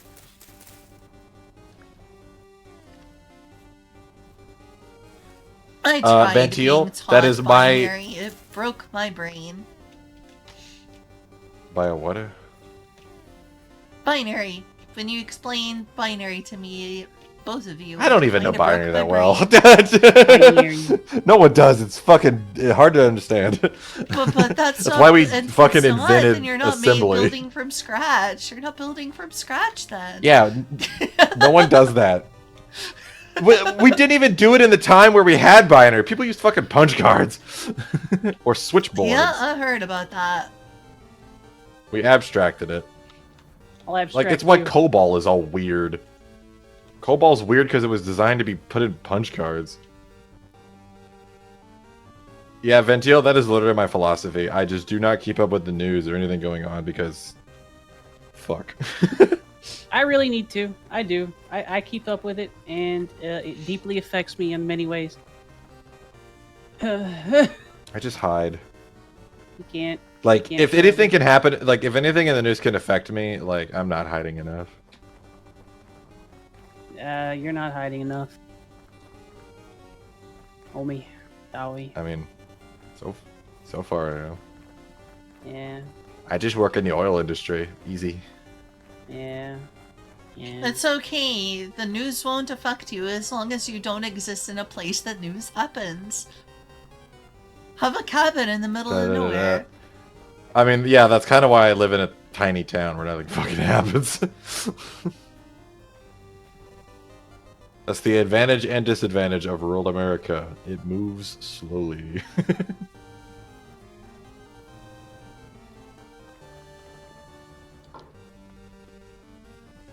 I'm gonna have a cementation furnace functioning by tonight. No, wish you the best with your furnace thing. I saw a bunch of stuff on fire. I was like, whoa, look at that. Furnace. I was making refractory bricks. You're a refractory. Throw a spicer into a pit kiln. Oh yeah, I forgot I changed how I do workspaces in my desktop. Oh man, I can't. Level 1, because I'm not about that. I'm all about that bass, by that bass. Oh shizzle, Yeah? kill me. No. You must live and suffer. The beatings will continue. Until morale improves. I didn't say that. That's the C++ mantra. Features will be added until morale improves. I didn't say that at all, Fairy. Morale has not improved. Sorry. Like, oh no, that's a little concerning. Oh no. What? I said the beatings will continue, which I usually follow with until morale improves. But Fairy said it, and I says like, no, I didn't say that this time. The beatings will continue. Nice. Push your spicer over. Dies a Laugh. slow, painful death.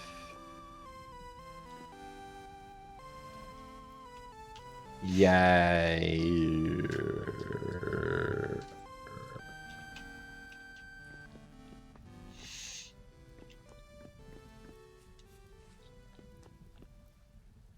So how are you? Doing all right. Terrible. Are we moving into super mundane conversation now? I vote we eat the fairy. That sounds acceptable. That sounds acceptable to me. All It in seems What have I favor. done? What have I done? I don't know. Alright, I don't know what you're doing, but that looks so fucking tedious. Yeah. What I are just you watch doing? you like hammer a thing from one side to another, switch in a fucking mouse menu to change his direction, move that all the way over, and then do it again. And it's just like, I'd rather die. I would rather die. My fucking my text editor from 1990 is more efficient than this. This is a blacksmithing Spicer, which I know how it works in Vintage Story. I just didn't know it got this bad. Oh, homie, this isn't even the worst it gets. Fresh out of fucks. Chewing Well, ass I'm and making eating clay gum. stuff now. And I'm all out of gum. I said Yes, none we of that, right? You did not. That's okay. Yeah, I got plate molds over there. I don't have a door mold. I'm So. sleepy. What's today? Wednesday, so tomorrow's Thursday. Oh yeah, Lords of the Fallen.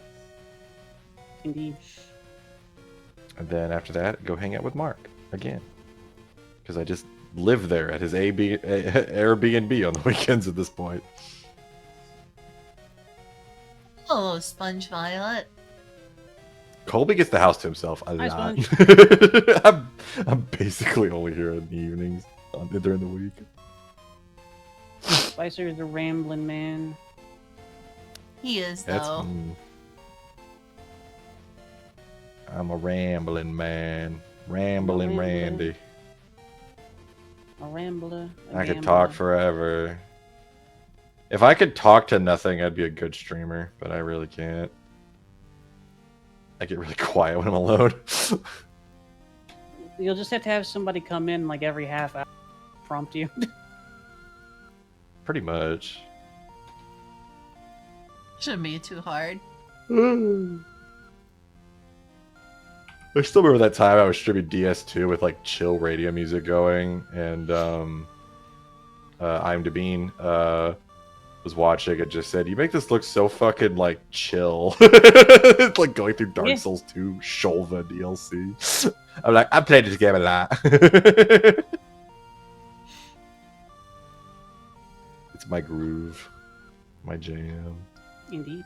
God, I want a DS2 remastered. Never gonna happen. I want Flames of Old to come out. Your dreams will remain dreams. With how things are going, Spicer, civilization's going to end before that happens. Honestly, yeah, Civilization does seem like it's in a pretty bad path right now. We've been doing this a long time. We're not doing anything new. I'm more just concerned we're gonna nuke ourselves. Yep. Or make a crazy virus or something. Yep. We're really good at accidentally doing a lot of damage. It's just concerning if that accidental amount of damage wipes out the species or not.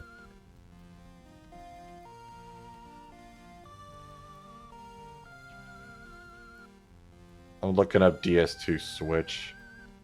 It's all stuff from like 2018. I'm so depressed. Yep. I just want god damn it, if I could get Dark Souls 2 on the Switch. I could have all my favorite games on one console, and it's portable.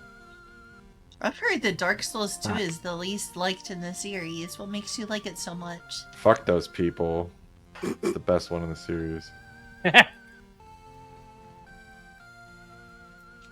I know don't know. It's enough hard about to Dark nail Souls that. that's an unpopular opinion. Yep. Well, it's because early on it was hated a lot, but like there's a lot more positive reception to it now. It was kind of a artifact at the time, but DS2 really goes well with replayability, big time. There's just a lot of little things in the world. The aesthetic is really unique. It goes a lot harder on the like.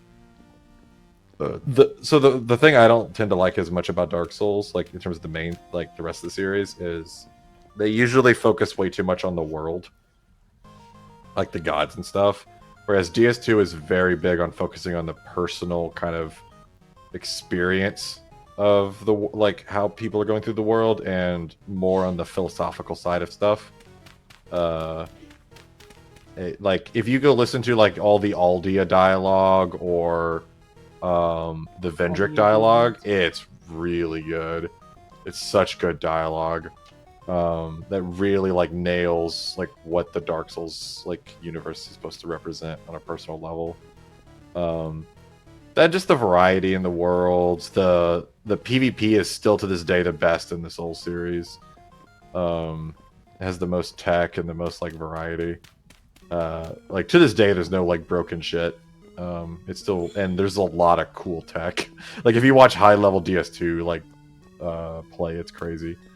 And there's no like obvious strategies that went out. And the co-op was really cool because it was like the first one where the co-op really opened up, and they still to this day have features that the other ones don't, like the small soapstones that let you summon people when the boss is dead. Yeah, it's just a big game. It's cool that the game starts out very non-linear and then gets linear later and then opens up with the DLCs again. It also has some of the most DLC, besides maybe the Shadow of the Earth Tree. Yeah, and the NPCs are like the Majula is such a good vibe.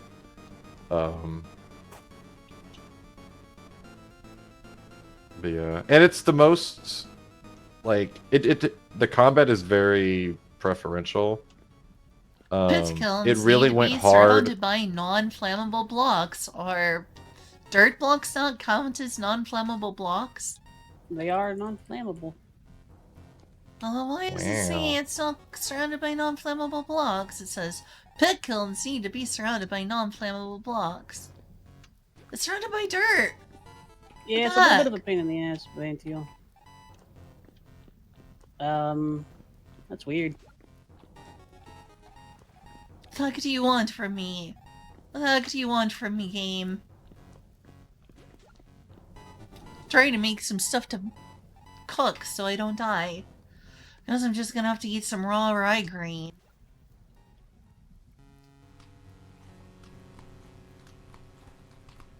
Sorry to waste your ice grain or your rye grain like this, but game's being dumb.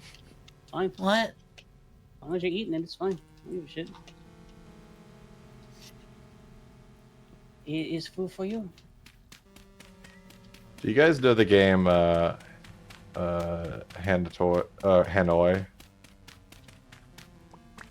No.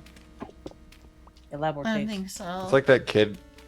It's like that kid game where there's 3 poles and you got like different sized discs. I'm afraid not. It sounds interesting though.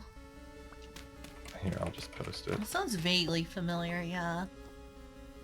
It's a funny little game. Okay, that's a place too, apparently. God damn it. Yep, it is. Oh yeah, Tower of Hanoi.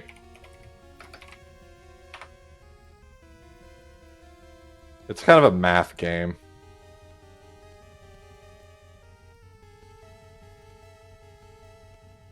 I'm trying to remember the rules.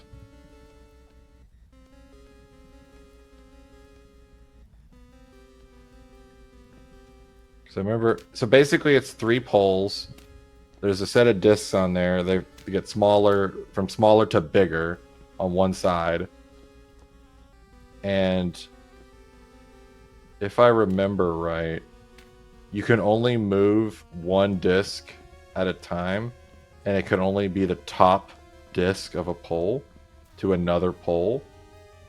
And your goal is to basically reconstruct the tower of discs on the other pole, like on the other side. And it's not easy. And the more discs you have, the more complex it gets.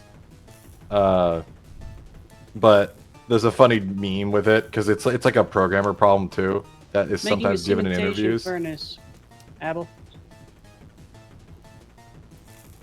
Ah, here's a picture.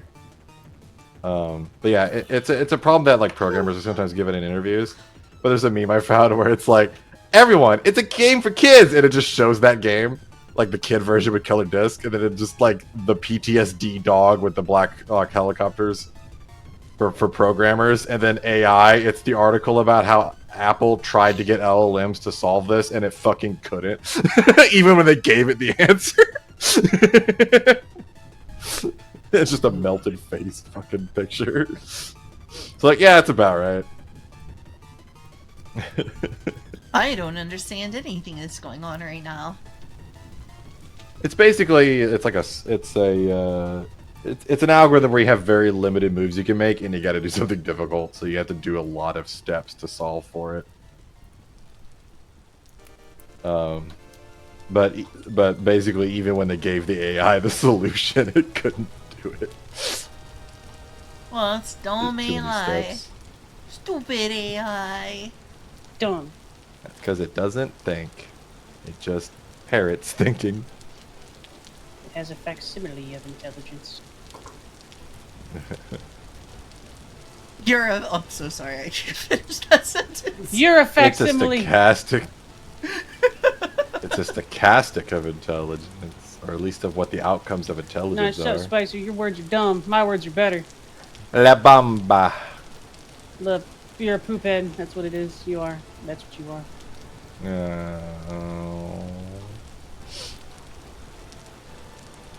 Yeah, that's right. Right. Cry.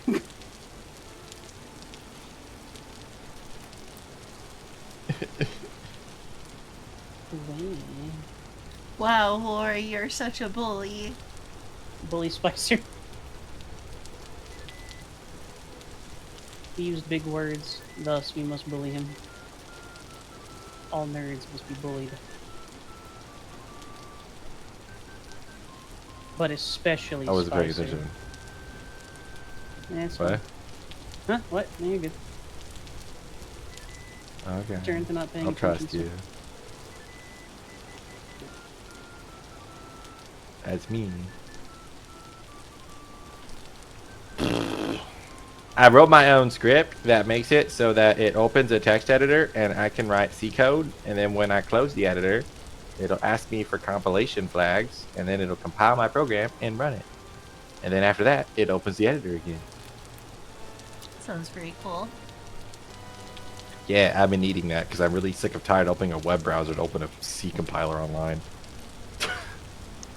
Because the alternative is I write a file, put text in it, and then compile it, and then run the exe. And it takes too long.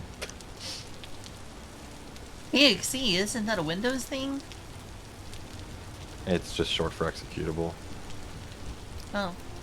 It's a general term. The Linux programs don't have exe extensions. They're just plain names. The only thing we really have like that in Linux is .sh, which just basically says that the bash shell or the POSIX shell will run that as if it was a shell script. It's just a shorthand.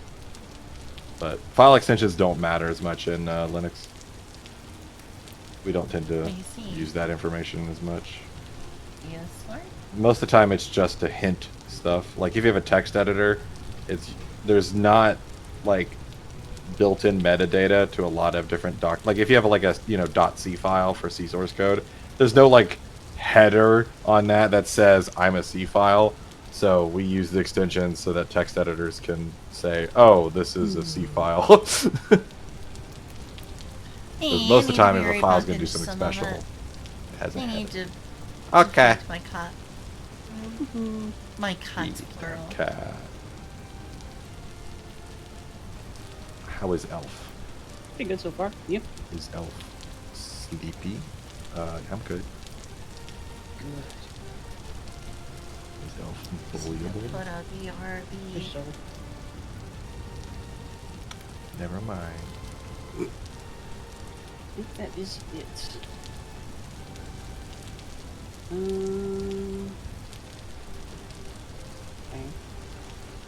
You'll be able to access the two central ones.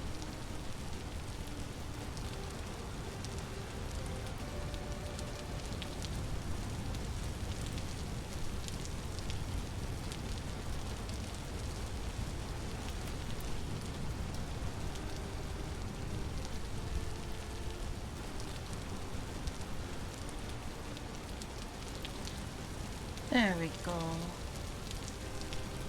Oh.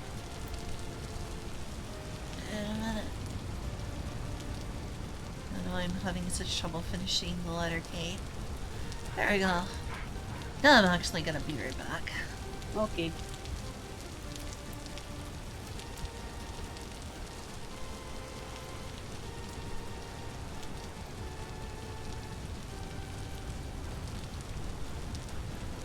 Everybody. Everybody. Everybody. I don't know where I'm going with this. You good, Spicer? I started digging that ditch and had no idea where it was going to go.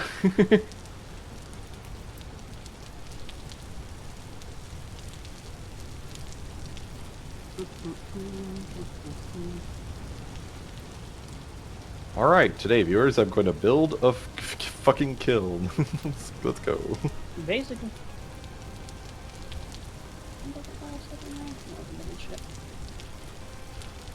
Huzzah! What time is it? Adventure! Too late! 10? Oh, wow. 10. Huzzah! Huzzah!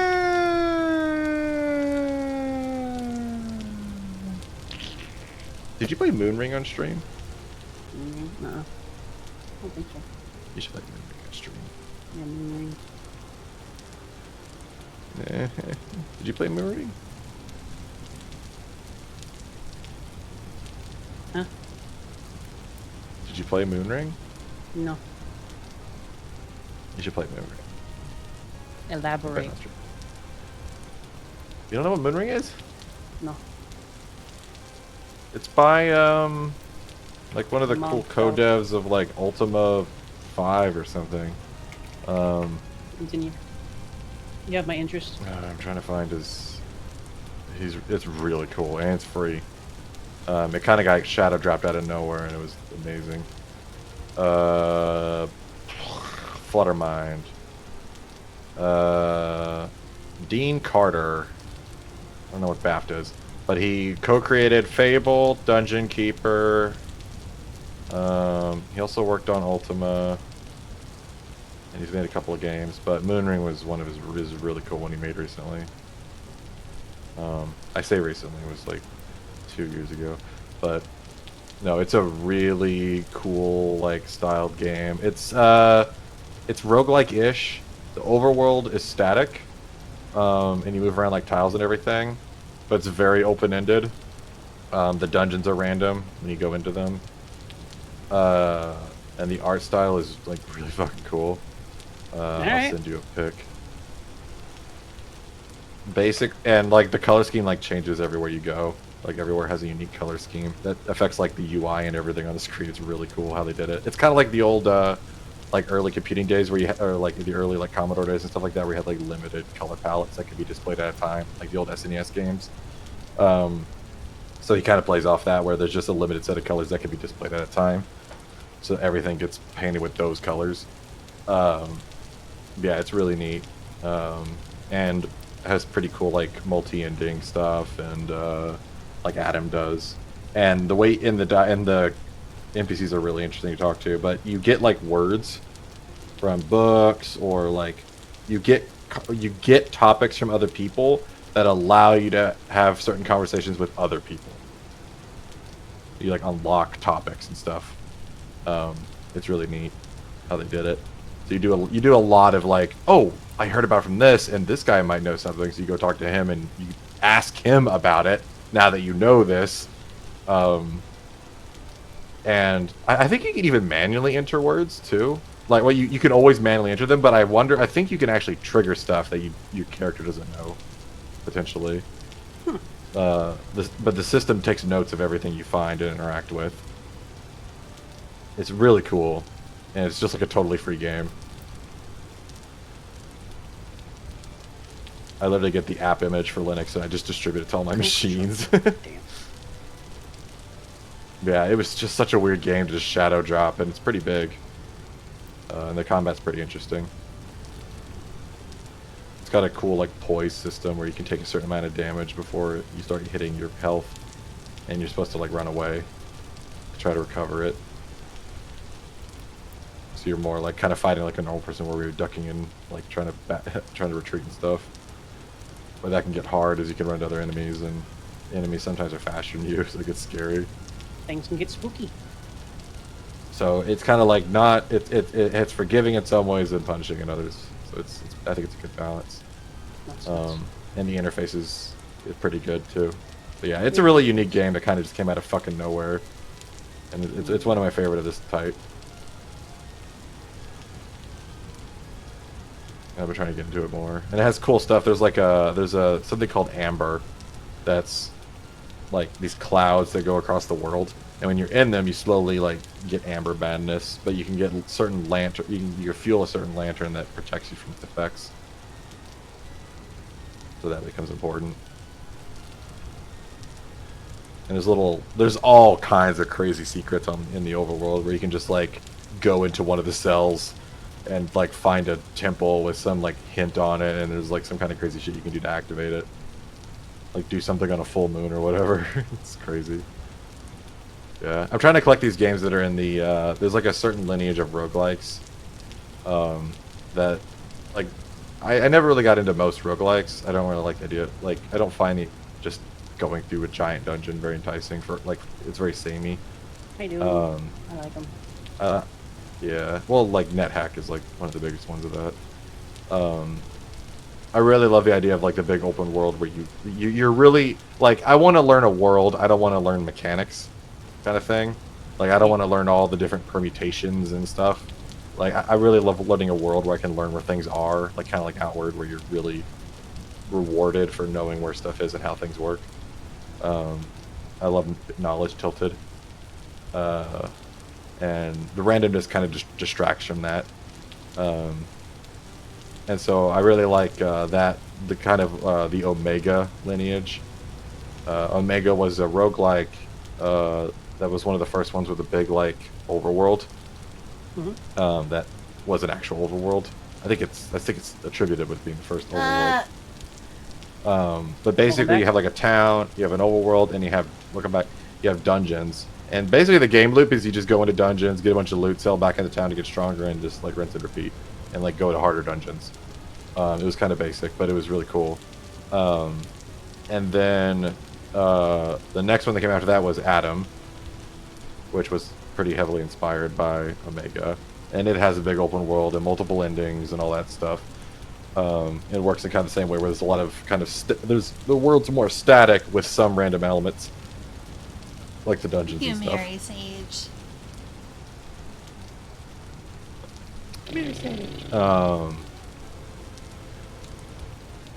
And then after that one, Oh, the you got closest her. is Shadow of... Hi, Very. Thank you very much for the raid. It is a pleasure to see It's you. a raid.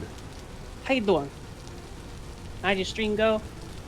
Welcome in, everybody. For those who do not know, I am Ori. I look like an elf, but I am not quite. We can get into that later if possible. She's an elf. Yeah, perfectly fine. It is very elfy. Yeah. What were you playing?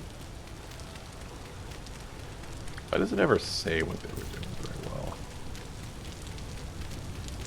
Vampire Survivors, Ah, Vampire Survivors. I think.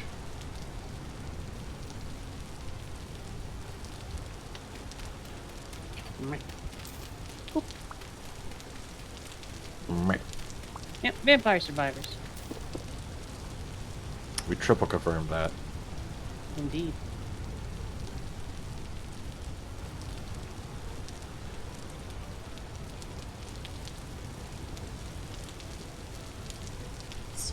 Yeah, the third game in that lineage is Shadow the Worm, and it's been in development since like 2011. The Worm! It was the one I was kind of talking to the developer, and it's very inspired by that lineage. Oh, we were playing Vampire Survivors with the head up. Bless you. Yeah.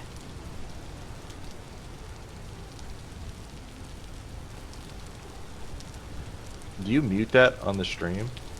What, sneeze? Yeah. Uh-uh. Okay, I was just making sure that wasn't like weird. Of like no sound being made and Indeed, then just very. me going, bless you. I got the materials and whatnot just about ready. Right now I am preparing. Repairing. Okay, please work. Repairing. What the heck is wrong with this pit kiln? Maybe a stone path blocking that area doesn't work. You're a pit kiln. Let's just spice her over. Okay, it was that. What the heck? Just making steel sound so hard in this game. It is pretty. It's a big one.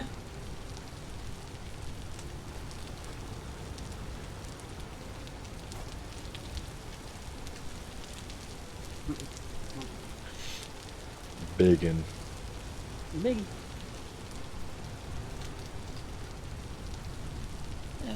There it is. It'll take me forever while playing on the official server to finally get to steel. I'm struggling just to stay at the copper, because they keep running out of copper.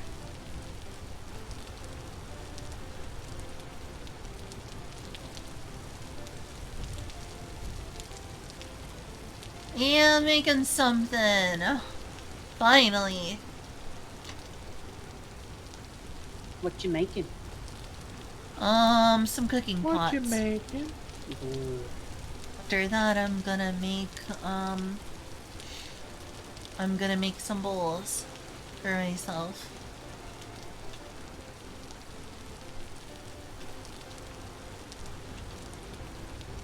The quarrying slab mod is fantastic. Very. Quarrying slab? Yep.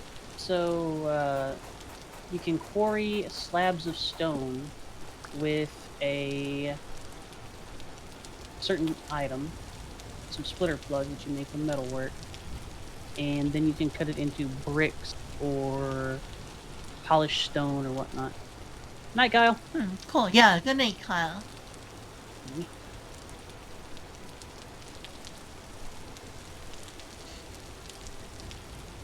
Man, I'm a little tired myself. How much more energy do you got in ya? And me? Yeah. At least an hour and a half. Nice. Yeah.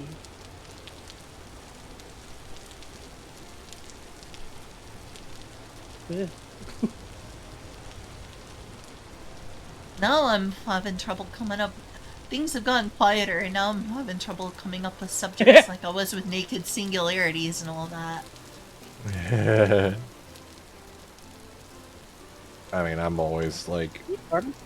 gunpowder. You just gotta light the fuse for Spicer.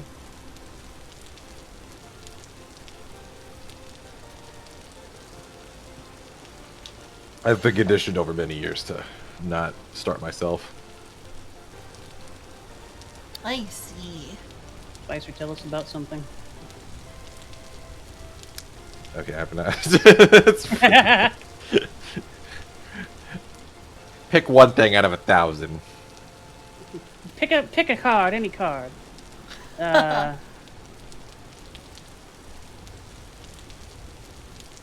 Give me a second. I'm building something. So I understand. Pick a card, It's any card. indomitable.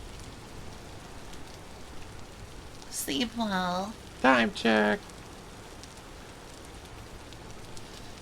I can discuss something that I probably shouldn't discuss on stream. It's not like offensive, but it's probably a little embarrassing. You know, I had that conversation feeling a little less motivated to stream because... Continue. Oh, you're saying hi to Barry. How do I motivate myself to stream when I've been streaming for like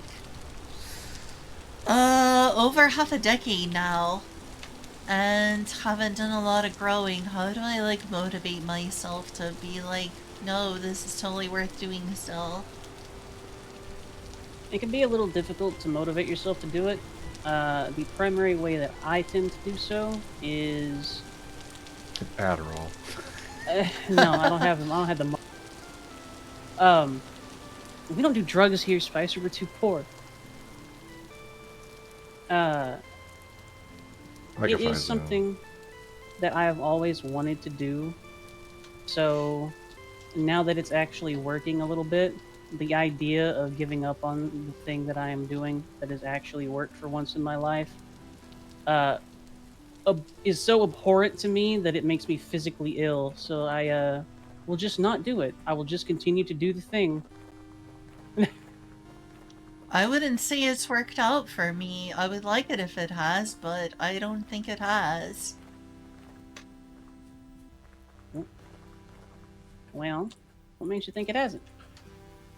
Because most You of the have. time my stream has like 4 views at most, like a decade later, and I usually have pretty empty comment section.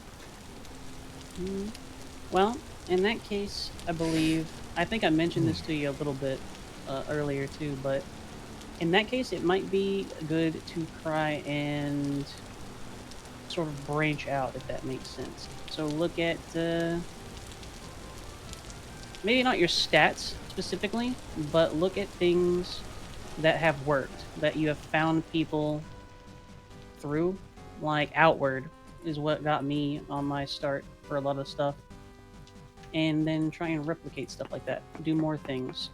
Back when I was first getting started, I mean, I'm still technically getting started, I suppose. I'm still a really small streamer, but I started with Outward. Outward was one of the first ones that I got like quite a few people off of. So I did a bunch of stuff like played Fatal Frame and whatnot, for example. Older games that had very dedicated fan bases and stuff like that. So try and find what got you, because you do have a few specific people that always show up to your stuff, I've noticed.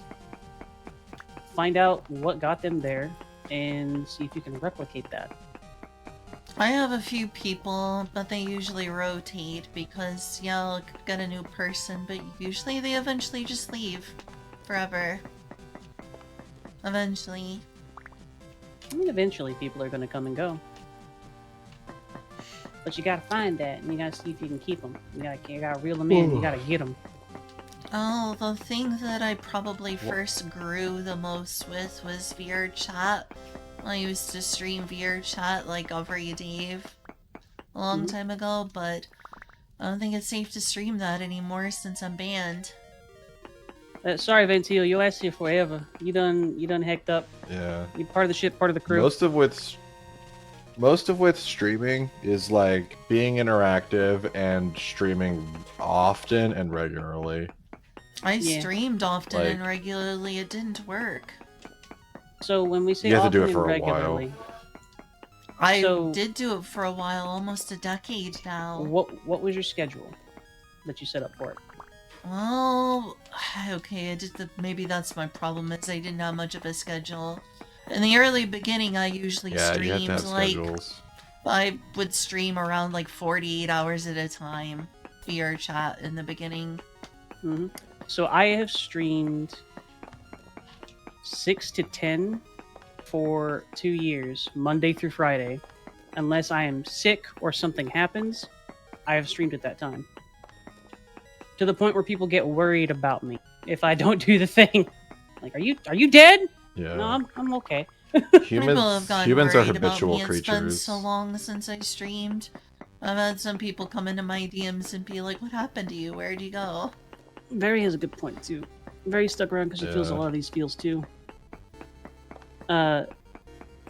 It's true, Yeah. Very. In order for people to like, because the thing is, you can't be sporadic because then people can't plan around it. Because like you're like a restaurant, you need to have regulars. That's like a lot. That's where most of your revenue is going to come from, is regulars. I was about to. I And was so about to if back you're you 'cause I not, was sure you were about to make a board joke. What? I What? was sure, When am I ever like that? Anytime I'm making a point, I'm very like obtusely serious. I said I was sure, not that I was right. Proceed. Well, then be sure about the right thing. No. So I won't talk about what's on my phone right now, but like you're like a restaurant. Like you can't have a regular if you're not open like at a time that's convenient for them consistently, like every time they want to go there. Like if they're only open, I used to stream for like 17 to 18 hours a day, if not like 48 hours straight. So I would be available to watch because of just the insane hours I put in. But it never really led anywhere. You also have to be careful because there is a point where streaming too much doesn't have a benefit. At that point, it's Like just there is sapping an your upper energy. level to that. So the reason that I Yeah, chose 4 you have to be careful of hours that too. is that I can actually keep up, you know, and interactive in like talkable person, and why I did experiments with 6 hours and 8 hours, and why I settled on 6 hours. So like, you can stream for 17 hours. Are you going to be able to keep up maximum energy for those 17 hours? I thought I used to. I don't know. You can't. Flat out. You are still at least the human ostensibly... brain can't even be up that long. You did not. You were unable to maintain energy. Usually, a human can handle like 4 to 6 hours of focused, directed activity like that. That's the ceiling. After that point, your brain's like, I don't want to be here no more. Yeah, it's I'm tired, boss. There's also only certain times that like most people are gonna watch, which is like after work and lunch, and then to like 10. late night for some people. Yeah, exactly. I have done strategy. Because like the vast majority of people with money have jobs. And those are the people you want. Yeah, are the people with money. People who have jobs have money? That's not how society works. What are you talking about? I hate to tell you this, but you're an entertainer. That's my problem. I'm just not say entertaining it ain't at all. so. Say it ain't so, doctor. Yeah. So No, I've thought a lot I'm curious. about how a I'm lot curious of this about stuff something. works. Why does it feel that personal to you?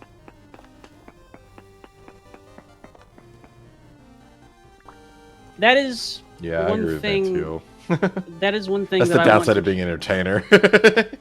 I don't feel that I am disingenuous. I try not to be at all. So like, I hope that's a good thing. I I hope know that's a a lot of- good thing She's- too. yeah, she's- I'm like a little too She's real. not. She's exactly the same like when you're online with her than when she's in the stream. Nothing changes.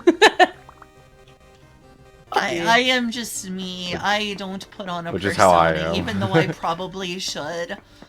Probably, you know, like good PR is knowing what to say and what not to say, and I am just me. I think part of being a good it's like a entertainer weird- is being disingenuous, and I'm not. I'm just brutally honest. I'm just me. So I'm not there is a part of this too that I will actually bring up, and I'm not saying that you do this, but it is something that I wanted to bring up as part of it too. Okay. That brutally honest thing and like saying it how it is and whatnot, unless you know someone, that just comes across as brash, rude, or overconfident. Do you think I come across that way? No, not at all. I just said that, you little shit. Sorry, Before We I have to beat said the- the thing, we have I'm to so beat the truth out of you. before I said the thing, Fairy, I specifically said, I'm not I'm saying you sorry. do this. I'm Pat so your sorry. face. Pat your face. You're okay. You just gotta stop beating yourself up, darling. You gotta stop beating yourself up. Pat, pat. Pat, pat. Elf, You're a good bean. Elf, that's like talking to a mirror. Shut the hell up, Spicer. I'm making a point. You shut your I've been VCR trying to tell you to not do that for like videotape hole. how long have I known you? Catch it. It's 4 time. years. Hi, 5 it's years? time. All right. So- Karate Kid. Like, in a lot of cases, saying it how it is, or whatever you end up calling it in that case, unless you're also willing to then articulate a larger group of like reasons and whatnot around it, you're just going to throw a lot of people off. I actually have a lot of like several people in my community that I flat out do not agree with, and they're still here because when I say stuff like this, I explain myself. I talk about it. I'm not like representing an idealized streamer or something along those lines. That's a fair one. It's like someone saying "I love you" after the first night. feels like it's thrown around too easily or something like that.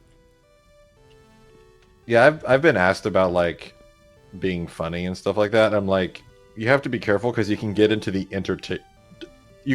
idea of wanting to be an entertainer, when in reality you just need to be entertaining. Because like being entertaining is a personal quality of like being a person, and trying to be an entertainer is more superfluous, and it's kind of disingenuous. And trying to be an entertainer ironically makes you likely less of an entertaining person because you were trying you're trying to do something rather than be. You're not changing yourself in order to like actually obtain that virtue. You're just trying to put on a show, or like the mask of that thing. It's like being virtuous without being virtuous. It's I feel like that's sort of what's expected of a lot of people. Like, if you have like a talk show, they don't want to hear the real you. They want to hear, you know, someone who has the social skills to not be themselves. Yeah, it's like, for me, I hate it. I got so tired of wearing masks growing up because that was my natural like thing. But I eventually just kind of stopped doing it, and then instead That's just especially exhausting as an autistic person. I believe you said you were. I don't. Are you autistic, Spicer? No. Oh, I thought you said you were. I'm so sorry. I might have been at one point. I might have been at one point. I don't so know. Sorry. Maybe that was just a joke. I'm so sorry. Oh, I don't care. We have 100% made that joke. Yes. We made that okay. Joke. That is a thing. I'm so autistic. I mean, I'm a programmer. I'm a programmer. I'm definitely more likely to be one. But yeah. No, what I learned in life is like what you should do is expand yourself. Like, grow what you are so that you like. If you think about like personality, virtue, and like the type of environments and behaviors you can operate in, and like the people you can understand, as kind of like this amorphous like field of possibilities, I learned that it's just better to try to expand yourself, to add on to yourself, so that anytime you encounter someone that's different to you, you learn how to take on like empathetically their value system. So when I'm around different people, I don't wear masks. I just literally take on their value system in life so that I can work with them. It makes it a lot easier. And it's the same thing with just being entertaining or anything like that, is I seek to figure out what that quality, you know, what that virtue is, or, you know, that ability, and figure out how to actually exhibit it correctly rather than just try to falsely copy it. And you do that by just entertaining yourself. Like, you can't love someone if you don't understand how to love yourself. You can't entertain someone else if you don't know how to entertain yourself. Like, humans have to work off sympathy, like, or mainly empathy. And if you don't have that, you can't be a deep person if you don't have the empathy available to actually understand other people in a deep way. I think some people have a bit too much self-love. Like the people who think they're super geniuses, and people can have is dumb. Well, that's just ego. That's just ego. I wouldn't even call that self-love. Those people actually probably don't love themselves enough. It's probably the opposite. So. Seems like they have plenty of self-love. Self-love is it means something else. Like, or we have a negative meaning associated with that.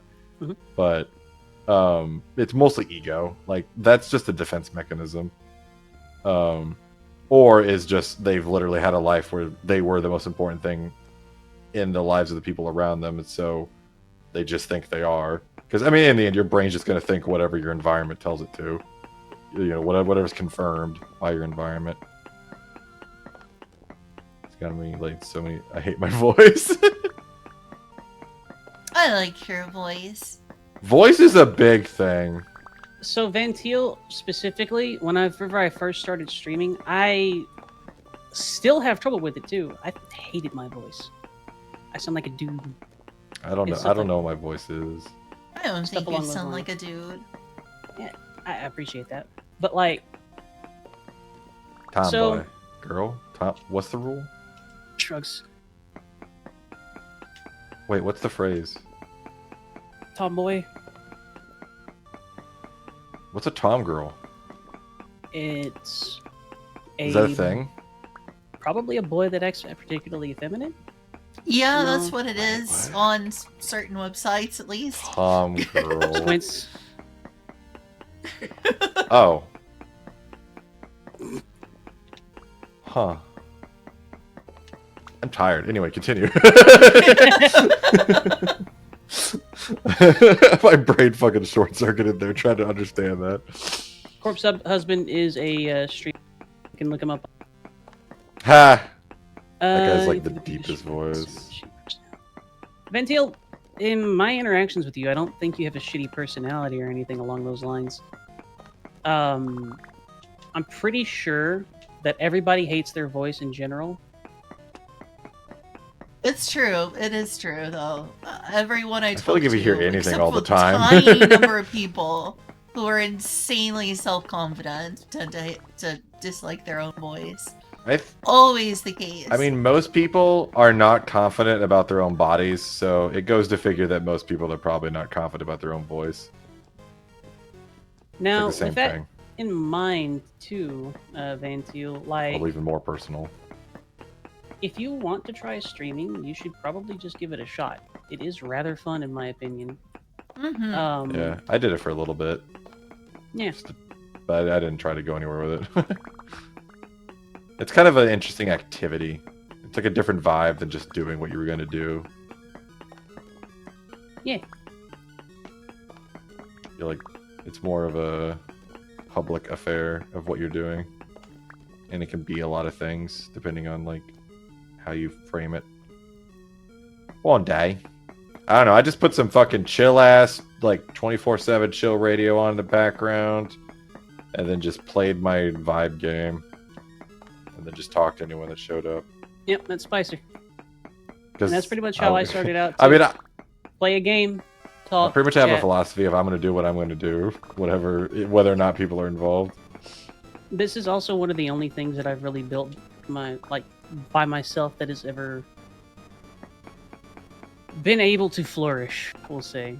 I've tried a few other things, but never really worked out, you know? I press buttons, and stuff happens. And I plan to try and... Now that I have a little bit of time, I'm going to continue trying to learn coding and whatnot, and I'm going to try and put a game and stuff out, and maybe I'll be able to support myself on that. Yeah, I wish you the best with that. Oh, yeah, baby. I hope so. Making stuff. I don't... I think wish it's gonna I'd happen, released but something. That's not going to stop me from trying. I've released one thing.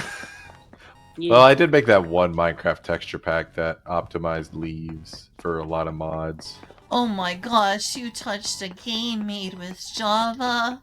I can't believe it. Well, no, I made a resource pack. What are you talking about? Your Oh, resource I yeah. tried modding Minecraft. That was hellish. I was like, oh, I have to download Eclipse. Never mind. Absolutely not. Probably one of the worst IDs ever made. Eclipse. So the Eclipse is an It's ID, terrible. huh? Yep, it's terrible. It's like literally one of the worst. What's wrong No with one loves it. It's buggy. It uses a lot of memory. It crashes a lot. It's just shit. It's so bad. Why do you have to use that in order to mod Minecraft? Because Java kind of died. It's like the only free one still around. Java died? I thought it was still frequently used for web apps. Java is frequently used, but it's mostly an enterprise. And most of those people, they just buy I'm sorry, a I need to JetBrains mute ID. myself. You okay? What? She said you needed to mute herself. Oh, I thought you said I Sorry. need to be myself, and I'm like, okay. I don't know what that I'm so means. I'm sorry. I had to mute myself. Sorry, my roommate. I'm tired isn't a big and deal. confused, and I'm out of water. Spicy has heard himself in his confusion. Yes, I'm okay. I started I had to mute myself. when I It was first just my got it. roommate who needed to change the temperature. That was literally it. Okie dokie. What the fuck is a Renpai game? Yes, I'm sure I'm okay. I know what the No pie is, worries. but I don't. What the hell is Daz Studio? Your Daz dad. Studio. I used to know every game engine that existed, like 10 years ago. Oh yeah, And now I'm Visual just usually Game Maker. I've heard surprised. of that one before. No, Mary, I'm negative. I am very negative. Oh! I think I have a friend I'm not that uses that. positive. I'm quite negative. Or a friend or whatever. One of the craziest engines that I... Oh, wait, are they still around? The Game Creators. Still around? Oh, they don't have a lot of their old stuff. Man, I loved their old website. It was so like a capture of time. They had like Dark Basic and like Adventure Game Maker, and they had so much stuff I wanted to buy as a kid and didn't have money for. Oh yeah, Dark That Basic sucks. Pro open source. Dun dun dun. Oh yeah, there's that 3D model of like a fucking... Oh my god. Wait, so they have more of this open source stuff? Where is this post? Product. Why is this listed in product but not in the rest of it? Okay. How do I see the rest of it? I wanna see. Oh, it's cool. Torque game engine that no one fucking used. There was a big, like, before Unity really kind of and Unreal absorbed everything, there was a lot of game engines. Like, it was a big market. Huh. Yeah, I looked up Daz. Yeah, I was looking at asset store. But slash creator. Yeah, I know. I'm just remembering back in the day, like, what was that one game engine? It was very Unity-like. It was like Visual C# game engine or something. And it was a game engine written entirely in C#. Your C sharp. It was very Unity. C# is... I don't know why the fuck C# is so ubiquitous in, like, game engines. It was weird. Like, I know part of it was because of XNA. Because it was, like, one of the easiest ways that you can get a game on a console. And then there was also... No, that was it. I don't know why. It's not enough. I mean, I guess it's sort of... I mean, it's faster than... Because the problem is a lot of engines before Unity all did scripting. And scripting is so fucking slow. I mean, it's like the biggest pain point with Godot. Is GDScript's really slow. Which is why they had to make their own scripting language. Because Python's so slow. I mean, sometimes. But C# was JITted, so it was a lot faster. But that also had issues. And eventually they did IL to CPP, where they basically compile C# code into C++ code, and they compile that. Which was really nice with Outward. Because that game had a lot of stutter. Is everything right? Yes. What are you so concerned about? Everything's fine. It's just a joke. Very well. is concerning. I'm extremely concerned. Lol.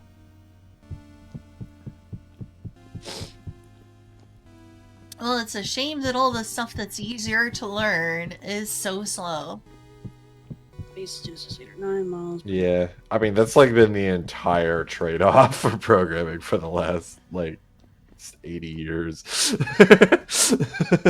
Mm. And the gap's narrowed. I mean, C has basically always been kind of the baseline. Besides, like, I mean, you could argue assembly, but then you'd have to write your program for every fucking processor, and no one wants to do that. Your processor. And operating system. So C is really nice. C is like the baseline in terms of abstraction. There's not really a level below it. Yeah, that's probably useful. why, you know, using assembly was so common for old consoles, is you only had to write for one piece of hardware. Yep. Well, that's how it always was. All the operating systems were only ever made for one computer because you would have to write it multiple times if you wanted to port it to other processors and machines because they were so different. You could try to make like a macro assembler that can like has some kind of abstraction, but like at that point you're just write C. Like it's not because like a lot of the time, and also because operating systems started so. Oh, it's weird that it even worked, like that C came about, is because it's such a chicken and egg thing. Like, thankfully, C provided so much value in terms of abstracting out assembly, and I'm the egg. It did a good job of abstracting out assembly enough that people started using it, especially after the success Unix had. But on top of that, once it became possible to port operating systems using C, it now meant that people could actually port their applications between operating systems because C provided some degree of abstraction for interacting with the operating system too. Which they, like, C originally wasn't that good at these things. It was mostly just for Unix. But once this first standard came out... But you can't afford that right now. You shouldn't do that. You need money. You're in a really bad spot. Please do not do that. Take that $5 to get a burger. Dollar bill. Like you're literally on the verge of being homeless. You told me. Don't. I appreciate it, but don't. You need that money. It's Mary, you need that money for you. And what? I don't know. But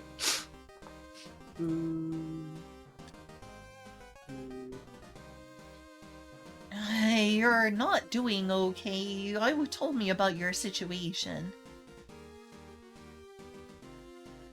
I don't know if you can unsubscribe. I think it's probably too late, but no refunds, I appreciate it, but that Twitch ain't wasn't gonna a good give the choice. money back.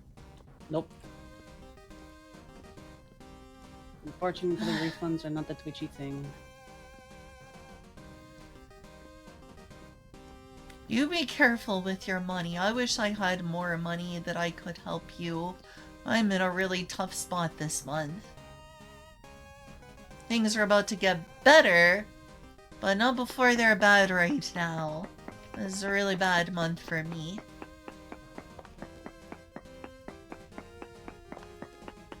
That's fair. The situation I'm in is that apparently my brother helped me with the money that I would need to sell the house of mine because I didn't have the money. So the house is now sold. It's a house in Arkansas. It's one that I inherited from my dad when he died. So now I have very little time. We're going to do it this weekend. We're going to go down to Arkansas. Unfortunately, we're having to rent a vehicle to do that. We can't afford a U-Haul. So we're renting a SUV. And we're gonna have to pay the gas money and the renting cost, because there's seemingly no other option, to get everything that I can possibly get before it's too late, because the house is already sold. I have very little time to get my stuff out. Damn. Otherwise, I'm gonna lose everything in that home. Hey Shiva, it's good to see you. Well, there you go. Ori is an elf. Indeed. I knew it. Killer. Oh, that's why Amiri just subs for the ads. Fair. Heck the ads. Well, I'm glad the ads are lessened now. Yeah, a bunch of ads suck. Ads suck. Suck you buster.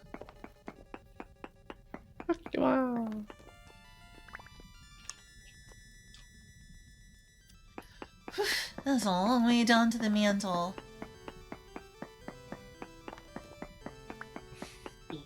What'd you do today, Elf? I buried a bunch of wood. Like a squirrel.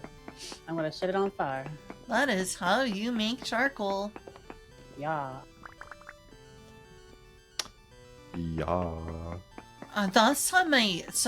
First time I made charcoal, I made a ton of charcoal and it worked. It was really great. Second time I tried to do the same thing, but tried making even more charcoal.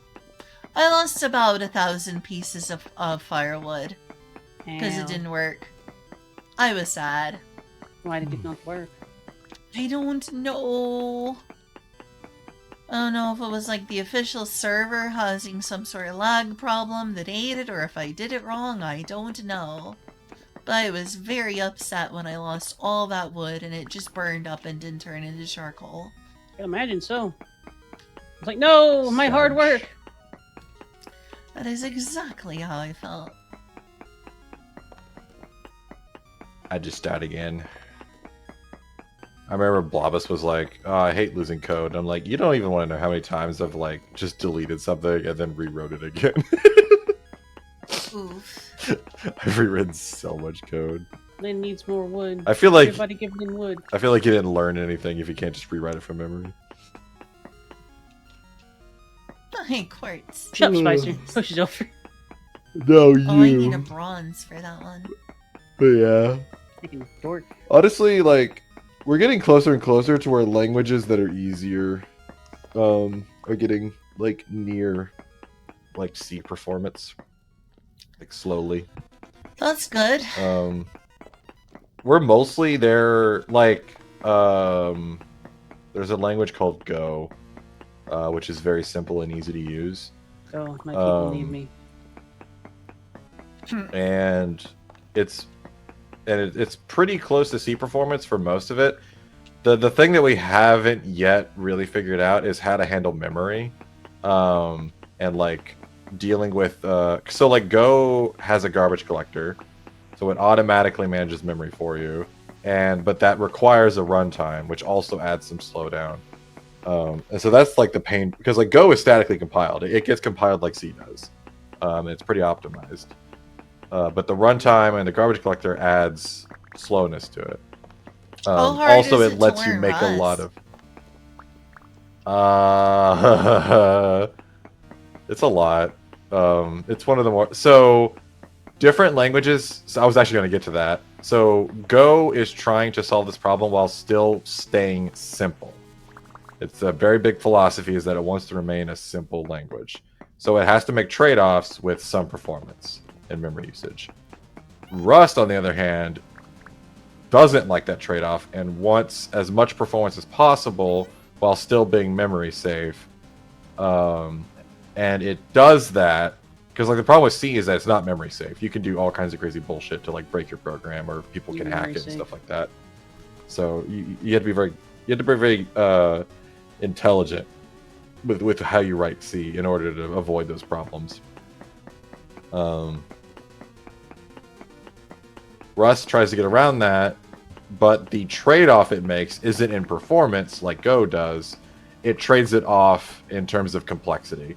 Rust is very, very complicated language, and it uses high levels of abstraction to represent like how everything is done. So Rust doesn't have a runtime and it doesn't have a garbage collector. So you can easily get C-like performance in Rust. However, it is a lot harder to write Rust, and you have to take a lot more into consideration when you write Rust. It's not like C where you can just do whatever you want and do it. There's a lot of rules and there's a lot of abstractions you have to follow in order to like actually, because that's what Rust does. Instead of having a runtime magically take care of stuff, the language just forces you or like restricts you into writing code certain ways, so that you can't write memory unsafe code. But like it's code that's fast, so you have to appease the language to get it to do what you want, basically, by following its rules. So there's a lot more you have to learn. Pray to it, give it offerings and Basically. sacrifices. Yeah, no, that's spirit. So like the joke is, so Rust has what's called a borrow checker, which is basically whenever you have access to a place in memory, there's rules on how you can share that access. Because that's like how all memory vulnerability happens, or like memory issues happen, is you're accessing memory you shouldn't at the wrong time.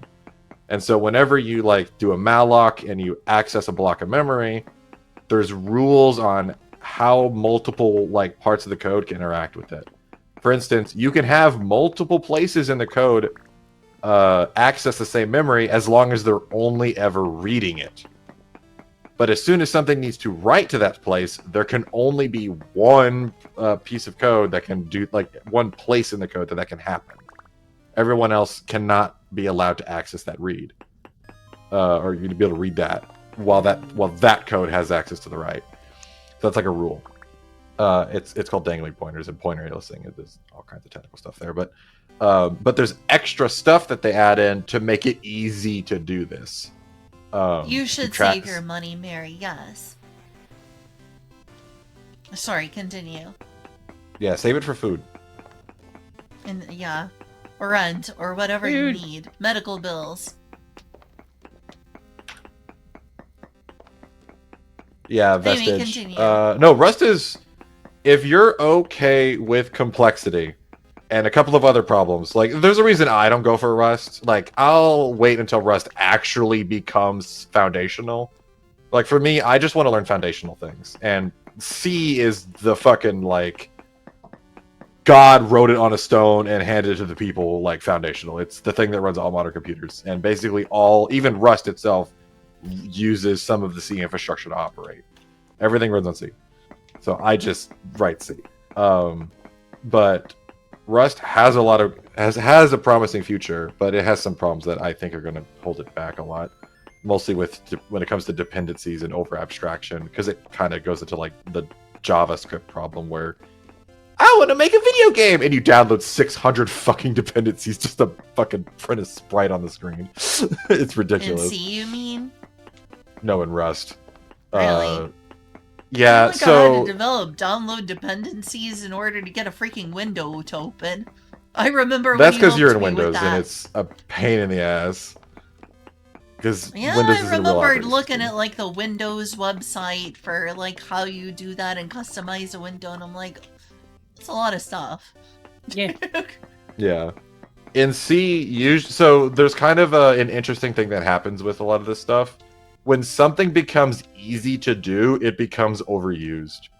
So in C, dependency management, there's basically not a solution for it that's like truly universal. Like the C standard doesn't define how multiple pieces of code should be compiled and linked together, let alone how dependencies should be added. That's all up to however like a person decides to do that. And the most typical one is CMake. That one has like a kind of a standard on how you do that, but it's old and there's many ways that have been built in it, so it's also fuzzy there. So that's like the pain point of C. But the advantage of that is people just tend to not pull in a lot of dependencies. They'll pull in some single large ones that like don't have any external dependencies of their own either because of the same reason. Like, for instance, if I want to write a web server, I'll pull in one dependency, which is a full HTTP server for like the website. But I don't really pull in much else.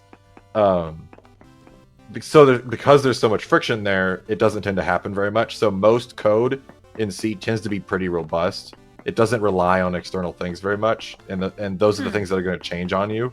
So there's C projects out there that have been written that still compile to this day because they're self-contained, and very little changes. Rust, on the other hand, makes it very strongly define how Rust code should be compiled, how it should be put together, and how libraries can be distributed and added to your project. That is very, very well defined and automated. And because it has a package manager that automates it all. And the problem with having an automated solution to a hellish problem is you just automate hell.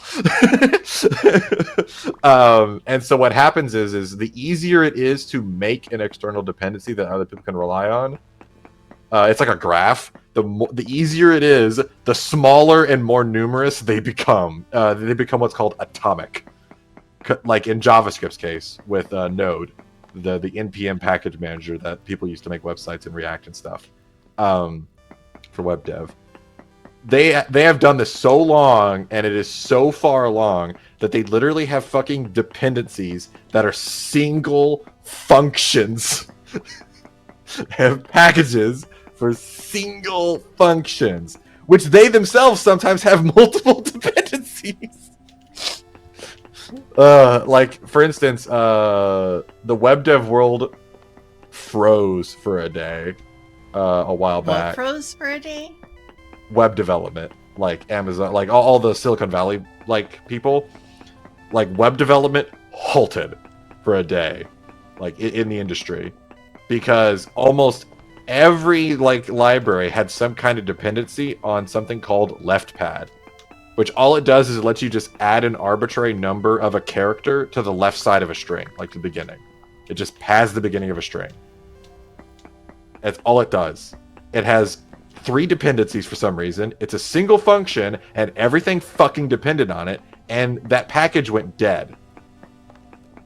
And How did no it one could go dead?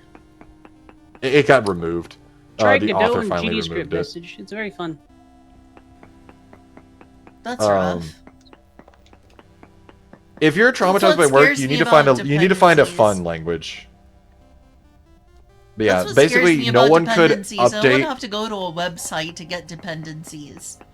Because the problem is what happens when that website goes down and I can no longer get RAID. Exactly. Yeah, that's why I keep all my dependencies like local.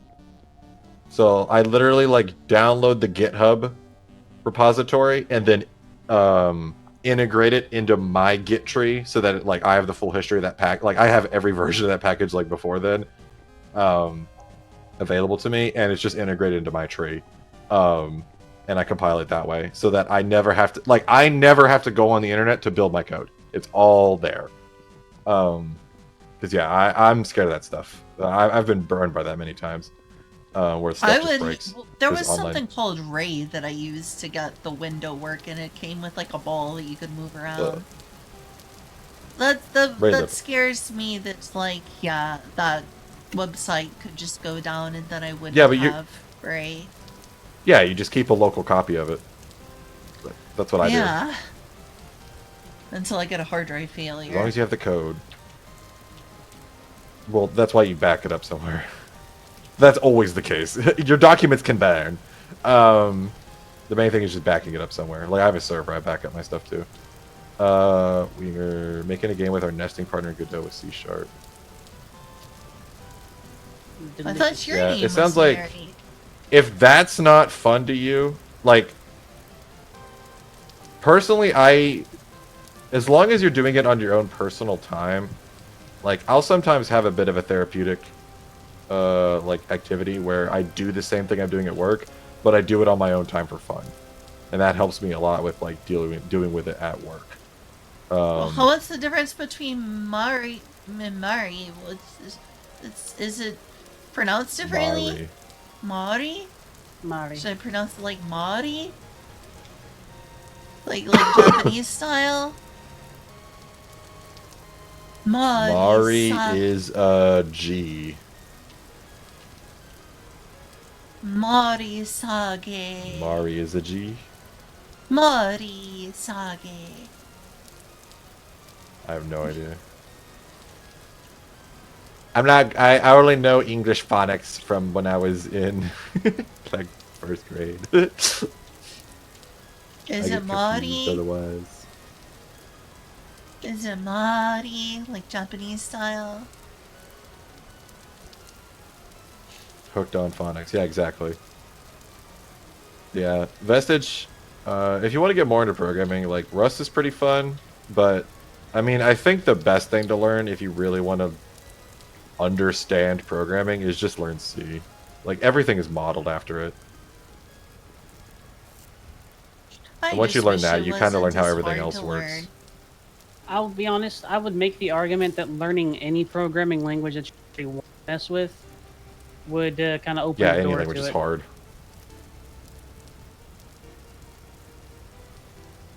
It gives you... Well, the problem is a lot of languages just hide a lot of stuff.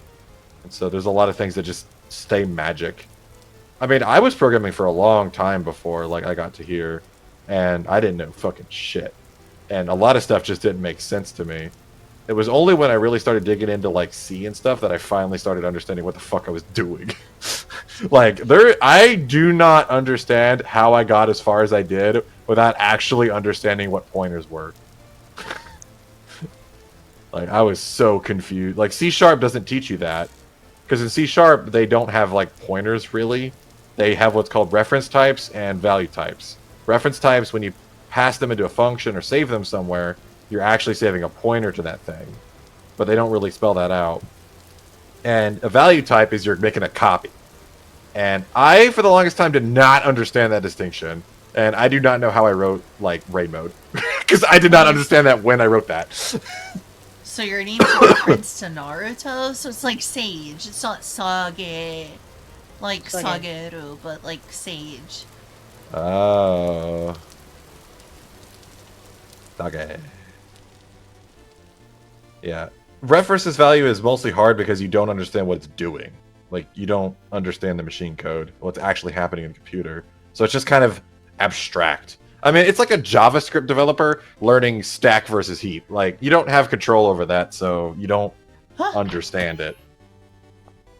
You don't understand why it's different. Because the language just abstracts it away for you. The only thing you learn in C# is this one copy, this one not. I got a bachelor's in finance. What do I do as a career? Programming. Because I learned that finance is a terrible idea. You still learned a lot about I only got affirmed finance, that. I learned most of it was a lie. What did you learn about finance? I learned there's two, like, formulas that make up all of finance, and everything after that's just made up bullshit. Yeah, that makes sense. Like, literally, it's time value of money and, like, capital allocation. And those are the two basic shit. And then discount rate, maybe, is kind of useful. But discount rate's also just made up. I'll discount your rate. No, honestly, everything I learned in finance for that bachelor's degree, I could have put on a note card. Oof. It's like 3 formulas and, like, make money. 3 formulas. I kind of wish I got a comp. I kind of wish I got a comp science degree, but that could have been fun. I'm starting to wonder if there's any like good YouTube series about computer science, so maybe I can finally truly understand what the heck binary is and how it works. If there is a topic, there is a good YouTube finding it. Yeah, there's tons. There's tons. I'd say you remember how many people don't understand this, but I've looked up some YouTube videos about trying to become better at creative writing. None of it has helped me. The problem, the problem with YouTube is it's really good at,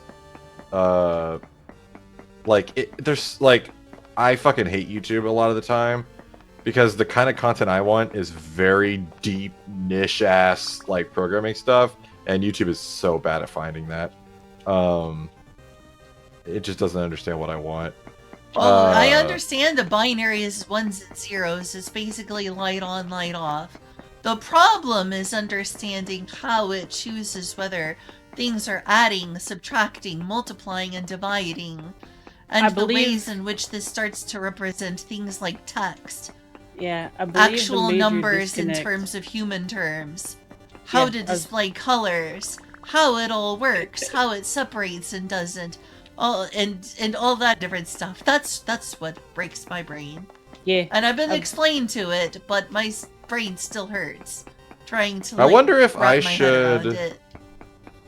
I wonder if I should make a little basic virtual machine with like a screen hooked up to it to kind of illustrate it, Your screen. like what's happening. Yeah, that would be interesting. I mean, that's one of the basic things in computer science to learn. I watched several videos recently about binary, but they don't go into real detail about that. Yeah, the like it's one of those things where no one can really explain it to you. Like you have to actually like see it happen, kind of thing. It's You gotta- really hard to learn that you gotta stuff. get in the moment. Gotta get in the moment.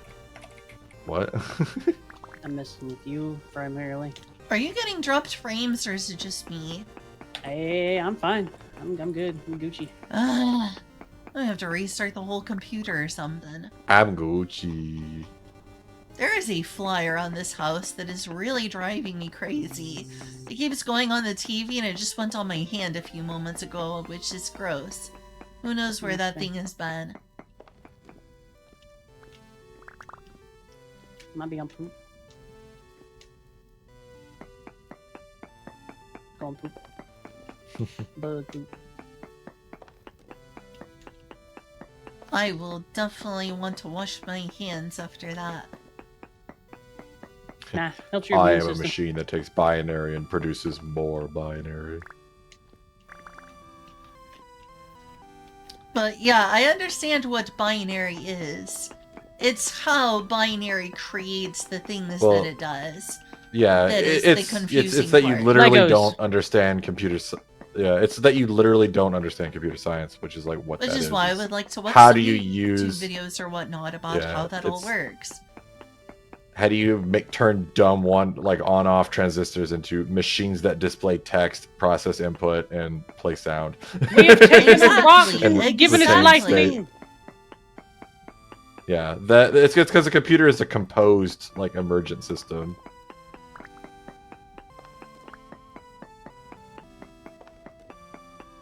Yeah. Like when you have text on the screen, it is literally doing that. There's code that is reading along memory and going, the binary representation of the number 65. That's an A, and then it draws an A, and then it goes to the next one. Ah, yes. This All is right. literally how you out can of play. floor. But how does binary create an ASCII table? Well, they're numbers. So, for instance, with text, the original How standard, does the like the binary ASCII, know that the ASCII table exists? it doesn't. None So of these is things the know they exist. processor? It's Is it the processor No, that no. knows it, or is it the binary that creates the ASCII table? It's the so there's a piece of code, and what it does is it reads over the memory byte by byte. When it goes to the first byte, it looks at what that number is, and then there's literally just a bunch of if statements effectively in a row. Like if this number, if this, well, not really if statements, but how about this? We have a piece of code that will render an image from memory. And in that table of images is the letter A. And whenever it encounters a byte, it looks at what that number is, and then it'll offset into that table. By so A is 65 in the ASCII table. So we go 65 images over in memory, get to the 65th one, and then we just draw that on the screen. And that's A. In reality, there's the ASCII table is more for humans. You have to remember, a lot of this stuff is just for human interaction. All the computer sees is numbers. Just binary numbers. We're the computer ones is that blind, say yet it can help 65 you is see. A. Yeah. The computer doesn't give a shit about ASCII, really. It's just when this number shows up in this string of bytes, draw an A. Draw this image that I gave you. That's all terminals do. Is whenever they get the stream of characters, they just print out those characters onto the grid. That still hurts my brain. Yeah, it's That's why, abstraction. That's the whole point of the computer. Yeah, It abstracts why the concept I into am- something definable. I think we've talked about this a little bit before, but that's why I'm saying that no human stands on their own. Imagine extrapolating this difficulty Extract these or nuts. this oddity or this oddity to damn near everything. like everything that you've interacted with at any point in your life, at some point there is something as complicated as computer science that got it there. Yeah. Yep. I watched a I video make the lightning series brick one think. time. I watched a video series one time that was like, we tried to make our own microwave to prove that it takes a society to build a microwave. They tried to make a Oh yeah, rudimentary I mean, just to make a chicken microwave on their sandwich, my own. god. They tried to make a rudimentary Yeah. microwave on their own, just by the materials. It Uh-huh. took them thousands of dollars, hundreds of You don't hours, say. and it was a really terrible microwave. It was a super shitty microwave, wasn't it? It was. It's almost like they were Yep. trying to outdo the expertise of thousands of people. You can't beat the market, baby. I made it all the way down to 7 blocks above the mantle. And Nice. then the copper broke again. Dang it, I want to make it to the mantle. The people who design the processors can barely tell what's going on anymore. Like these days, they're just automated. Like we design algorithms that generate like the transistor circuits and the pathways, and then like that's how it gets done. Like no one hand designs processors anymore. My God, they're so complicated now, and they're so like dense. So It would is not there be something possible. in the processor that has predefined ASCII code? No. Or is No, that no, no. something that is So- emergent from the binary? No. So ASCII is a human abstraction. It's just a standard that we all agree on that this value, like this number, means this. So, like, because in the end, like all the data on the hard drive and going over the wire and everything, those are I just just don't know how series it of knows numbers. to display a number. Or, sorry, how it knows how to... How does it know to display a letter? Like I said, feel there's so just code stupid. that someone wrote. So there's an ASCII table standard which says like these different binary values, these numbers, all mean like each one is assigned a letter. A human decided this, and so whenever you're writing the program and you're just because you remember all the computer does is math. It stores data, loads data, sends data over wire, or does math on the data. That's like all it can do. And or receive input, which is also just numbers. It's the human to computer interface is where you start getting this kind of stuff, where you write a program that reads a file, and each byte that goes over the file, it says, okay, that number I just read, that's this value on the ASCII table, so I'm going to draw this picture. Because like literally, you just store like all like it for a font to exist. You just store a picture in memory, like the literal pixels of each character for that font, and you assign them numbers that matches up with the ASCII table. So 65 on the ASCII table is A. So in the font, the 65th character in that font is A. And so whenever it gets to the byte that has the number that represents the number 65, it just prints that onto the screen. It doesn't know anything about ASCII or what a letter is, for that matter. The computer's just doing what it's told and doing the math. I'm gonna go wash my hands real quick. Wash my hands of If this you don't mind. filth. Feel. Yeah, I mean, it had a fly on it. Flies like being on rotten things. It kind of bothers me. I'm a little bit germophobic. That's fair. Vestige, like, it doesn't even go that far, like, most of the time. Like, that's more for dynamic encoding. Like, the thing is, the code itself codifies what, like, something is in memory I'll codify you. by its nature. Headers and, like, having descriptor bytes is more for runtimes or, like, dynamic things where you don't know, like, what stuff is. Yeah. Well, the reason I'm saying that is because it kind of defeats the point of the argument, where it's like the program doesn't know any of these concepts. These are human concepts. We just encode them in the program so that they make sense to us. Because in the end, the computer's just a big calculator with memory and like inputs and outputs. Like it's all it is. You're a big calculator. Very wandered off. She's I watching mean, her we hands. kind of are too, but we're huh? She's going to wash her hands. Yeah, I know. I'm just telling Mariah. Looking at that. No, you. Yeah. In the end, the computers don't understand any of this shit. It's just us that do it. I'm having trouble understanding. I mean, it's like it's like a book. Like books don't understand what letters are. We're the ones that interpret that. The computers don't know what letters are either. We just write programs that match up with what we expect. You know, like we implement a standard.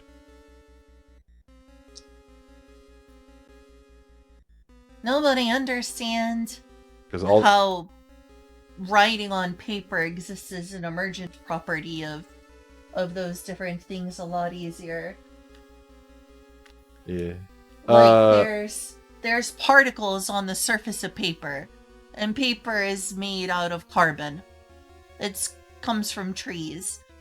It's tree pulp. It's tree pulp that's been created into a semi-flat layer. Semi-flat, I say, because if you looked at it on a microscopic level, it would not be very flat. But for the human perspective, it's reasonably like a flat surface, and then there's particles of things like ink on top of it. I'll emerge at your property. So the main thing that trips people up and is the hardest part of learning like programming, because programming leans like I almost think even more so than physics in a lot of ways, because at least physics has some kind of like provability. There's like an experimental basis for it, but like in programming, the problem that people run into when learning it is understanding what abstraction is, like at a very intuitive level. That's like the hardest part, because it's really hard for me to like really teach programming until you learn what abstraction is. Because almost everything you do in programming is just an abstraction. You're just playing within creating abstractions for yourself and using abstractions created by other people. Like the ASCII table. That's an abstraction. There's no such thing as letters in a computer. There's only numbers. All the computer can do is count. And so how do you represent text in a computer? Well, you make a table of numbers that represents letters. And you just write all your programs with that in mind. But obviously, if someone doesn't follow the ASCII table, and they write a program that's supposed to parse ASCII data, it'll look like garbage, and the human won't be able to understand it because the abstraction is not followed. It's a calculator where a big feature of it is that it can actually write the word boobs.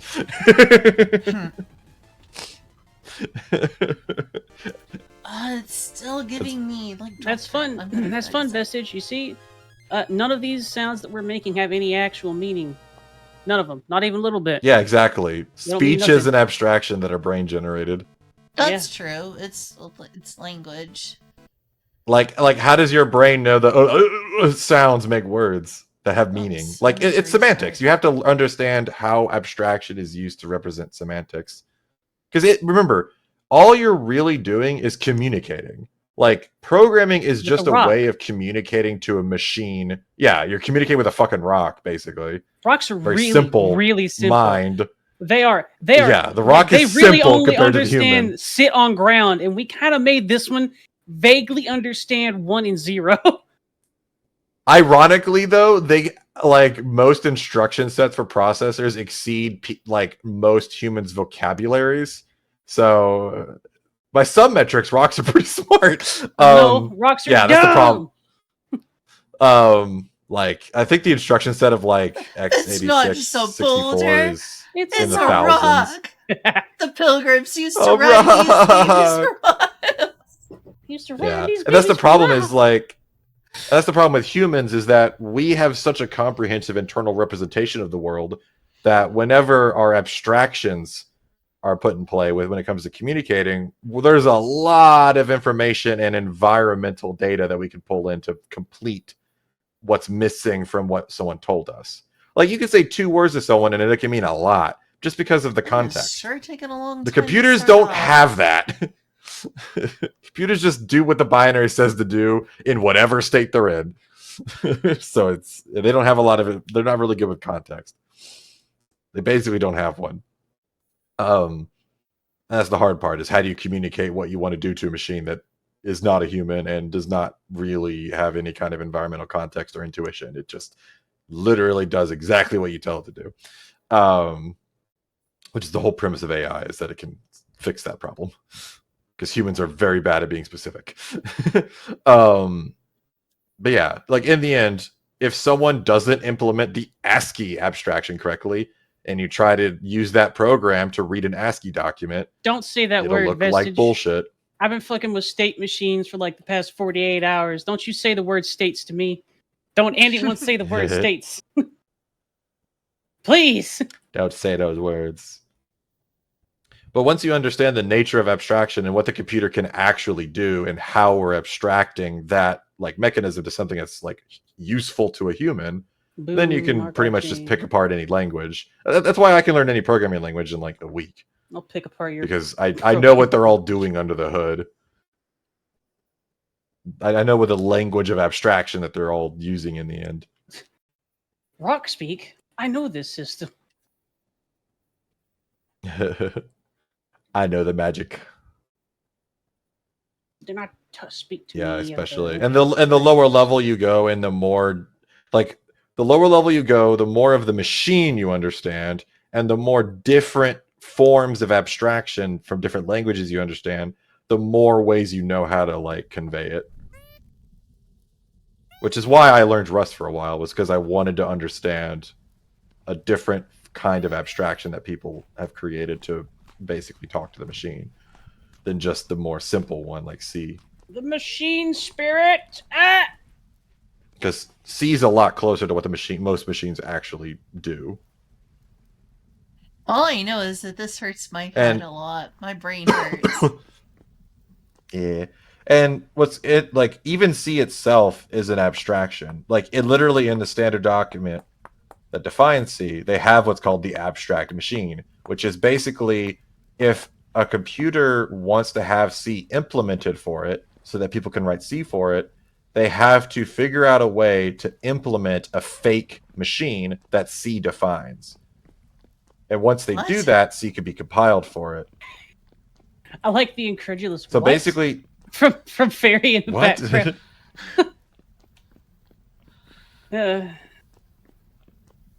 Go on, listen. Sorry.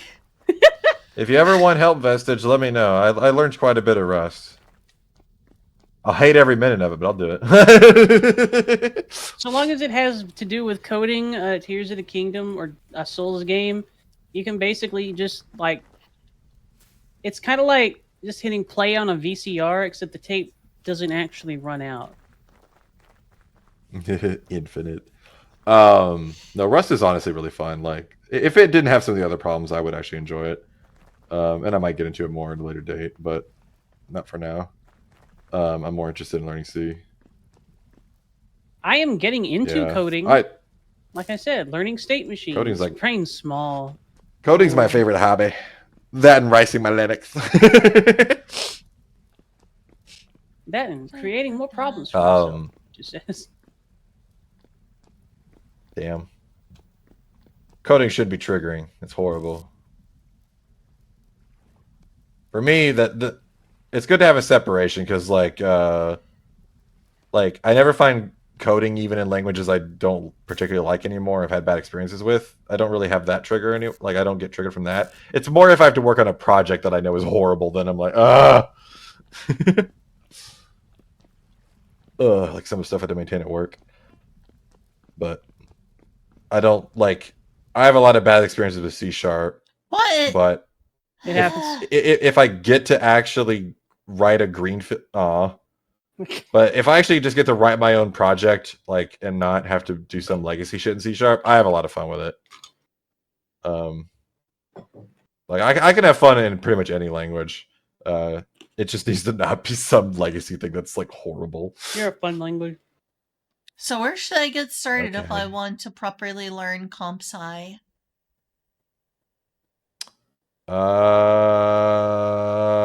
I don't know. I didn't learn it properly, quote unquote.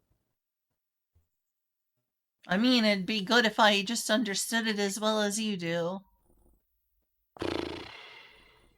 I'm weird though.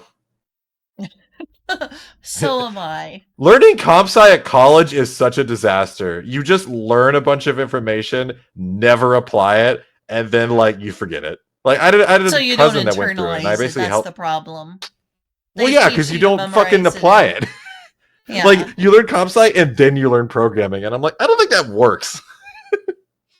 Fair enough. Yeah, It's a I perfect want to and actually flawless system. internalize it. I want to actually understand it, not Look, just I memorize think something. depends on how hands on. Like if you're actually sitting there writing a compiler, I think that's a good way to learn comp sci is actually writing your own compiler. That's a very hands on way to remember how that works. It is But so I think hard to anything write short a of that compiler. is kind of That sounds like it it's would be not. very difficult.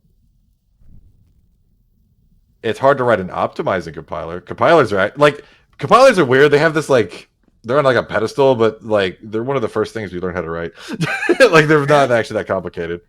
Really? Yeah, It they're pretty sounds like it simple. would It's be just tough. it's really writing an optimizing compiler is hard. That's where all the genius is how do you optimize code.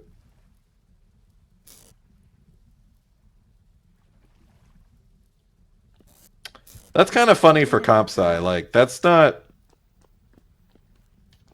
like that's so like going into IO code on C# is so, like it's quite a few layers of abstraction above. But yeah, it is good that they like showed you that though. How what's actually happening to C# under the hood is it's because like in the end C# is compiling into bytecode for a fake machine that then gets turned into actual machine code whenever the programs run.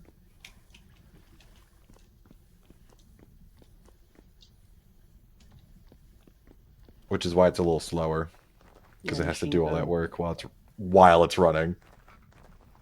Although these days you can statically compile it, so it gets compiled to machine code immediately, but it still has a giant runtime. Vestige, I'm going to give you some advice when it comes, especially when, like I think this is general life too, but especially in programming, you will like something as much as you are familiar with it. That is the rule. Any likeness, like how much you like something, if you don't have familiarity with it, probably means it's not you don't actually like it yet. It's just like a phase. Just a phase, man. It's not a phase, Mom. You go to your fucking using room. something using something a lot doesn't necessarily mean you're familiar with it in a way. I will also say there is just bad stuff. Like and there's like in the end there's always preference. Like me, I fucking hate Windows CMD script.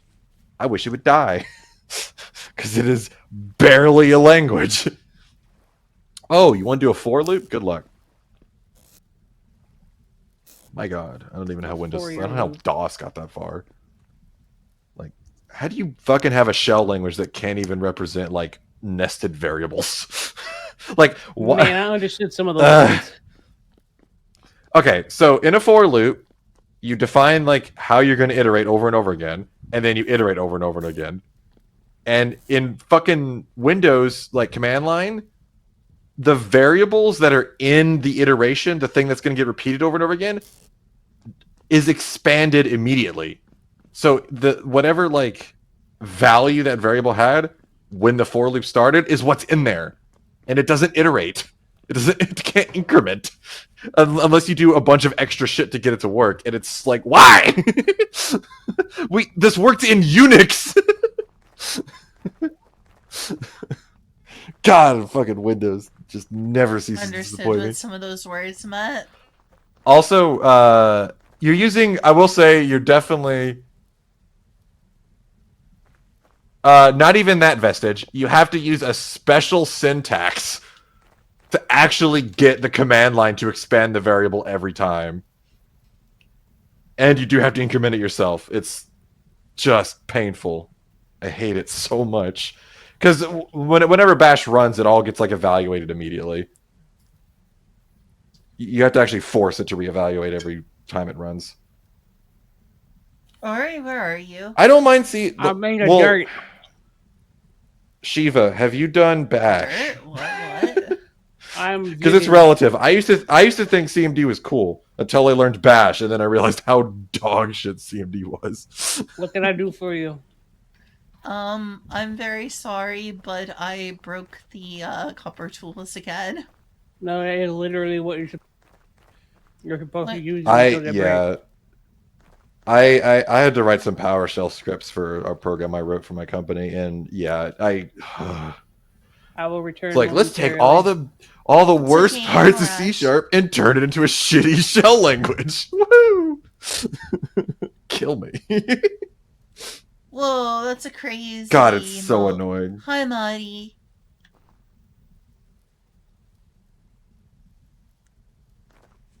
I'm gonna do some switching to Linux, but I'm gonna need some time. I want an extra SSD to put it on so I can boot into it from a different drive. I use Just go into BIOS, change the boot drive. Yeah. I use foot. It's like Alacrity, but written in C. Because I use all C programs. Naturally organic grass-fed C programs. I use naturally organic grass-fed. You push it over. Push it over. Yeah, honestly, WSL saved Windows like so much when it came to the developers. Like my God. Okay, I'm coming back home. I will give you thingies. Thank you. I really appreciate it. It's been fun to go almost to the mantle. I'm 7 blocks away from the mantle. WSL is what got me into Linux in the first place when I found out how much I was missing. Actually, the thing that really convinced me was I was trying to learn C on Windows and was having a nightmarish time trying to learn like bash and like more advanced command line stuff, but mainly the C stuff. And I eventually found the Zig compiler, which made it way the fuck easier to write C code. And the epiphany I had was the reason I like Zig is because it contains everything I need to run C code. And then I learned about Linux and I found out that you can just fucking build C code on a Linux machine. That's wrong one, sorry. And I was like, why the hell am I on Windows? Thank you. I will return momentarily. Thank you. Thank you so much. Yeah, no. Well, I know that Zig after I made helped us actually get that to actually get that dependency working. Zig is a really dope project. I remember Zig is the language that I heck of a time trying to get that Ray what's it called? Ray something or other working dependency. Ray Shadow Legends. No. Okay, here you go. It was Ray not that something shitty or other. Here you go, have an upgrade. It's Ray Lib. It's Ray what? Oh, Ray Library. Yeah, Ray Lib for Ray Library. Thank you. Ray Lib. Thank You're you. welcome. Have fun. One day Fairy will remember the name of that thing. Yes, it was Ray Lib or Ray Library. I don't think I've ever seen you remember it. I don't think Probably not. Alright, it was Ray Lib or Ray Library, and it's a dependency that we used to make a window Vestige for NixOS Windows. And it was hell getting it to try to work in MSys2. And eventually we gave up. Yeah, I kind of forgot how shitty MSys2 was. Because I remember I also looked into it afterwards, and I was like, everyone's like, don't use MSys2. And I'm like, oh, I forgot about this. I forgot why I didn't end up using it. Yeah, no, Zig's just a way easier way. It actually also does more, as long as you don't need, like, bash stuff. Vestige, yeah, NixOS is really cool, and I like the idea. But it is really hard to beat just how much support and like package availability Arch Linux has. Like there is no compare. Arch Linux is cool. I use You it for my can kind of laptop. get around it now because people have come up with really cool solutions for containerization, where now you can actually run package managers to get applications from different distros and run them all on one distro. I forgot what it's called, but people have been like messing with that more. It's a bit more fragile because obviously you're doing containerization, but it's pretty cool. But I've looked into a lot of them, and it's hard. Arch just wins hands down. It's going to be a while before I think Nix really like, unless you really want an immutable distro. Um, but like just how nice it is to just go like, I want to use this program that like some guy wrote on GitHub and it's got like 50 stars, and you just open the AUR, type the name in, and boom, Arch package to set it up. Like they're crazy on that AUR, how much stuff they support. Just really niche ass things that you'll never find in any other like repo or Speaking like of distro niche that ass supports things, it. Spicer, I've been trying to switch You're my niche. thank you. I am actually. I'm a very niche small VTuber. I've been Hey, trying me to too. see Oh shoot, about. I died. What Yep, I've been killed trying. me? Dang Escape the it. Drifter. I've been trying to switch over to have my laptop take over the bulk of the streaming load, so OBS and all that jazz. Mm-hmm. And I have run into two roadblocks that I have yet to be able to circumvent just yet. I need, first of all, something to do the tracking, since I want to see if I can offload that to the laptop as well. So I use Warudo. Warudo does not play nice with Linux, even whenever it has been produced via Steam or bottles and whatnot. At least what I tried. Or maybe I need to try it differently. So I need something to replace Warudo, if there is a thing to replace Warudo. And Warudo uses something called Spout in order to send the information from Warudo to OBS. Though there are other things that I should be able to try and lean on for that one, like Media Pipe, so that one's not too pressing. It's not much of a roadblock. The other major roadblock is I need something that will allow me to stream to multiple places, because right now on my Windows box, I have it to where it will let me stream to YouTube and Twitch, and I would like to continue doing that. But the computer that does the streaming is going to need to be the one that does that, and I don't got that. Not on Linux. What about that one thing I sent you? It has not been updated in a while. Mm, Yeah. I might need to look into this. Wait, what clip? Are my clips still up? Hands in the clip with a okay, lewd. I don't know. I still have clips like that. I thought I took them down just in case VRChat would unban me. I guess I missed some. Is Wardo just better than Open CFace or VCFace or whatever? What is Warudo? Warudo is a program on. It's a program for tracking. It's what I use for my 3D model. So it's like VTube Studio? Yep, but for 3Ds. Ah, right. And I haven't taken a look about OpenCFace and whatnot, so that might be a good idea. Yeah, because there's other stuff that exists. Well, the Open VCFace is like the system that does the actual, like, it sees you and then gives you the tracking data, and then something else applies that tracking data. Yeah, so I would sounds need like something to actually wolves. apply the OpenCFace. I think I can I'm use trying to that with remember. Warudo. I think it's the thing that feeds it. But I thought there was another tool besides Wardo that also works with it. And hopefully I'm gonna be okay.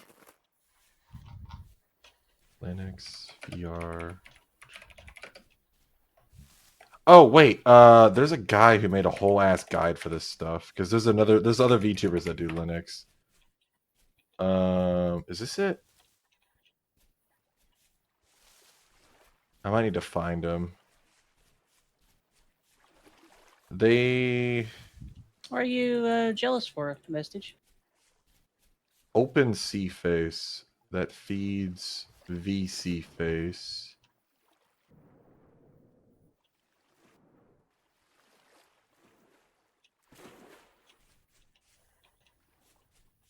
Looks like they use wine for this. Is this the guy I'm thinking of? He was in a podcast I watched recently. If I can find it. Brody Oh, jump over here. There we go. Tell me long VTuber. enough.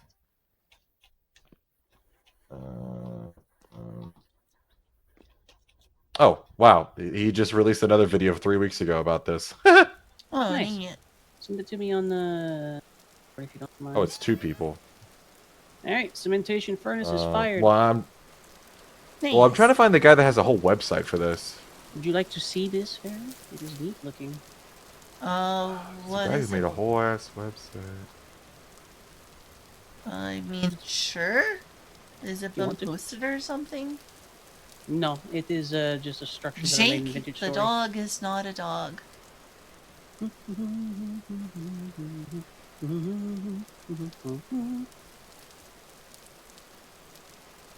Where the fuck? There was someone who covered this.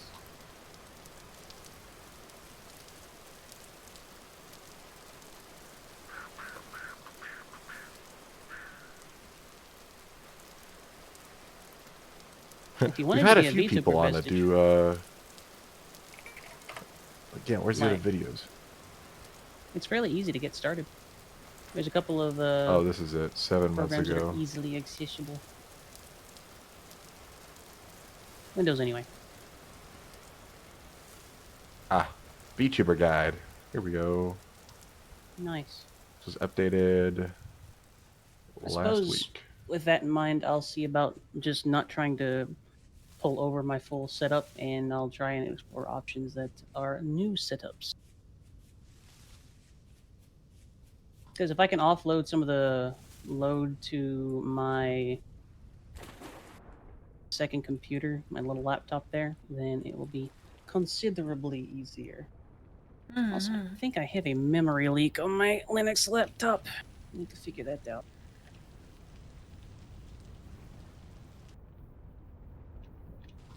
What is causing virtual memory? Restart. Also, I know you asked this earlier and I forgot to respond to it. Marty, I'm not quite sure how long I'm gonna stream. I seem to kind of have some energy, but I also need to go to town to get some money from the bank. Money, money, money, money, money.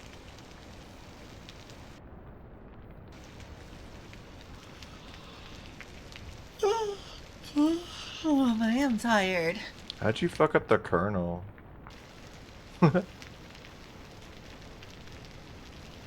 mean, I've done that before, but it was just because the NVIDIA driver reset while it was updating, and it was right in the middle when it was installing the kernel, and then my kernel wasn't installed, so I had to manually get the kernel back in.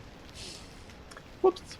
I'm gonna be honest, I don't really want money, I just need it. It's annoying. That's everyone. Yeah, not everyone. Pushes over. Otherwise, there would be people who don't go for the high school. Well, some people already have money, and then now they have nothing better to do. Oh, I guess I could get more money. You've got to have money. Should always have Money! a fallback kernel. Do I have a fallback kernel? No. Spicy Do said, as "You should I take my say, not advice." as I do. Yeah. Pretty much. I don't know. Push the I spicer tend to up. do things whenever... I tend to adjust whenever there's a problem that gets created. Then I go, okay, I shouldn't do that. Or maybe I should do that now. Alright, which software... Your software. What I'm trying to kind of software? understand. I'm looking into this guy's VTuber guide.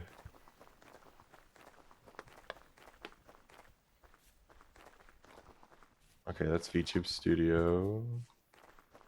Hey. If I had a Gotta stop 2D scrolling tuber, I around. might be able to do that, but Well, yeah, I'm trying to look into how people run this.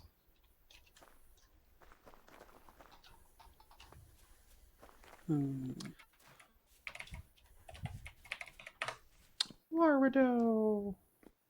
Oh, here's the Wardo section.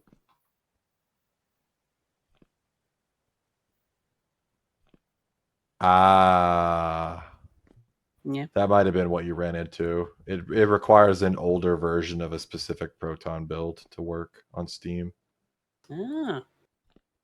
which I've seen that happen before. It needs version 8 of the GE Proton build, so you need to install that. I will I ask forgot you what how to GE go stands about for. It's a doing that. username. And I'll try to remember. I think you just install it system wide and Steam sees it. Finally. Yeah, Steam makes it easier. But yeah, it looks like Wardo can work. I mean, if that can work, then I should be pretty good. I'm gonna need Most to find of the stuff a tends to just plugin. kind of work. I'll see if I can find a plugin Because like this somewhere isn't to spout. low level stuff. It's fixable, then. What's spout? It's so OBS doesn't know how to actually naturally capture it in a decent way for it, or at least Is in it a that way. VC face? So, this is complicated to me anyway, but so I have OBS, I have Wardo, and I have a iPhone. The iPhone transmits the data, which is the tracking software, tracking information. Wardo takes that, parses it, actually makes me move and whatnot. Wardo then puts that information through Spout, which can then be caught by OBS with a plugin that I have on Windows and displayed appropriately. Yeah, apparently iPod tracking is iPhone tracking is really good. Yep, it Makes is the me wish best I on the had an market. iPhone. Yeah. I best do on the not have market. an iPhone. I They don't own an Apple use- anything. I don't particularly want to own an Apple, but the face tracking is unassailable right now. No other company that isn't egregiously, exceptionally expensive or niche comes anywhere close. And we're talking like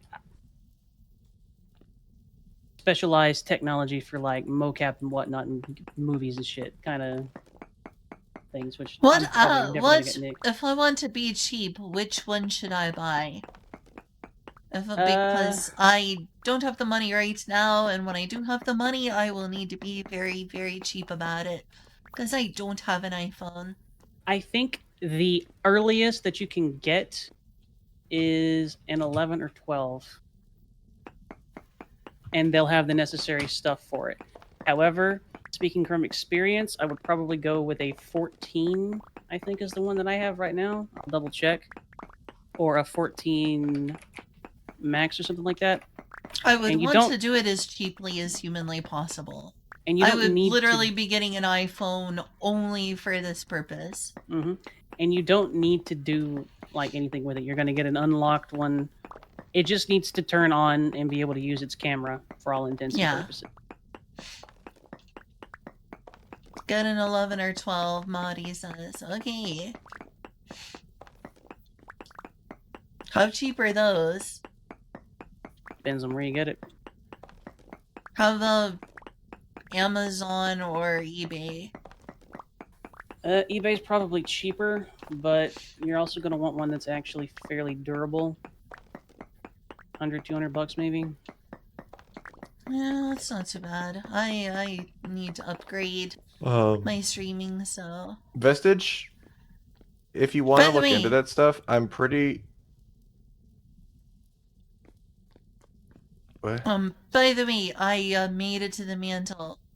Good job. Hey, got to see what the mantle looks like. Very cool. What does it look like? I don't think I have been to the mantle. What does it look like? Which of these programs? It's... Oh shoot, I'm dying. Don't die. Restart. It's hard to describe. It's gray. It's got black and gray. A mixture of black and gray. It's a hodgepodge of like a black and gray block. Can you mine it? No, apparently it's indestructible. Unless you've got like a mod that allows you to. And I think if you destroy it, you just like fall off the edge of the world. It makes sense. Probably like exactly like bedrock then. Requires tool tier 196 question mark to break. Who even Yeah, knows if that exists? that's a dev one. It's like, you can't do this. Do not go here.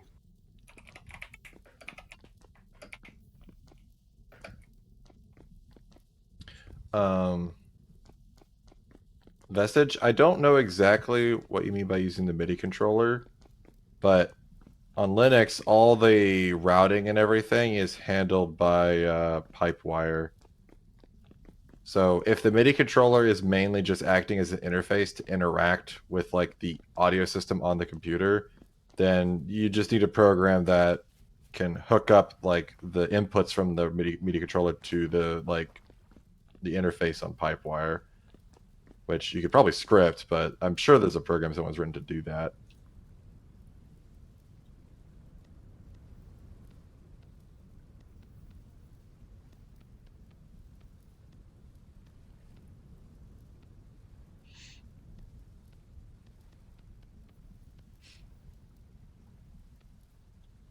I'm definitely worried about whether everything I use would work on Linux or whether I could get it to work. Most of the time you can, or at least there's usually an alternative that someone's come up with. Yeah. Like the only thing I've really seen that's hard and fast is kernel anti-cheat. Let's see. What has crashed?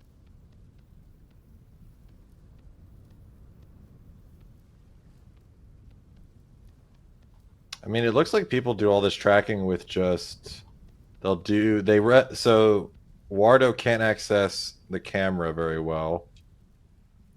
So through the Proton layer, so they use a program called XR Animator that actually feeds Wardo. All right. And then after that, they just have OBS capture it. Suppose that could work.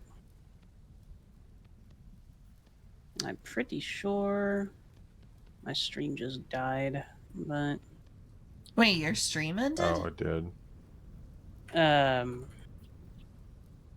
display drivers crashed, which only happens with Vintage Story for whatever reason. I'm trying to Your find out if it stream supports ended? the- Yeah, my stream crashed. Oh no. Alright, everyone, camp in my stream until Ori's back on. I'll probably just let it go and roll at that point because it is time for me to end anyway.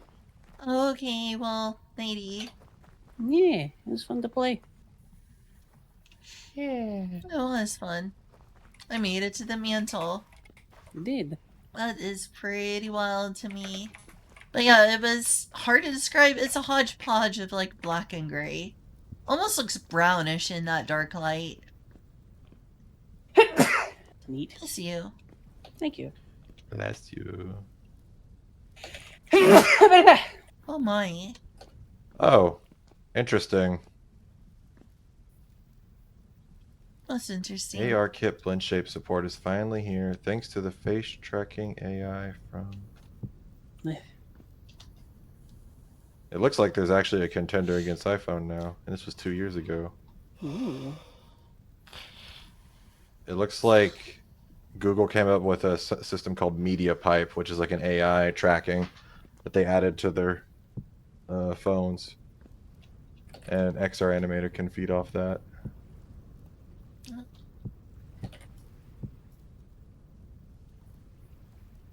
Interesting.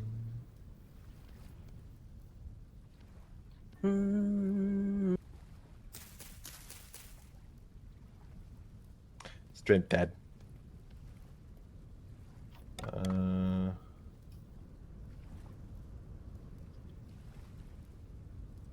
It looks like it does quite a bit. Damn. I'd almost like you should try the XR animator with just the webcam and see how that goes. Maybe. Apparently pretty capable. If you don't mind, send me that information on Discord so I can keep track of it. I'll forget. Yeah, I'm let actually me pretty EP. send That is fair. someone. I'm pretty EP too. Yeah, this was made last year. It's a Steam guide. Well, I'll be. Yeah, it's actually full body tracking too. It's pretty damn nice. But yeah, he goes into steps on how to set it up. Alright. The only thing he's probably not going to cover is the version 8 of GE Proton, which You can help with. I think you should. I think you install that through the AUR. Linux adds it to the list.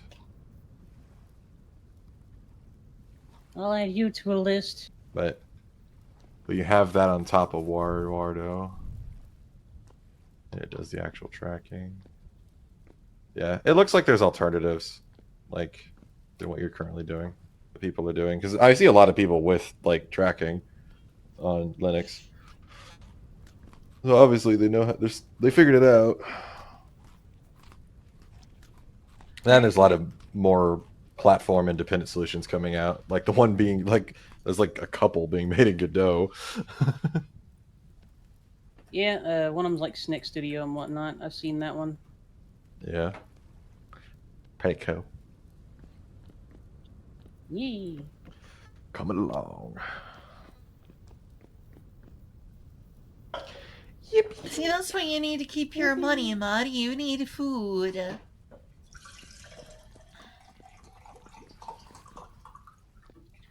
You need food to live.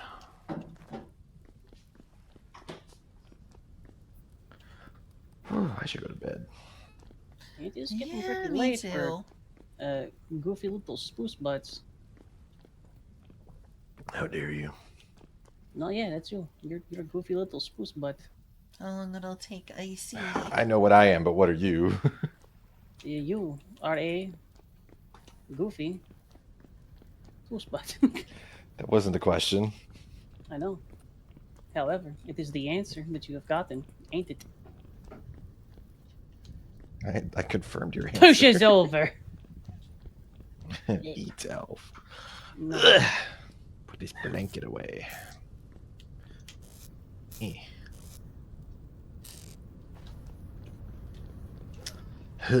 Isn't she silly? Isn't Tori a silly girl? Yeah, Would you still love her if she was a worm? Yeah, Just as a I would, She is a hypothetical. worm. I would hope you that you would love me if I were still a worm. It would be tragic if you were not. Truly. I wish I was a worm, but for different reasons. That's fair. Points. Strange. But not really. Strange. No, that's pretty Fine. strange.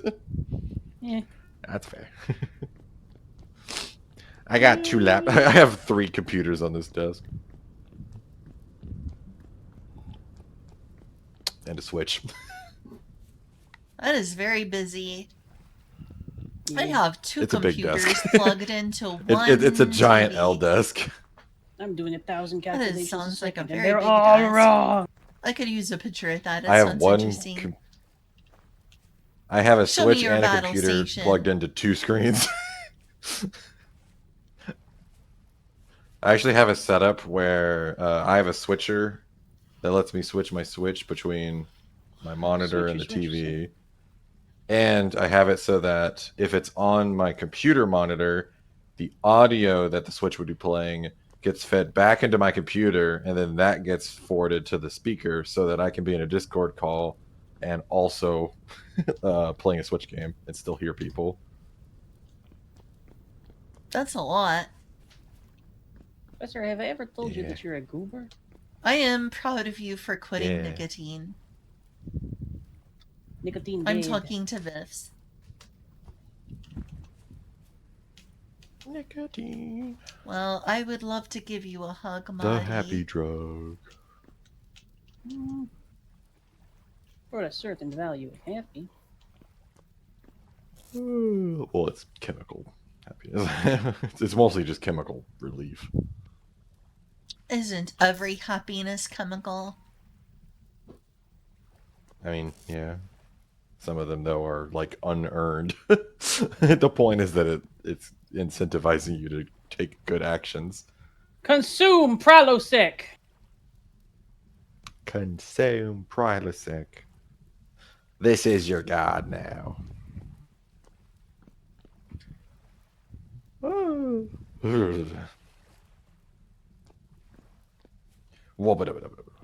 So if, never mind, I'm not gonna answer the question. It was gonna be a drug joke. Drugs. Drugs. Drugs. Y'all wanna roll a blunt? Lol. Well done, Spicer. Absolute goober. Y'all got any of that roach? You a cop? That's why I love that Aaron Hansen bit. Whenever he tries to talk about weed, despite knowing nothing about weed, and Dan's just sitting there, just like, it's really obvious you don't know anything about weed, because his terminology is like 30 years out of date. How do you do, fellow drugs? I mean, I'm compromised. Jumps out window. oh, there it goes.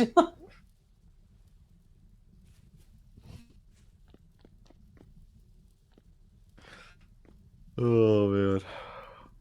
Actually, I how remember comfortable doing are drugs. y'all talking I about didn't care for it.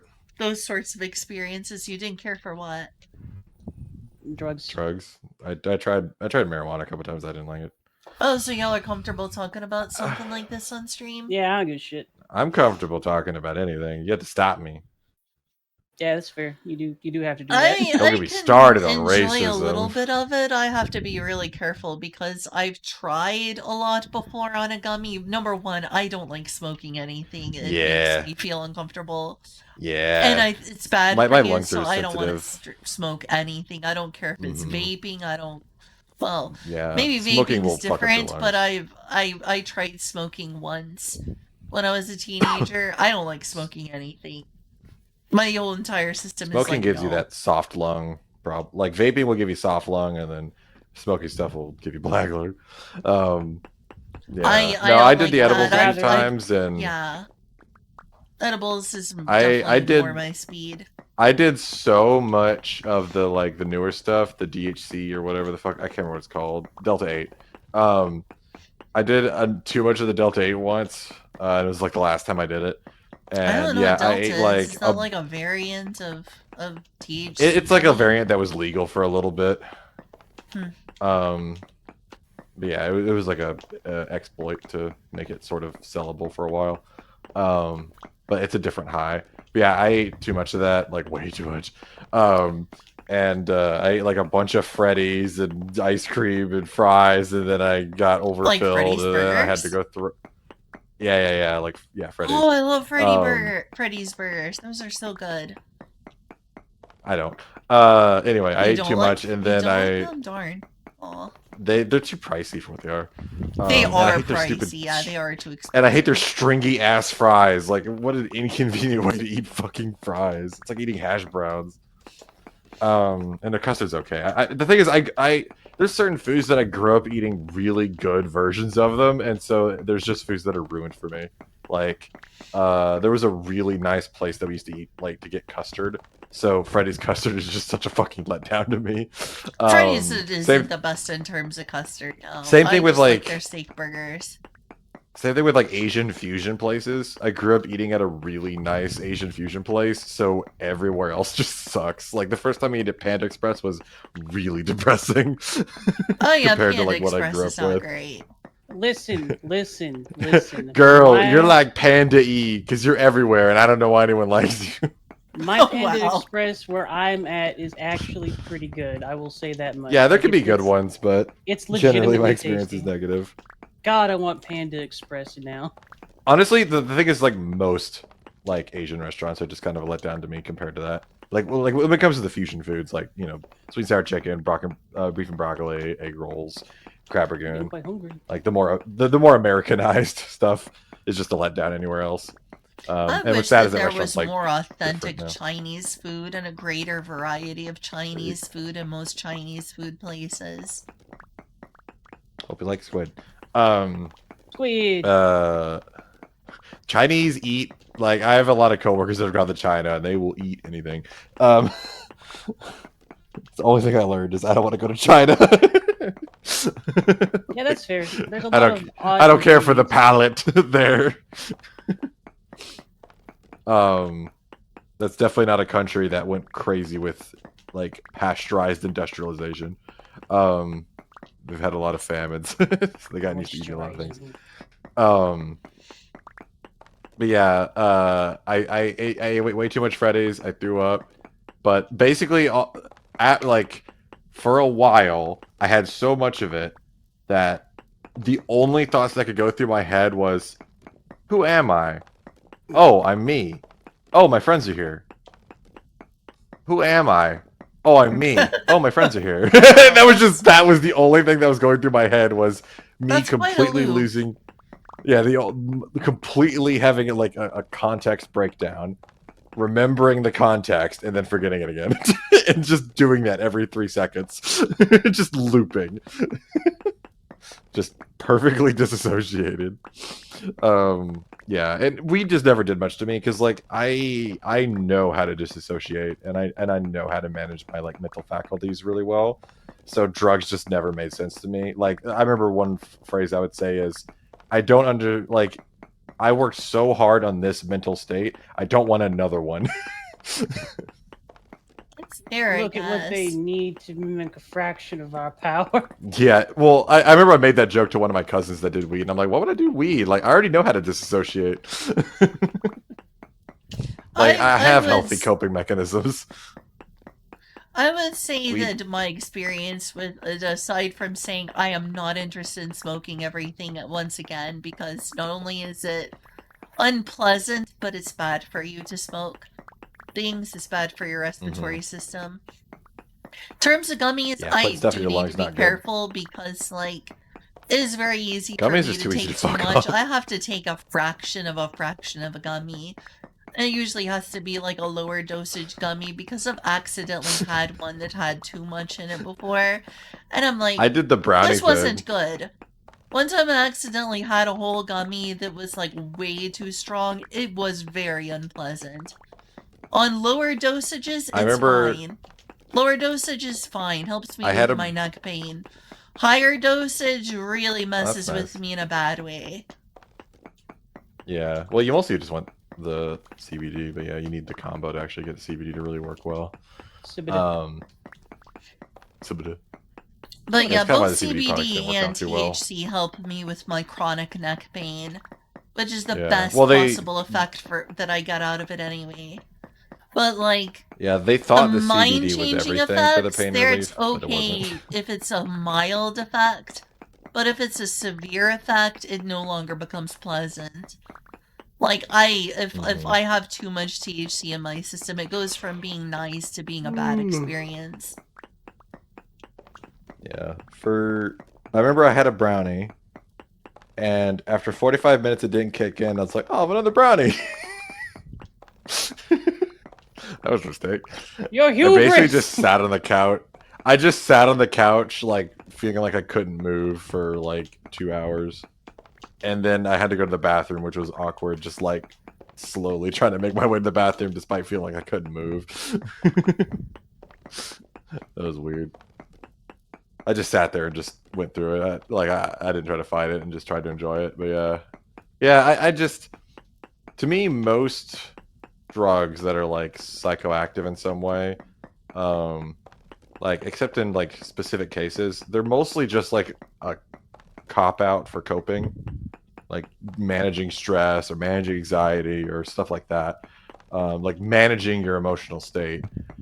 I mean, sometimes you And need them. Some people literally need things such as well, that's why I'm saying specific like cases where it's diagnosed and there's not any amount of like psychic like self-control you could do to actually, because it's like some kind of brain defect or something where like your there are chemical people levels who are seriously mixed need up. antidepressants and other things to function, like SSRIs and such. Yeah, but that's something you should go through a doctor with because it is very easy to fuck that shit up, um, and screw yourself over for a long time, or permanently. And you have to be careful which doctor you get because they also sometimes don't actually realize how dangerous it is what they're doing, because a lot of antidepressants have permanent side effects, as my friend learned. Oof, Um, that's bad. which he's doing better now because he's doing ketamine ketamine treatments, which basically it's ketamine but without the crazy like hallucinating Long side as of they don't ketamine. become like Elon Musk. He's Yeah, like no, a it's use doing case for wonders don't for why him. not to mess with ketamine. Yeah, no, it's a special kind of ketamine that gets rid of the like crazy part of it. Um, and yeah, it's been helping him a lot. He's been driving again. He's got a job. He's been like working on his passions again. So it's been doing good for him. Cool. How can't It's I definitely place better than that? the other There we shit they had him go. on. But yeah, like I said, outside of specific cases, like if you're like a rule that I learned growing up was don't medicate, like don't self medicate. Like you don't know what you're doing. So be very careful self medicating yourself. And a lot of things count as I self medicating. I think that there's a degree of self-medicating that can be done, but Look, you if need you to be have like careful and acid you can need to reflux, do your research. if yeah, well, get a doctor. It's literally their job to research that stuff Dog tour. and to study it for years. Um, yeah, no, like if you're like, oh man, I got stomach pain, eats 8 Tums a day for 3 years, like, yeah, don't do that. You obviously have a problem. Like, and that's why I really try to avoid self medicating most of the time. Like, I try to avoid even pain pills and stuff because I'm like, I don't want to mask a symptom because in the end, pain and discomfort and problems are showing you something. They're indicators that you have a problem. And so you need to find out what they are. And Your body sometimes doesn't pain is just, just chronic. I mean, sure, but you should find that at, like, that's the last one. That's when you've ruled out everything, not the first one you should pick. Oh, I just have pain all the time. Like, most of the time, your body's in pain because of a problem. And it's the same thing with your mental state. If you have a really, like, negative mental state, you My probably need neck to work on something. is a problem that I would need to get a surgery for, and my doctors have said to try to manage it. I have spinal stenosis in my neck. Yeah, you got diagnosed, and Hmm. surgery sounds fun. Like neck surgery is never really great. Work on the spine is one of the harder parts of the body. Yeah, it's Hmm. almost like everything Um, connects to it. yep, it's yeah no. I'm always scared of my neck being damaged. It's like our most easily broken part. Excuse me. Welcome back, But, Marty. but yeah, you got diagnosed. You went through that process. Like, don't just fucking I need pain pills. And that's a problem. A lot of people do that. They don't never find out what's wrong with them. They'll just self freaking medicate. But the problem is a lot of negative mental states put you in that place where you don't think about that stuff. You're not willing to go through that. And so you end up just self medicating a lot, which is why weed is kind of problematic because it's not that hard to access and it can placate you and keep It you from doesn't actually fixing your placate me that problems. much. I don't really have a desire to take something like that very often. Yeah. In fact, I Well, think it's a it's good per alternative person. for I have seen occasional people usage that to is drinking. all they do. Mm. Like, Spicer is correct on that instance. it's still not healthy. Like, it depends Like, on the person. I've seen just but, chronic stoners. depending on the Yeah, person, I think that like, depending on it is probably a bad thing for many people. Yeah. I do think that You my don't really get cousin addicted to is. it, but Mm, you become very used to the stasis it provides because it's all we can really do is put you in You stasis, pretty kind much. of do, Spicer. They're both psychological and physical addictions.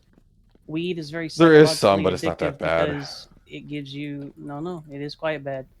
Uh, the I've seen psychological, people come off it pretty quickly. yeah, yeah. And you've seen some people, not all of them. Some people can drop cigarettes and whatnot like anything too, and then it some definitely people. doesn't have the same effect of like physically needing it to have the same That's the or problem, though. even It can. halfway I don't think it a has degree of withdrawal. happiness like heroin does. Heroin So, permanently changes your brain chemistry as mhm. soon as You can you become take it. psychologically addicted to it, but there's no that's a withdrawal symptoms. that's a Yeah. physical addiction for heroin and whatnot. Psychological addictions can get that bad. Yes, Yeah. you can. Yeah, That because you're it you're can you're get you're that bad. you're associating dopamine to it. Like your reward circuit gets connected to it, and yeah, that can be addictive. But I'm saying there's no withdrawal symptoms. You're not punished for stopping, which is There can usually what stops be people. indeed withdrawal symptoms when it comes to it too. It's not the same as a physical withdrawal symptom, but it can induce symptoms. It's the Well, same. yeah, but It's a very similar it's phenomenon to like stopping. placebos, dude. I A know, but placebo it's can still not induce this. an Like effect. I would say stopping. I would say stopping chronic soda drinking is harder than stopping weed, because the sugar is actually like physically creating a dependence that your Also, body will caffeine is punish you for literally a drug. stopping. So Yeah, Caffeine is yes, literally a drug. weed We doesn't treat it as punish you. normal, but okay. So caffeine is very much literally a drug. It's like a dopamine detox. coke and whatnot is again that's both a physical and a psychological addiction in that case. While weed is not physically Yeah, addictive, it is See you, psychological, and Marty. those psychological symptoms can produce things like withdrawals and whatnot. I wouldn't say that it's harder to quit coke or anything along those lines for stuff like that, sugary drinks and stuff, but it's a different problem. Yeah, yeah. Caffeine's a drug. yeah. Well, it's a That's mind. what I'm gonna say about that. Is It's caffeine is very much a drug.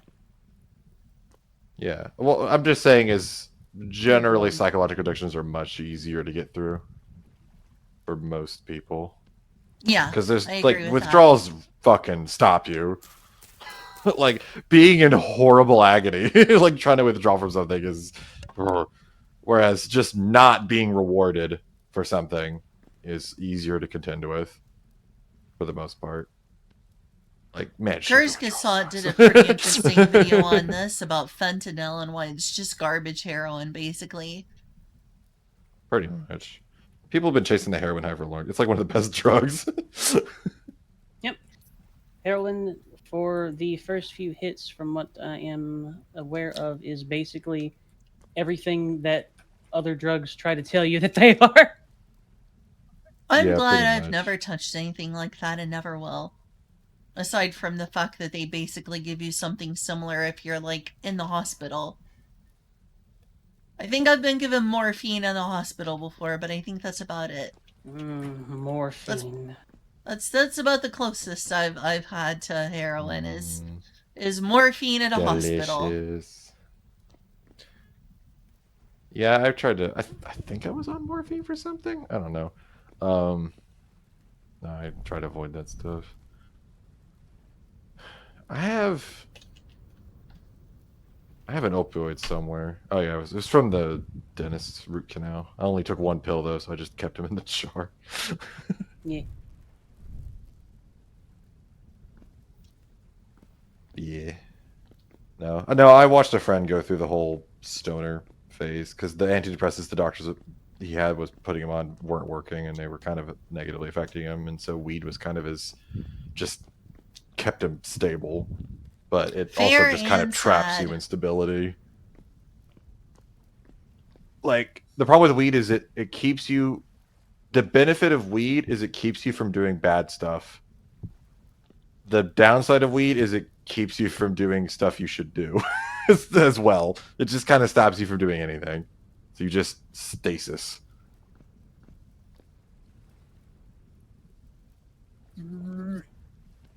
It makes you not want to do anything that's difficult, and not really want to do anything at all. Especially when you get Or into in high my THC case, stuff, I which is had too much of a gummy and it freaked me out. So I was basically restless, but feeling like I had to lay in bed the whole time. yeah. Was So one that's of the those problem with some of things. the one of the ways THC can affect you, depending on like the kind and all that stuff, and the quantity is it kind of just amplifies whatever you're feeling, which is why if you're already nervous, taking weed can be a really bad idea, especially gummies because they're just way more intense. It'll just amplify your anxiety, which is what Yeah, happened that to my was friend's way mom too high too. of a dosage. Like a friend in Florida was like, Yeah, "Hey, I came and visited them. It's like, hey, you want some of my gummies?" I was like, "Yeah, I guess I'm here having fun."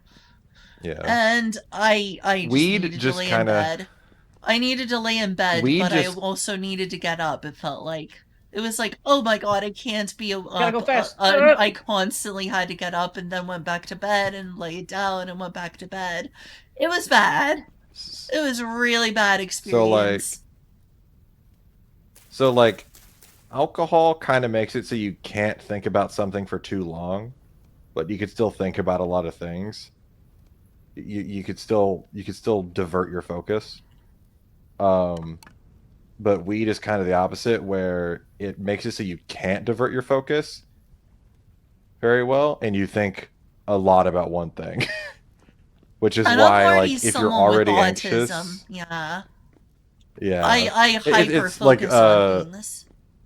I had a friend that tried weed and drinking, and they basically decided that they liked having a little bit of alcohol over weed because they liked thinking about a lot of stuff, but they didn't want to like overthink stuff. So it kept them more at ease. Whereas my other friend, they didn't want to think about a lot of stuff, and they just wanted to think the one thing that they liked. Which is why when you have weed, you eat snacks, you watch movies, like you try to do appealing things, and the weed just makes it so you're only thinking about like you basically have one channel in your brain running when you're like on THC.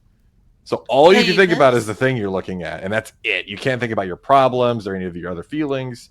The problem is if you put yourself in an environment where you're not doing that, and you don't have something to distract you, and all you can think about is your anxiety, it is fucking miserable because now you're just sitting there thinking about anxiety and you can't think about anything else. So you have to really manage your environment when you're on THC, hey which is why when Vips, people recommend you do it, is what's to like have CrossFit? TV on. What? Sorry. What? Another thing. Oh, Let's being face that. high and drunk. I hate how much I That's know. what that is. Oh, yeah. Finish my story. I don't even know I what that does. That sounds like the worst of both. Like you just do nothing. You can't think about again, anything very long, and you can only think about one thing. again, both CBD and THC for me CBD nuts. is okay and a pleasant experience in smaller dosage. But a Yeah. high Well, dosage CBD's. like that a gummy I had that was way more than it should have been for at least my Mhm. tolerance level, that was unpleasant. The dosage, as Yeah. they say, makes the poison, and that was way too much. Yup. I think it's Yeah. good for me in a lower It puts your dose. brain in A high states it dose, wasn't not designed good. for. Also, I would Yeah. not want to experiment with alcohol and THC at the same time. I think that would give my Yeah. system Experimenting with too many alcohol in mixed anything is a bad messages. idea. Like Operation alcohol's Boulder's already so bad. problematic on its own. And it causes a lot of problems, not least of which to the liver, which is why I try not to drink Yeah. very It's often. scary because like if you drink enough, you're a lot of like survival mechanisms in your body don't work. Really, It's wow. crazy. Yeah, like so something that you ever woke up in the middle of the night and your arm was completely numb or something because you were laying on it. Yes, though this never happened to me because of alcohol. It is really scary. Well, I've it's woke something that up can to my happen to arm. you. I Yeah, it's woke something up that and so I that's nerve literally couldn't compression. move my arm for like 10 Yeah, I've minutes. had that happen. Yeah, I've Oh, had that it's happen. So it's terrifying. yeah, so you're sleeping in a way that compresses certain nerves and then like that arm goes numb. But thankfully your body has dealt with this evolutionarily and you get woken up by it and you move your arm before long-term damage is caused. So, but if you drink alcohol, your body's too suppressed, and a lot of those types of Ugh. alerts that your body has built in don't activate when you're asleep. And so Ugh. there's a lot of cases where people get drunk, they sleep wrong, a nerve somewhere gets compressed, and they don't wake up. And when they wake up, they have long-term nerve damage there. Oh, that's terrible. I never knew that could Yeah. happen. Yep. There's a lot of things that your body does when you're asleep to wake you up when there's a problem, and when you're drunk, those don't work very well. So there's a lot of that's cases where you could bad. stay asleep when something bad is happening to you. It's Ugh, really scary. that is scary. Sleep is our most vulnerable time, and alcohol makes it a lot more vulnerable. So yeah, I'm starting to become Like, interested. Sorry. like oxygen deprivation. I have family members that have dealt with that. Thankfully, they weren't drunk. Well, actually, no, sorry, they were drunk. Now that I remember, but they had heaters running to keep the place warm during the cold, and they were in an RV, and the tank had ran out, and basically just like the RV wasn't insulated. Like they had too many windows closed, and it filled up with carbon dioxide. And when they woke up, thankfully one of them woke up with the splitting headache and could barely move, and then woke her husband up, and they got out of the RV. Oh, thank God. Yeah, and yeah, that happened to a couple of people. There was, however, a couple of families that did not wake up. Yeah, that was scary. Yeah, I think they were drunk the night before, which probably made it harder for them to wake up.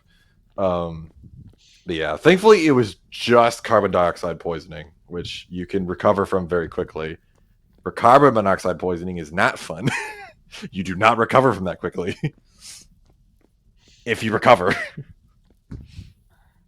Nuts. Because basically all your blood has to be replaced. Carbon dioxide is just you're not getting oxygen. But yeah, never mind. and you probably wouldn't have woken up. Go ahead. Because, yeah, go. Remember, you gotta talk. You gotta do the thing. This is counterintuitive for me as an autistic person because I've had to learn Deal with it. to try to be polite and not talk over people. It is difficult No, and do a little fucky, but Everyone does it. You're the weird one here. Push the spicer over. I've become interested in kava as a occasional alternative to drinking because drinking in moderation can be okay. Kava. I think that THC in moderation can be okay as long as you don't rely on them too much.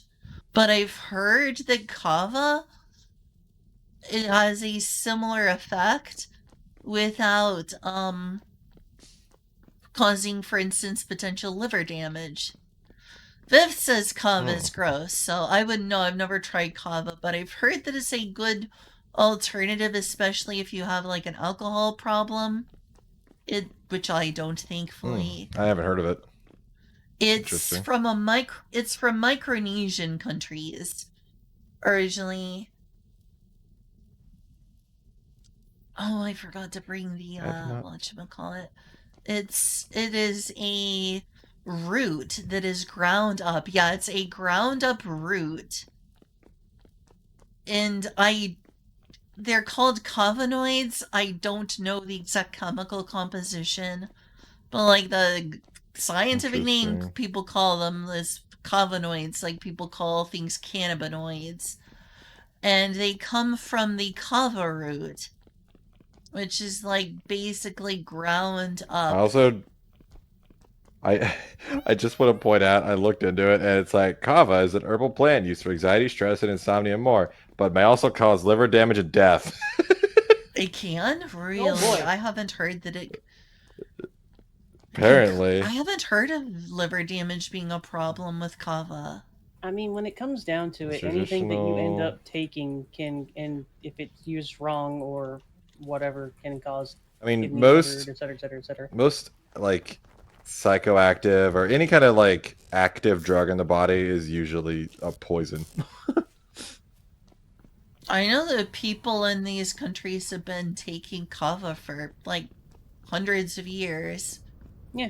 Yeah, Thing but that is, doesn't mean we can take it. so like a big thing about stuff like especially liver damage is that's going to be taking too much or too enough over a long enough period of time where your body can't properly repair the damage. Mm. So like you need to be very careful, Ah. but you might be fine. It So looks long as like the HOA or the WHO basically said that as long as you consume it in the like traditional way of a water-based suspension of kava roots, it's Mm. acceptably low level of health risk. However, consumption of kava extracts produced with organic solvents or excessive amounts of low-quality kava products may be linked to an increased risk of adverse health outcomes, including liver injury. So it Well, looks like which if you eat means the more traditional don't form, use extract. yeah, yeah, it don't makes use like sense. condensed kava, like An processed ex kava. Don't use Yeah. big kava. You got to source your kava Welcome back, naturally. buddy. Yeah. Traditional kava is made by grinding fresh or dried kava root, mixing with water or Mm-hmm. coconut milk, and straining it into a communal bowl. Yeah, That's that always is my favorite word on. very, very dilute. Then, yeah, Yeah. Would not trust taking kava It's extract. That consumed doesn't sound socially like a for good its idea. sedative, hypnotic, muscle relaxant, I don't know that word, and euphoric effects compared to those Thing is, produced by I like alcohol. bitter stuff, so that would be right up my alley. The one thing I can't handle in terms of like the tertiary taste is like It sour. literally has dopamine in it. Oh wow. dopamine. That'll do it. That is Right. that'll do her. There also appears to be no significant cognitive impairment from it, and it does not have That's a good addictive thing. properties. I went to Wikipedia. Wikipedia. It sounds like a good Wikipedia. alternative to alcohol with less I don't know what that physical means. side effects. Like with Who knew? less It just came from negative a side fucking effects. ancient group of people. Yeah. As long as there's no adverse effects for those that, haven't evolved in the region with it. That's the problem, is like some people can eat chocolate, some people can't. Some people can eat dairy, some people can't. God, I You love evolved with it. cheese. Me too. Oh, cheese is great. Is it good for you? No. Yes, it is. Shut up. It's really Shut not. up. It's mostly just a good source of No. calories. No. It's Shut up, delicious, Spicer. wonderful. The Mongols fat. used it to conquer China, and Europeans used it because we fucking couldn't grow enough food. You silence yourself. Why? Silence thyself. Ain't Eats not. the elf. How fucking dare you?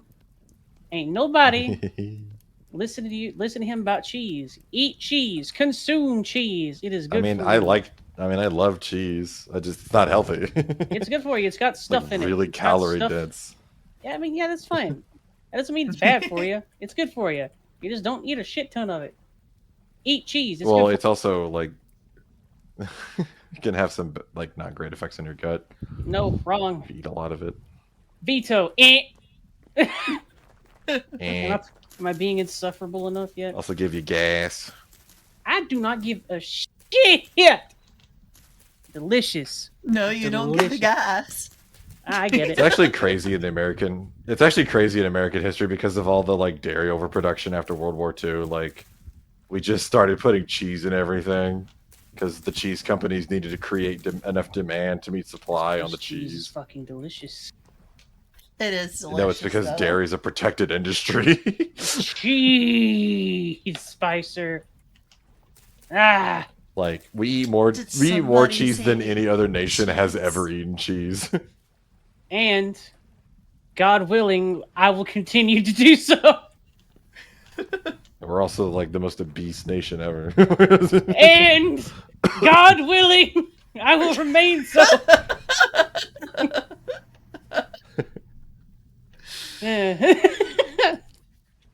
We're gonna be the nation that dies from success. Like all of our top diseases in America are literally just rich people diseases. You got fat. Oh. Cancer, you live too long. Heart disease, you fucking ate shit, and a lot of it. Also a rich person disease. Gout, diabetes. I don't even need to list that one. You ate a lot of Diabetes. energy dense food. Like, we literally die in this country from being too successful at feeding people garbage and not exercising, which is what always which is what happened to all the kings and leaders. Like, they would live really active lives, eat like 5,000 calories a day, get injured or get old, no longer can move anymore. They'll still eat 5,000 calories a day, and they'll just turn into a blob of gout and cancer. That's what's What a happening to pleasant us. conversation. We're the kings, but we don't go on hunting trips every hour of the day.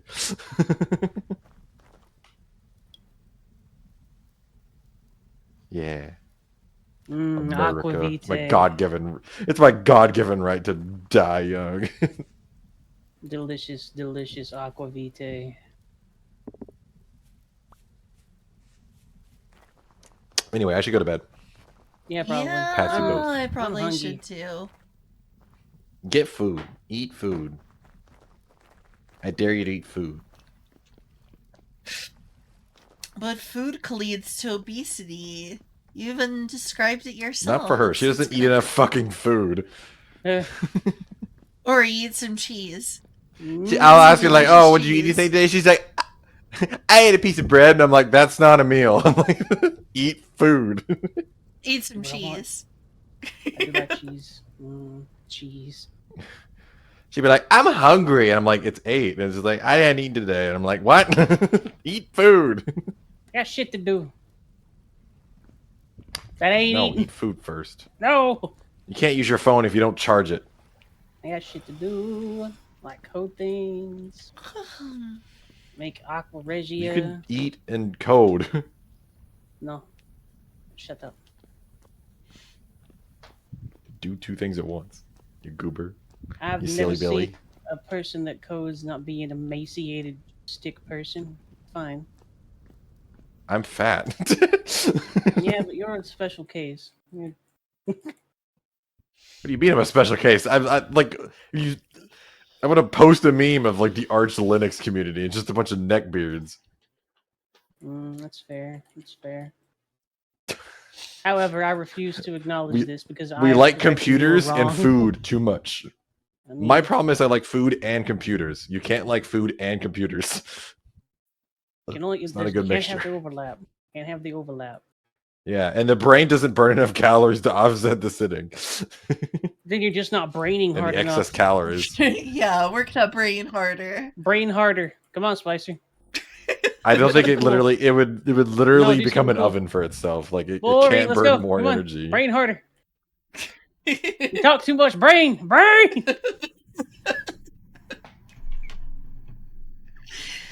Explodes.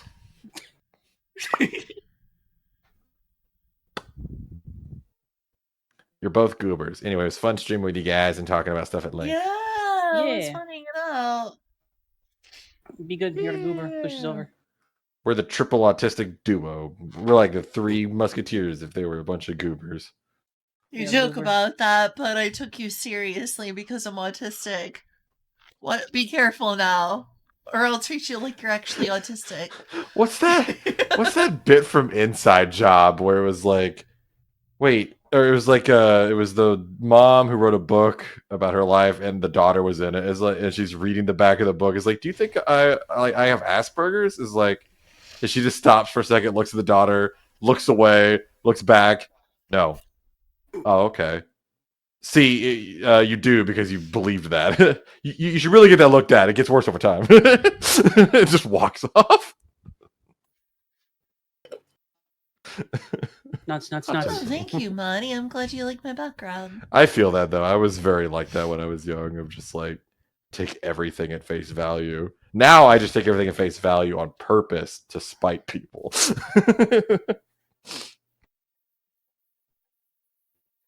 As punishment. I almost always know what people actually mean. I just elect not to. Almost.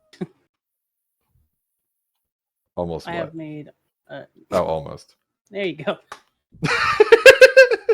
Case in point. I have made almost a liter of aqua vitae. You're Flicks pure alcohol into Spice's eyes. ah! It hurts. My God! Yeah, I'm being an alchemist. That hurt a lot. Yeah, it would hurt us so much. You're God. already, yeah. I hope not like an alchemist when I was a kid, where I started putting soap in food. No, yeah, that's pretty much the same thing. I almost killed people. Don't do that. Thankfully, I'm really obvious when I'm doing stupid shit. Wait, is soap that poisonous to ingest? Well, I was putting concentrated poison, like concentrated soap into stuff. Yeah. Yeah, What that happens could if cause you a lot eat of soap? problems. It depends on the soap, but it can fuck you up in the gut. Yep. Hmm. And it can also be a poison. Like pine salt can kill you, which I was playing with. which The clean power pie salt, baby. I'll have to tell that to all the parents who make their kids eat soap if they curse. You're killing them. calling CPS most on of those you. like, well, they usually use like bar soap, which is different. It's mostly like fatty. But you can Yeah, I eat wasn't like the sure really what hard soap stuff you were is. talking about. I'm like, is it though? No, I was like playing with concentrated fucking like cleaners. Spice, you know. Like dish soap. Dish soap. But thankfully, I'm really fucking obvious when I'm doing something wrong. So my Yeah, that makes grandfather sense. noticed and was like, "What'd you do?" And I'm like, "I put soap in stuff." And he's like, "God damn it!" I was just trying to clean your insides. I was a little chemist back. I was an idiotic chemist back then. You were doing your best. Thank God I stopped doing that. All right, I have Yeah, make it's a split good thing you computers. did I make- stop, because at some point, if you try to play chemist when you're too young to understand what those things do, you're eventually gonna mix two things Mhm. together you really shouldn't, like bleach and ammonia. I'm just glad. I recently heard this story from one of my like family Spice, you go to members bed. that there was. I don't know. Yeah, you Spicy, should go go to to bed. bed though.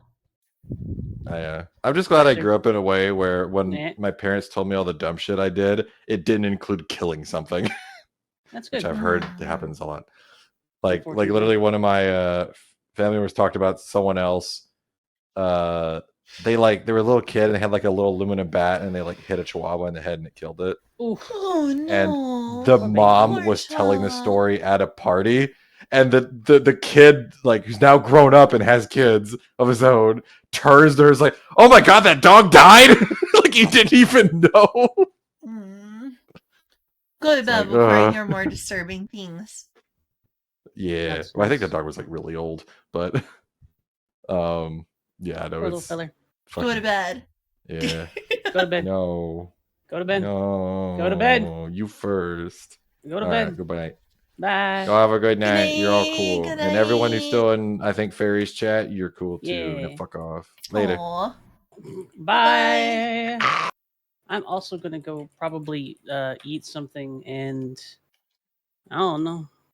Eat Bye. some cheese. Bye. Cheese. Alright. I'm tired too. I'm gonna be available for tomorrow at like noon. So I should also get some sleep. Thanks for coming to my stream though, y'all. Like it says I have 4 viewers. That's not a lot. That's me. I've been streaming for like a decade, but I still don't have viewers. Hey, at least I have you on my stream. At least I have you too. I wish I could have more people, but at least I have you all.